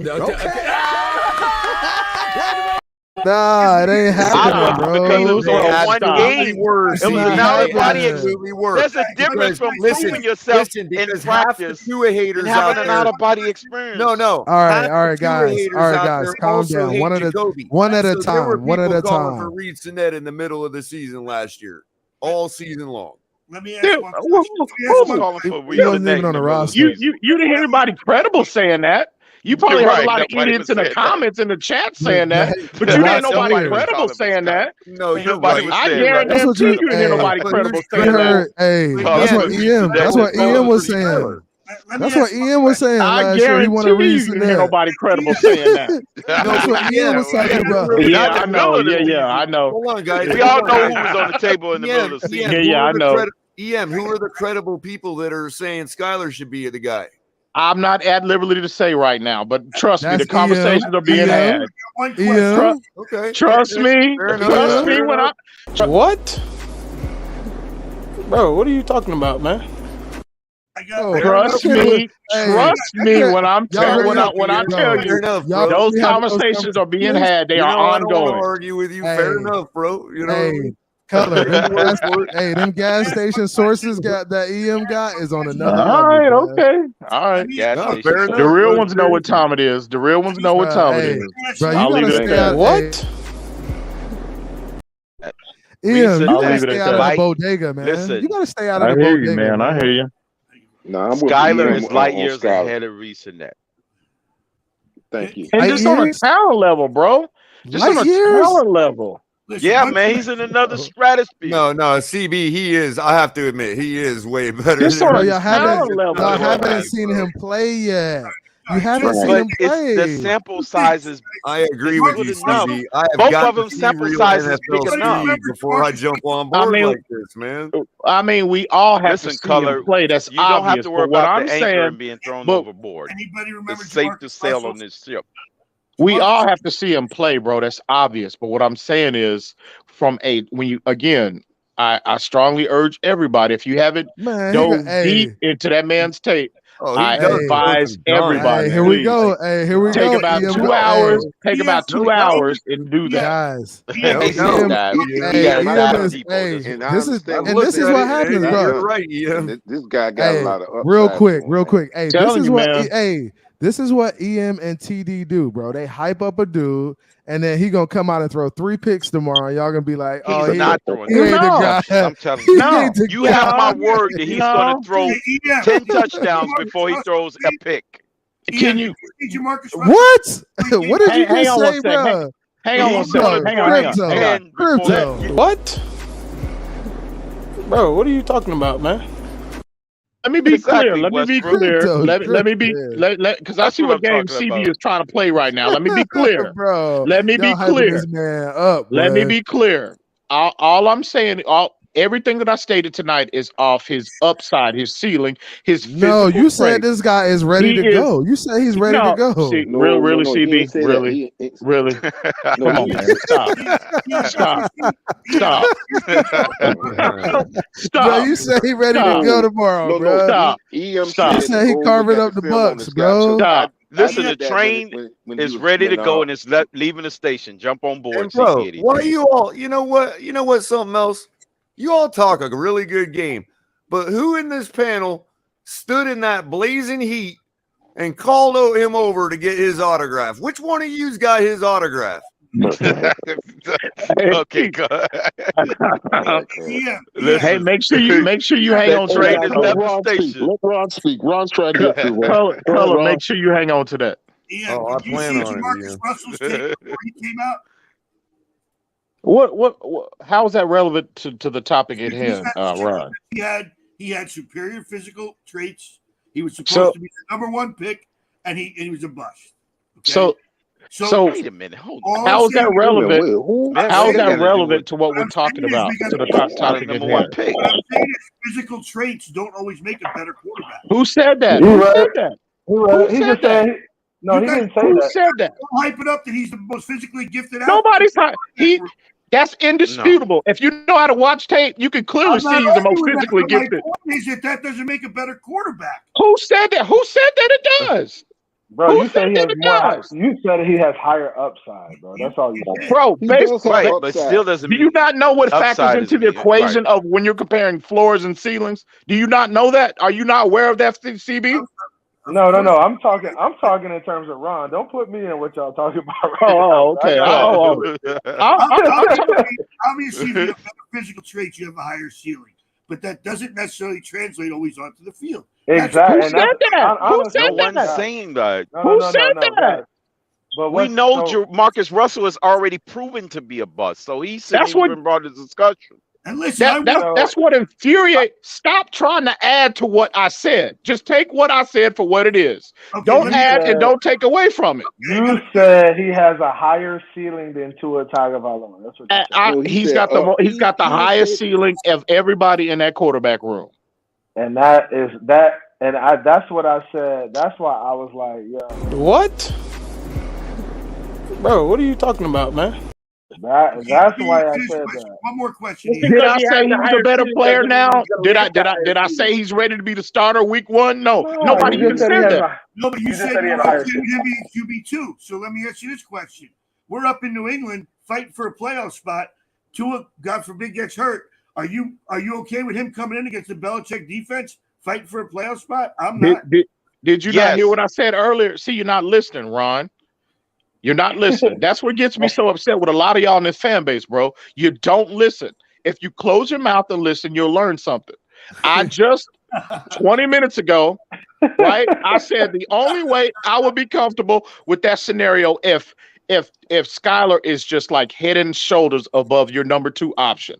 That's the only way I would entertain that. But with Teddy's experience, but what is head and shoulders above number 2? I would feel more comfortable with Teddy in that type of situation. Right, but where does head and shoulders above number 2 put him at? You're protecting the ball against the Belichick. It puts him very close to number 1, Color. I would argue further than that, Crypto. What? I'm sorry, Color. I didn't hear you. What'd you say now? I was saying, no, he was saying where does head and shoulders above QB2 put him at then? Well, that's a whole nother conversation that needs to be had. That's a whole nother conversation now. Yeah, but you're allowing me to get that the crux of my him point that I've been trying to make. Pretty close. The window between Teddy and Tua is too small to thread. That's a whole nother conversation, Color. That's a whole nother conversation, Color. So what's all? So what are y'all? Hey, don't be cryptic. Hey guys, don't be cryptic. Go ahead and say what you really want to say. Why you sound so far away? No, what I'm saying is, you guys hear me? Before I ain't being. Yeah, we can hear you, but you sound like he's not much better than Teddy. Then he's better than Tua. Hold on. Hey man, I have to disagree with the fact that Teddy is that close to. Hey man, listen. All I'm willing to say right now, for me personally, I am just saying I feel Skylar is the most talented out of all 3 of the quarterbacks, and I don't think it's close. If you research his background more, a little more, and find out just he's been in we know system. His background. Hang on. Okay, well then you know. But again, I had this conversation, me and Martin, we was on the phone for like 3 hours earlier. And I told him, I said, man, and he agreed with me. He said, just like any quarterback transitioning to the NFL level, you got to get acclimated to the speed of the game. It's like night and day. And I feel like with Skylar's background being extensive in this concept, in this principle, in addition to him being more physically talented than everybody else in that quarterback room, if he, again, once he acclimates to the NFL, speed of the game, and he obviously has to learn the new terminology with the system. I'm just saying, you combine that with his physical traits. No. I'm just saying, bro. Hey, man, we might have something. That Tua, it could be that Tua Skylar dynamic could be a conversation that we are going to have sooner rather than later. I'm just saying. That's a good problem to have. Yo, that's right there. That's a good See what Ian's talking about. I'm just saying, bro. Ball game. What Ian's saying is they believe something in Skylar that they did all along, and that there's a bigger like he's saying, there's a bigger conversation to be had of what's really going on. Well, I would not let Tyler. I would not let Tyler get away from him. That's for sure. I'll find some way to get him on the roster. They gonna have to stash him then if he that good. Hey. Because y'all acting like this man is the next coming of Jesus, so they gonna have to find a way. No, who's saying that? CB don't do that. CB don't do that. Stop doing that. Stop doing that. Because you get these idiots. You get these idiots. Bro, stop. They gonna hear you. They gonna clip this video. They gonna hear that, and they gonna run to different platforms. I'm talking about the haters.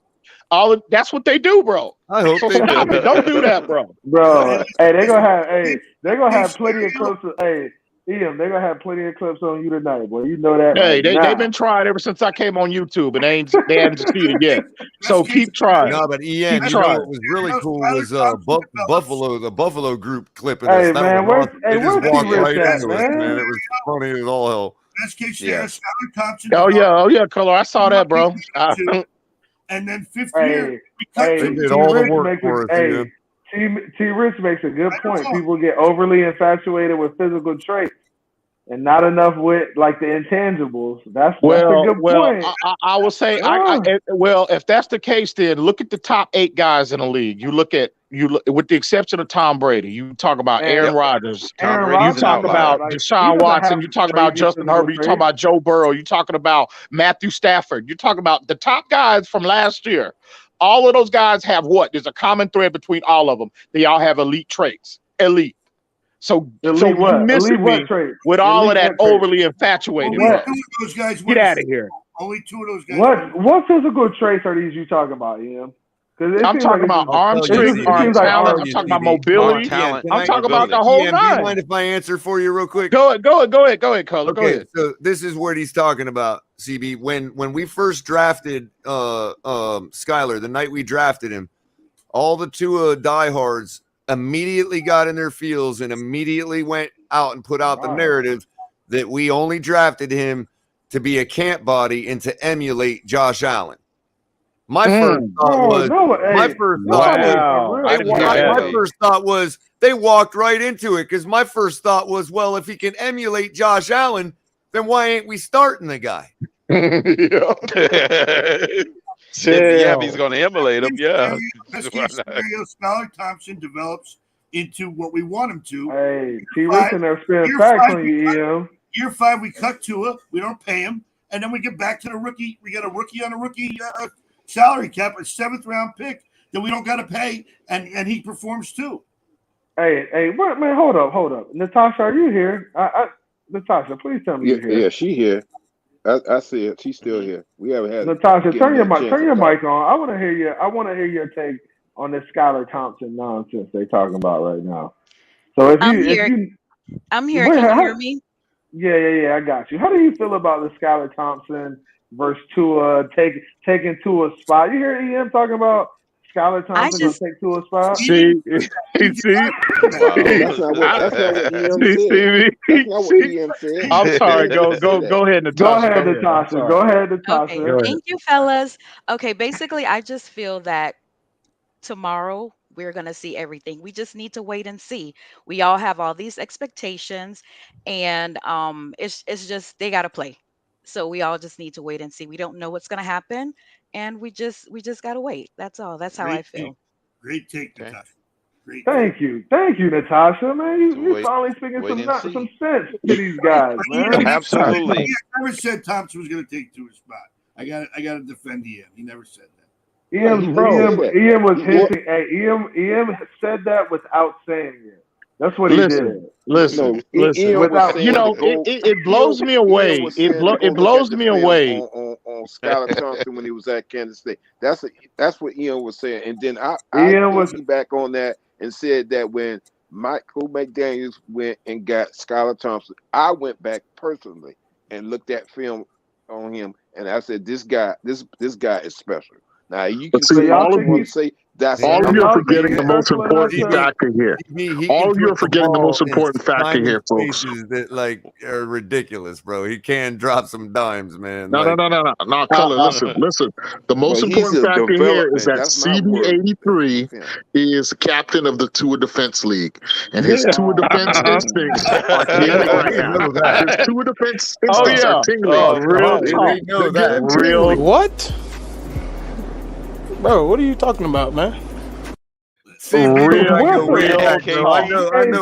are you? Hey, they cannot. Look at the jersey on it. Look at it. Big he's sticking out. Look at that. CB along with a lot of our a lot of the Tuaneers and the Tuanon members. Now we got to be. They refuse to entertain the idea that there might be competition for Tua. It might be more competition in that quarterback room than they realize. They don't want to entertain that at all. All of a sudden, T-Rich pops up. It's a great situation. They don't want to hear that. With that ability, they can sit and learn for a year or two, and then maybe take over the reins if he is that guy. That's not a bad situation to have. Right, but that's what I'm trying to say. He's the development. Exactly. That's the main thing I was saying. I didn't say No, that he should start it's day gonna one. I take say he's Skyler a development. But I It'll would take not him let him get another off 2 my years roster. to get on the field. Hey, let me ask Color and Crypto something real quick. To the panel.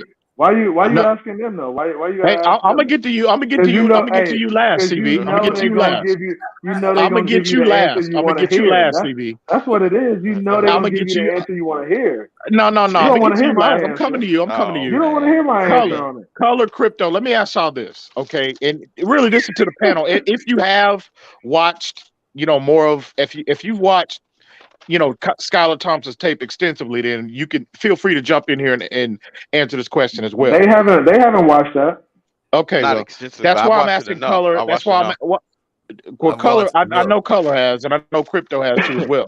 But let me ask y'all this: when you look at just from a physical, I'm not talking about the statistics or anything of that nature, just based off physical ability. When you put his tape on, what round do you deem him selectable? What round do you think he should go in?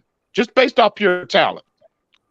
I would say we definitely at least got a couple rounds steal. Yes, I'm putting them in the third round. Yeah, maybe I would say third, top of the third, preferably. late second. Without thinking that was a ridiculous take. Why did he last? Ridiculous take might be early second round. Right. I'm gonna be honest with you, Color. Well, I guess my take is ridiculous because I think he just based off talent alone, he belonged in the second round, in my opinion. Well, I'll tell you. Good, that was my ceiling I'll tell you round. this though. If I was a saying team third wanted round. him, no, but here's the thing though. If If he team belonged in wanted the second that guy, round, he would have got drafted there. no, but see, that's what I'm saying. If a team wanted that guy in a bet, yeah, but CB, you got to throw out this draft. Okay, first of all, we can discuss that in a minute.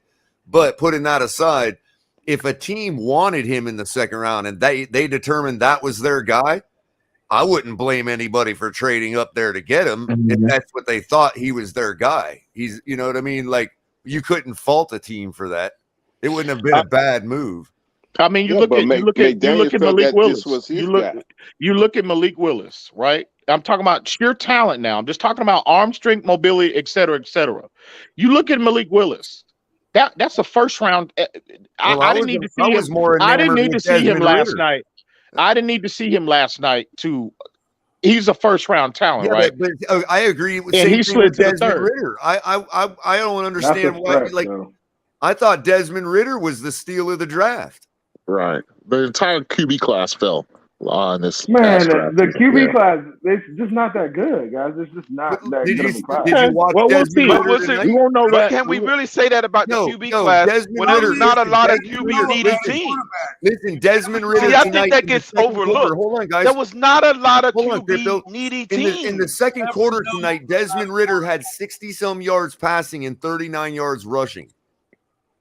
One quarter. So what does that mean, Color? You're not telling me you're assessing the guy off one quarter of football. I'm saying that he could have went higher in the draft. Like, no, that's not telling us that. You should never know about a quarterback until you see him play. And I'm also saying he's confirming the eye test I had on the college film that I watched on him. I get it.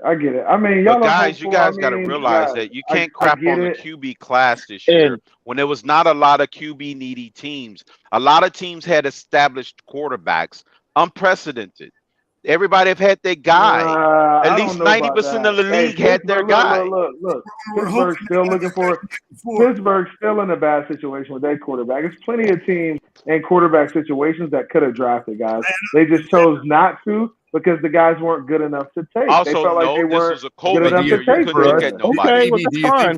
Do you think for us, CB, that it might have had something to do with the optics of drafting another quarterback higher than the 7th round?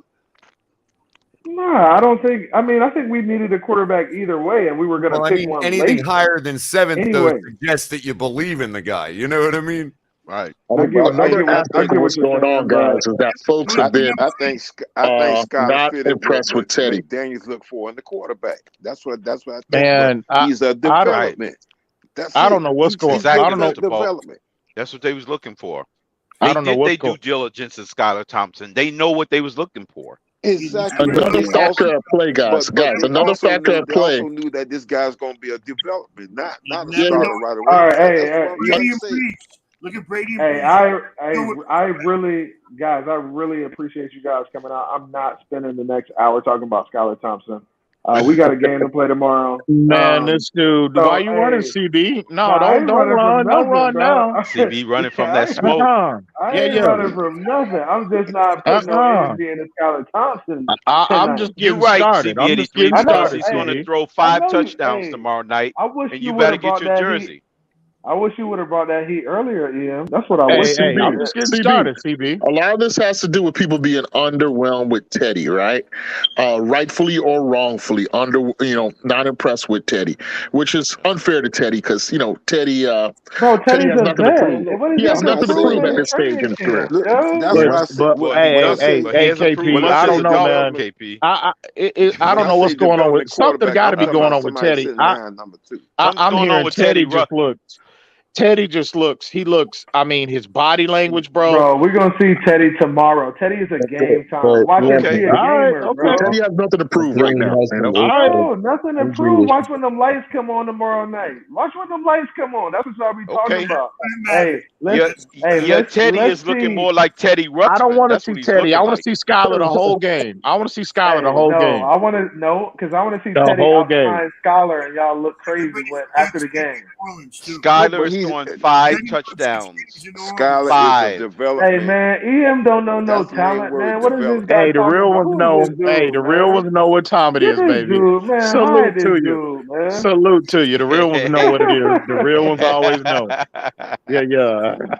hey, final takes, man. We're gonna start off with Damn, final CB, you takes. serious, bro? You gonna shut it down, bro? Bro, Real I'm talk. shutting this shit All down, bro. right. Y'all talking about Skyler. Bro, I'm done, bro. I gotta get some sleep. We got a game. I hear you. We got a The game ain't today, until 7 bro. o'clock tomorrow night, CB83. What Bro, you doing, man?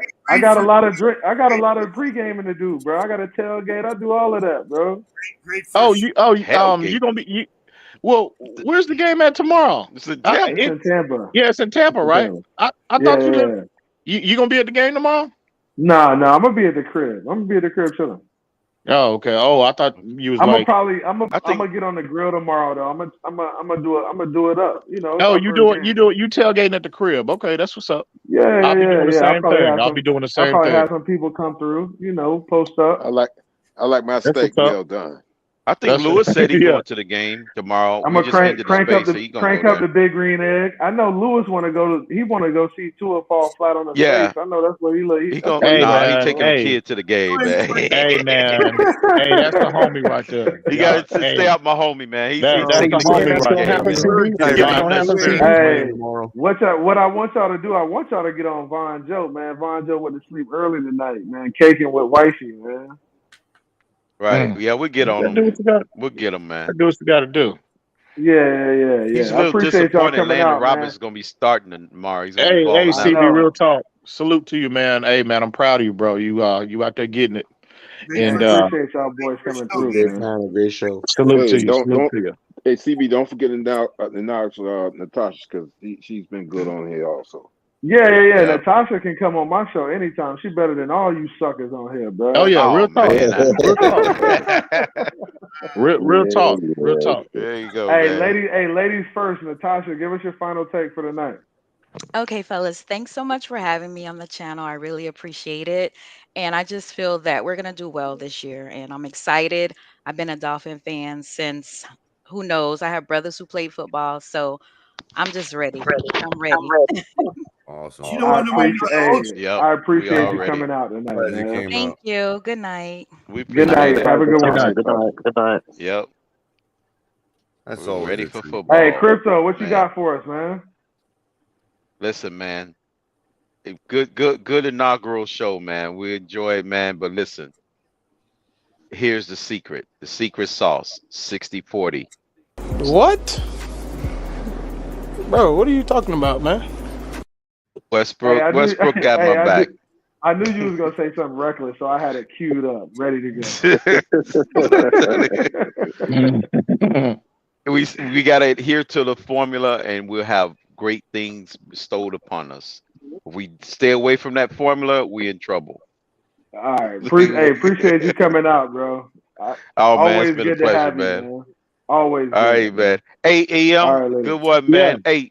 Hey, let's. Oh, yeah, What's we're good, gonna bro? chop. Yeah, Y'all gonna chop it we're up gonna about chop. Skyler. I know. Y'all gonna chop it up about Skyler. We'll chop it up. And hey, color, I got Justin Tucker's jersey for you, man.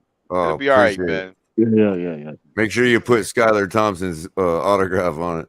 CB, hey, CB, you shutting it down? You just shutting the live stream down? Are you gonna hang backstage, or you gonna shut the whole thing down, or what? I'll probably hang backstage for a few minutes. All right, I bet. Yeah. Irv, what you got for us? Man, great show, great panel, man. Hopefully this is one of many great panels. I have fun here. I haven't had fun like this in a long time. Well, since Color Show. So. But nah, man, it's all good. I love talking ball with y'all. So that's all I gotta say. Appreciate you coming through, man. I always appreciate you because you always one of them dudes who trying to learn and you dig deep. So I appreciate you coming out, man, talking football with us. I appreciate it, CB. All right, have a good one, bro. All right. Ron, give me your takes, bro. Final takes. First of all, great inaugural show, CB. Thanks for having me up man. here. I appreciate it. I love talking football with you guys, man. I'm just excited for the season. I've been a Dolphin fan for probably longer than any of you guys. I'm the old man here, but I think this is the best roster we've had in 20, 25 years. And wow. I just think that we're going to surprise a lot of people. I think there's a lot of people that aren't ready for the speed we have on both sides of the ball. I think McDaniel's going to turn out to be a pretty decent coach. He's got experience helping him, as his assistant coaching staff, which was smart. And I'm just looking. I'm more excited for this season than I've ever been, and I've been a Dolphin fan for 50 years. So, fins up, baby. Fins up. Fins up. KP, what you got? Hey, like everybody else said, CB, man, and this is the truth, man. Congratulations, man, on the show. I think you'll make a welcome addition to the Phins community with your perspectives, with your takes, which I often don't agree with. In fact, I want to say that don't forget foolishness, KP. Don't forget foolishness. Well, hey, that's what I'm getting to next. Your alma mater will be proud, bro. Your alma mater will be proud, CB.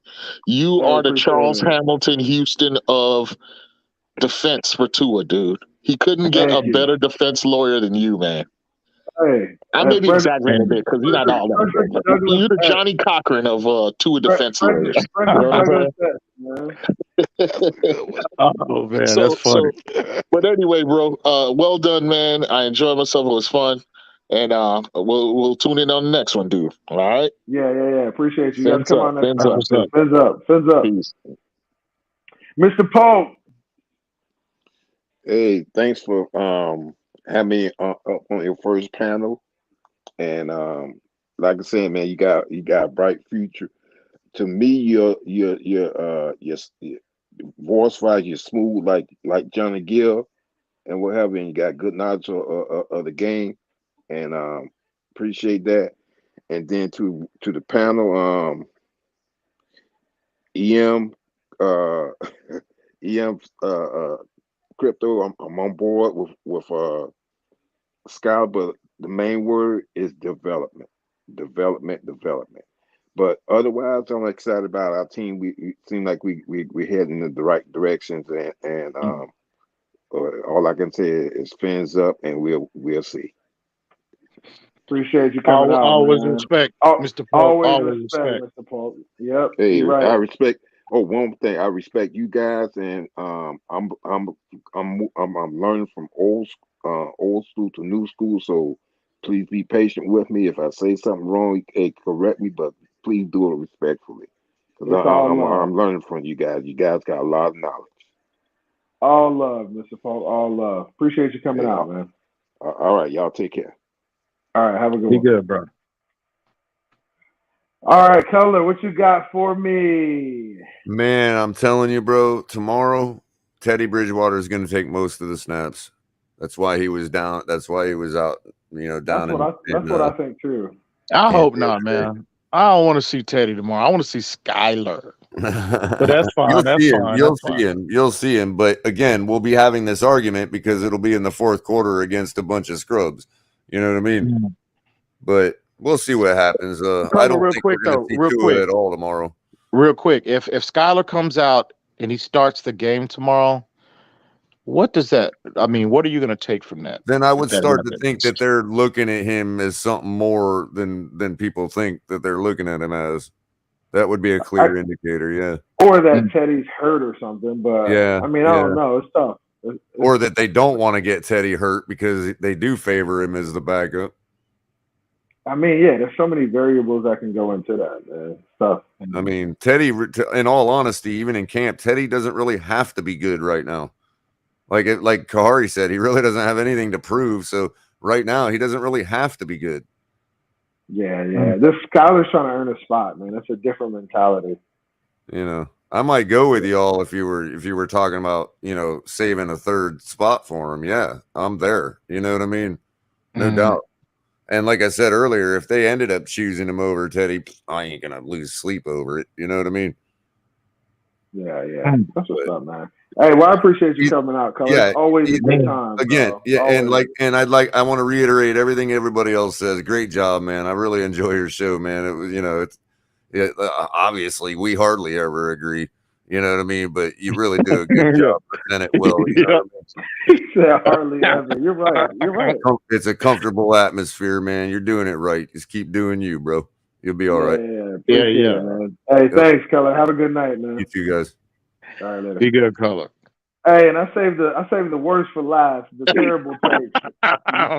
Mr. EM, what you got for me? CBCA, man. Listen. Real talk, bro. It was fun, bro. Hey, man. Much respect to you and the job that you're doing. I told you the other day when we were on TD's platform that the overall presentations of your platform, bro, is spot on. So you well on your way, and you keep doing your thing, man. You keep spewing your foolishness. Keep spewing your foolishness. You'll be fine. You'll be fine in this arena, bro. But really, much respect to you, and salute to the panel, bro. I mean, you had all the heavy hitters coming out tonight, bro. The panel was that dope. says a lot. Even the people in the chat too, man. I appreciate everybody. Yeah. Salute to everybody in the chat showing the homies some love, and man. But again, man, always respect. I know we might not agree. I'm with Color. I thought TD might be my biggest adversary. I don't know, CB. You starting to really gain some steam in that category, bro. You might be my biggest adversary, but that's fine. You know what I mean? We don't have to live together. We don't have to live together, but Batman need a Joker, bro. You gotta have a Joker. That's what's up. But yeah, appreciate you having me on, bro. And again, CB, salute to you, man. Keep doing your thing, bro. And appreciate it, man. Have a good night. Bro. Yeah, you too, bro. All right, later. Hey, guys, I appreciate everybody coming out. We have went for 4 hours, man. Y'all be wilding, man. I appreciate everybody coming out. It was a fantastic show, my first panel. Man, I enjoyed every minute of it. All the talk about quarterbacks and the running game and Tampa Bay and how we're going to play tomorrow. I'm just really looking forward to us seeing us go out there and perform tomorrow, man. Show us that y'all going to compete and scrap and get after it. I mean, at this point, we just want a good football team. Dolphin fans, we deserve it, man. If anybody deserves it, it's us. So I'm looking forward to it. The football guys are going to smile on us this season. They're going to bust us with, an AFC championship or, even a Super Bowl, man. I'm hopeful. So I look forward to, meeting everybody, interacting with everybody. This is my little humble abode, my little show. So like, share, subscribe. I appreciate everybody coming out. Yeah, man. Great show. Love you guys. Take care of yourselves. Watch the game tomorrow. Enjoy that time with family and friends. Talk stuff to the Bucs fans because they trash. Appreciate everybody coming out, man. Y'all have a good night. Came from the bottom, that's foreign. I swear that I'm up for the sun in the morning. Hey, I got a flex. I need a Nike bag, give me the check. I need the money and power. respect, but I promise I'm repping the O to the dead. Hey, oof. I told him out of my way. I don't got nothing to say.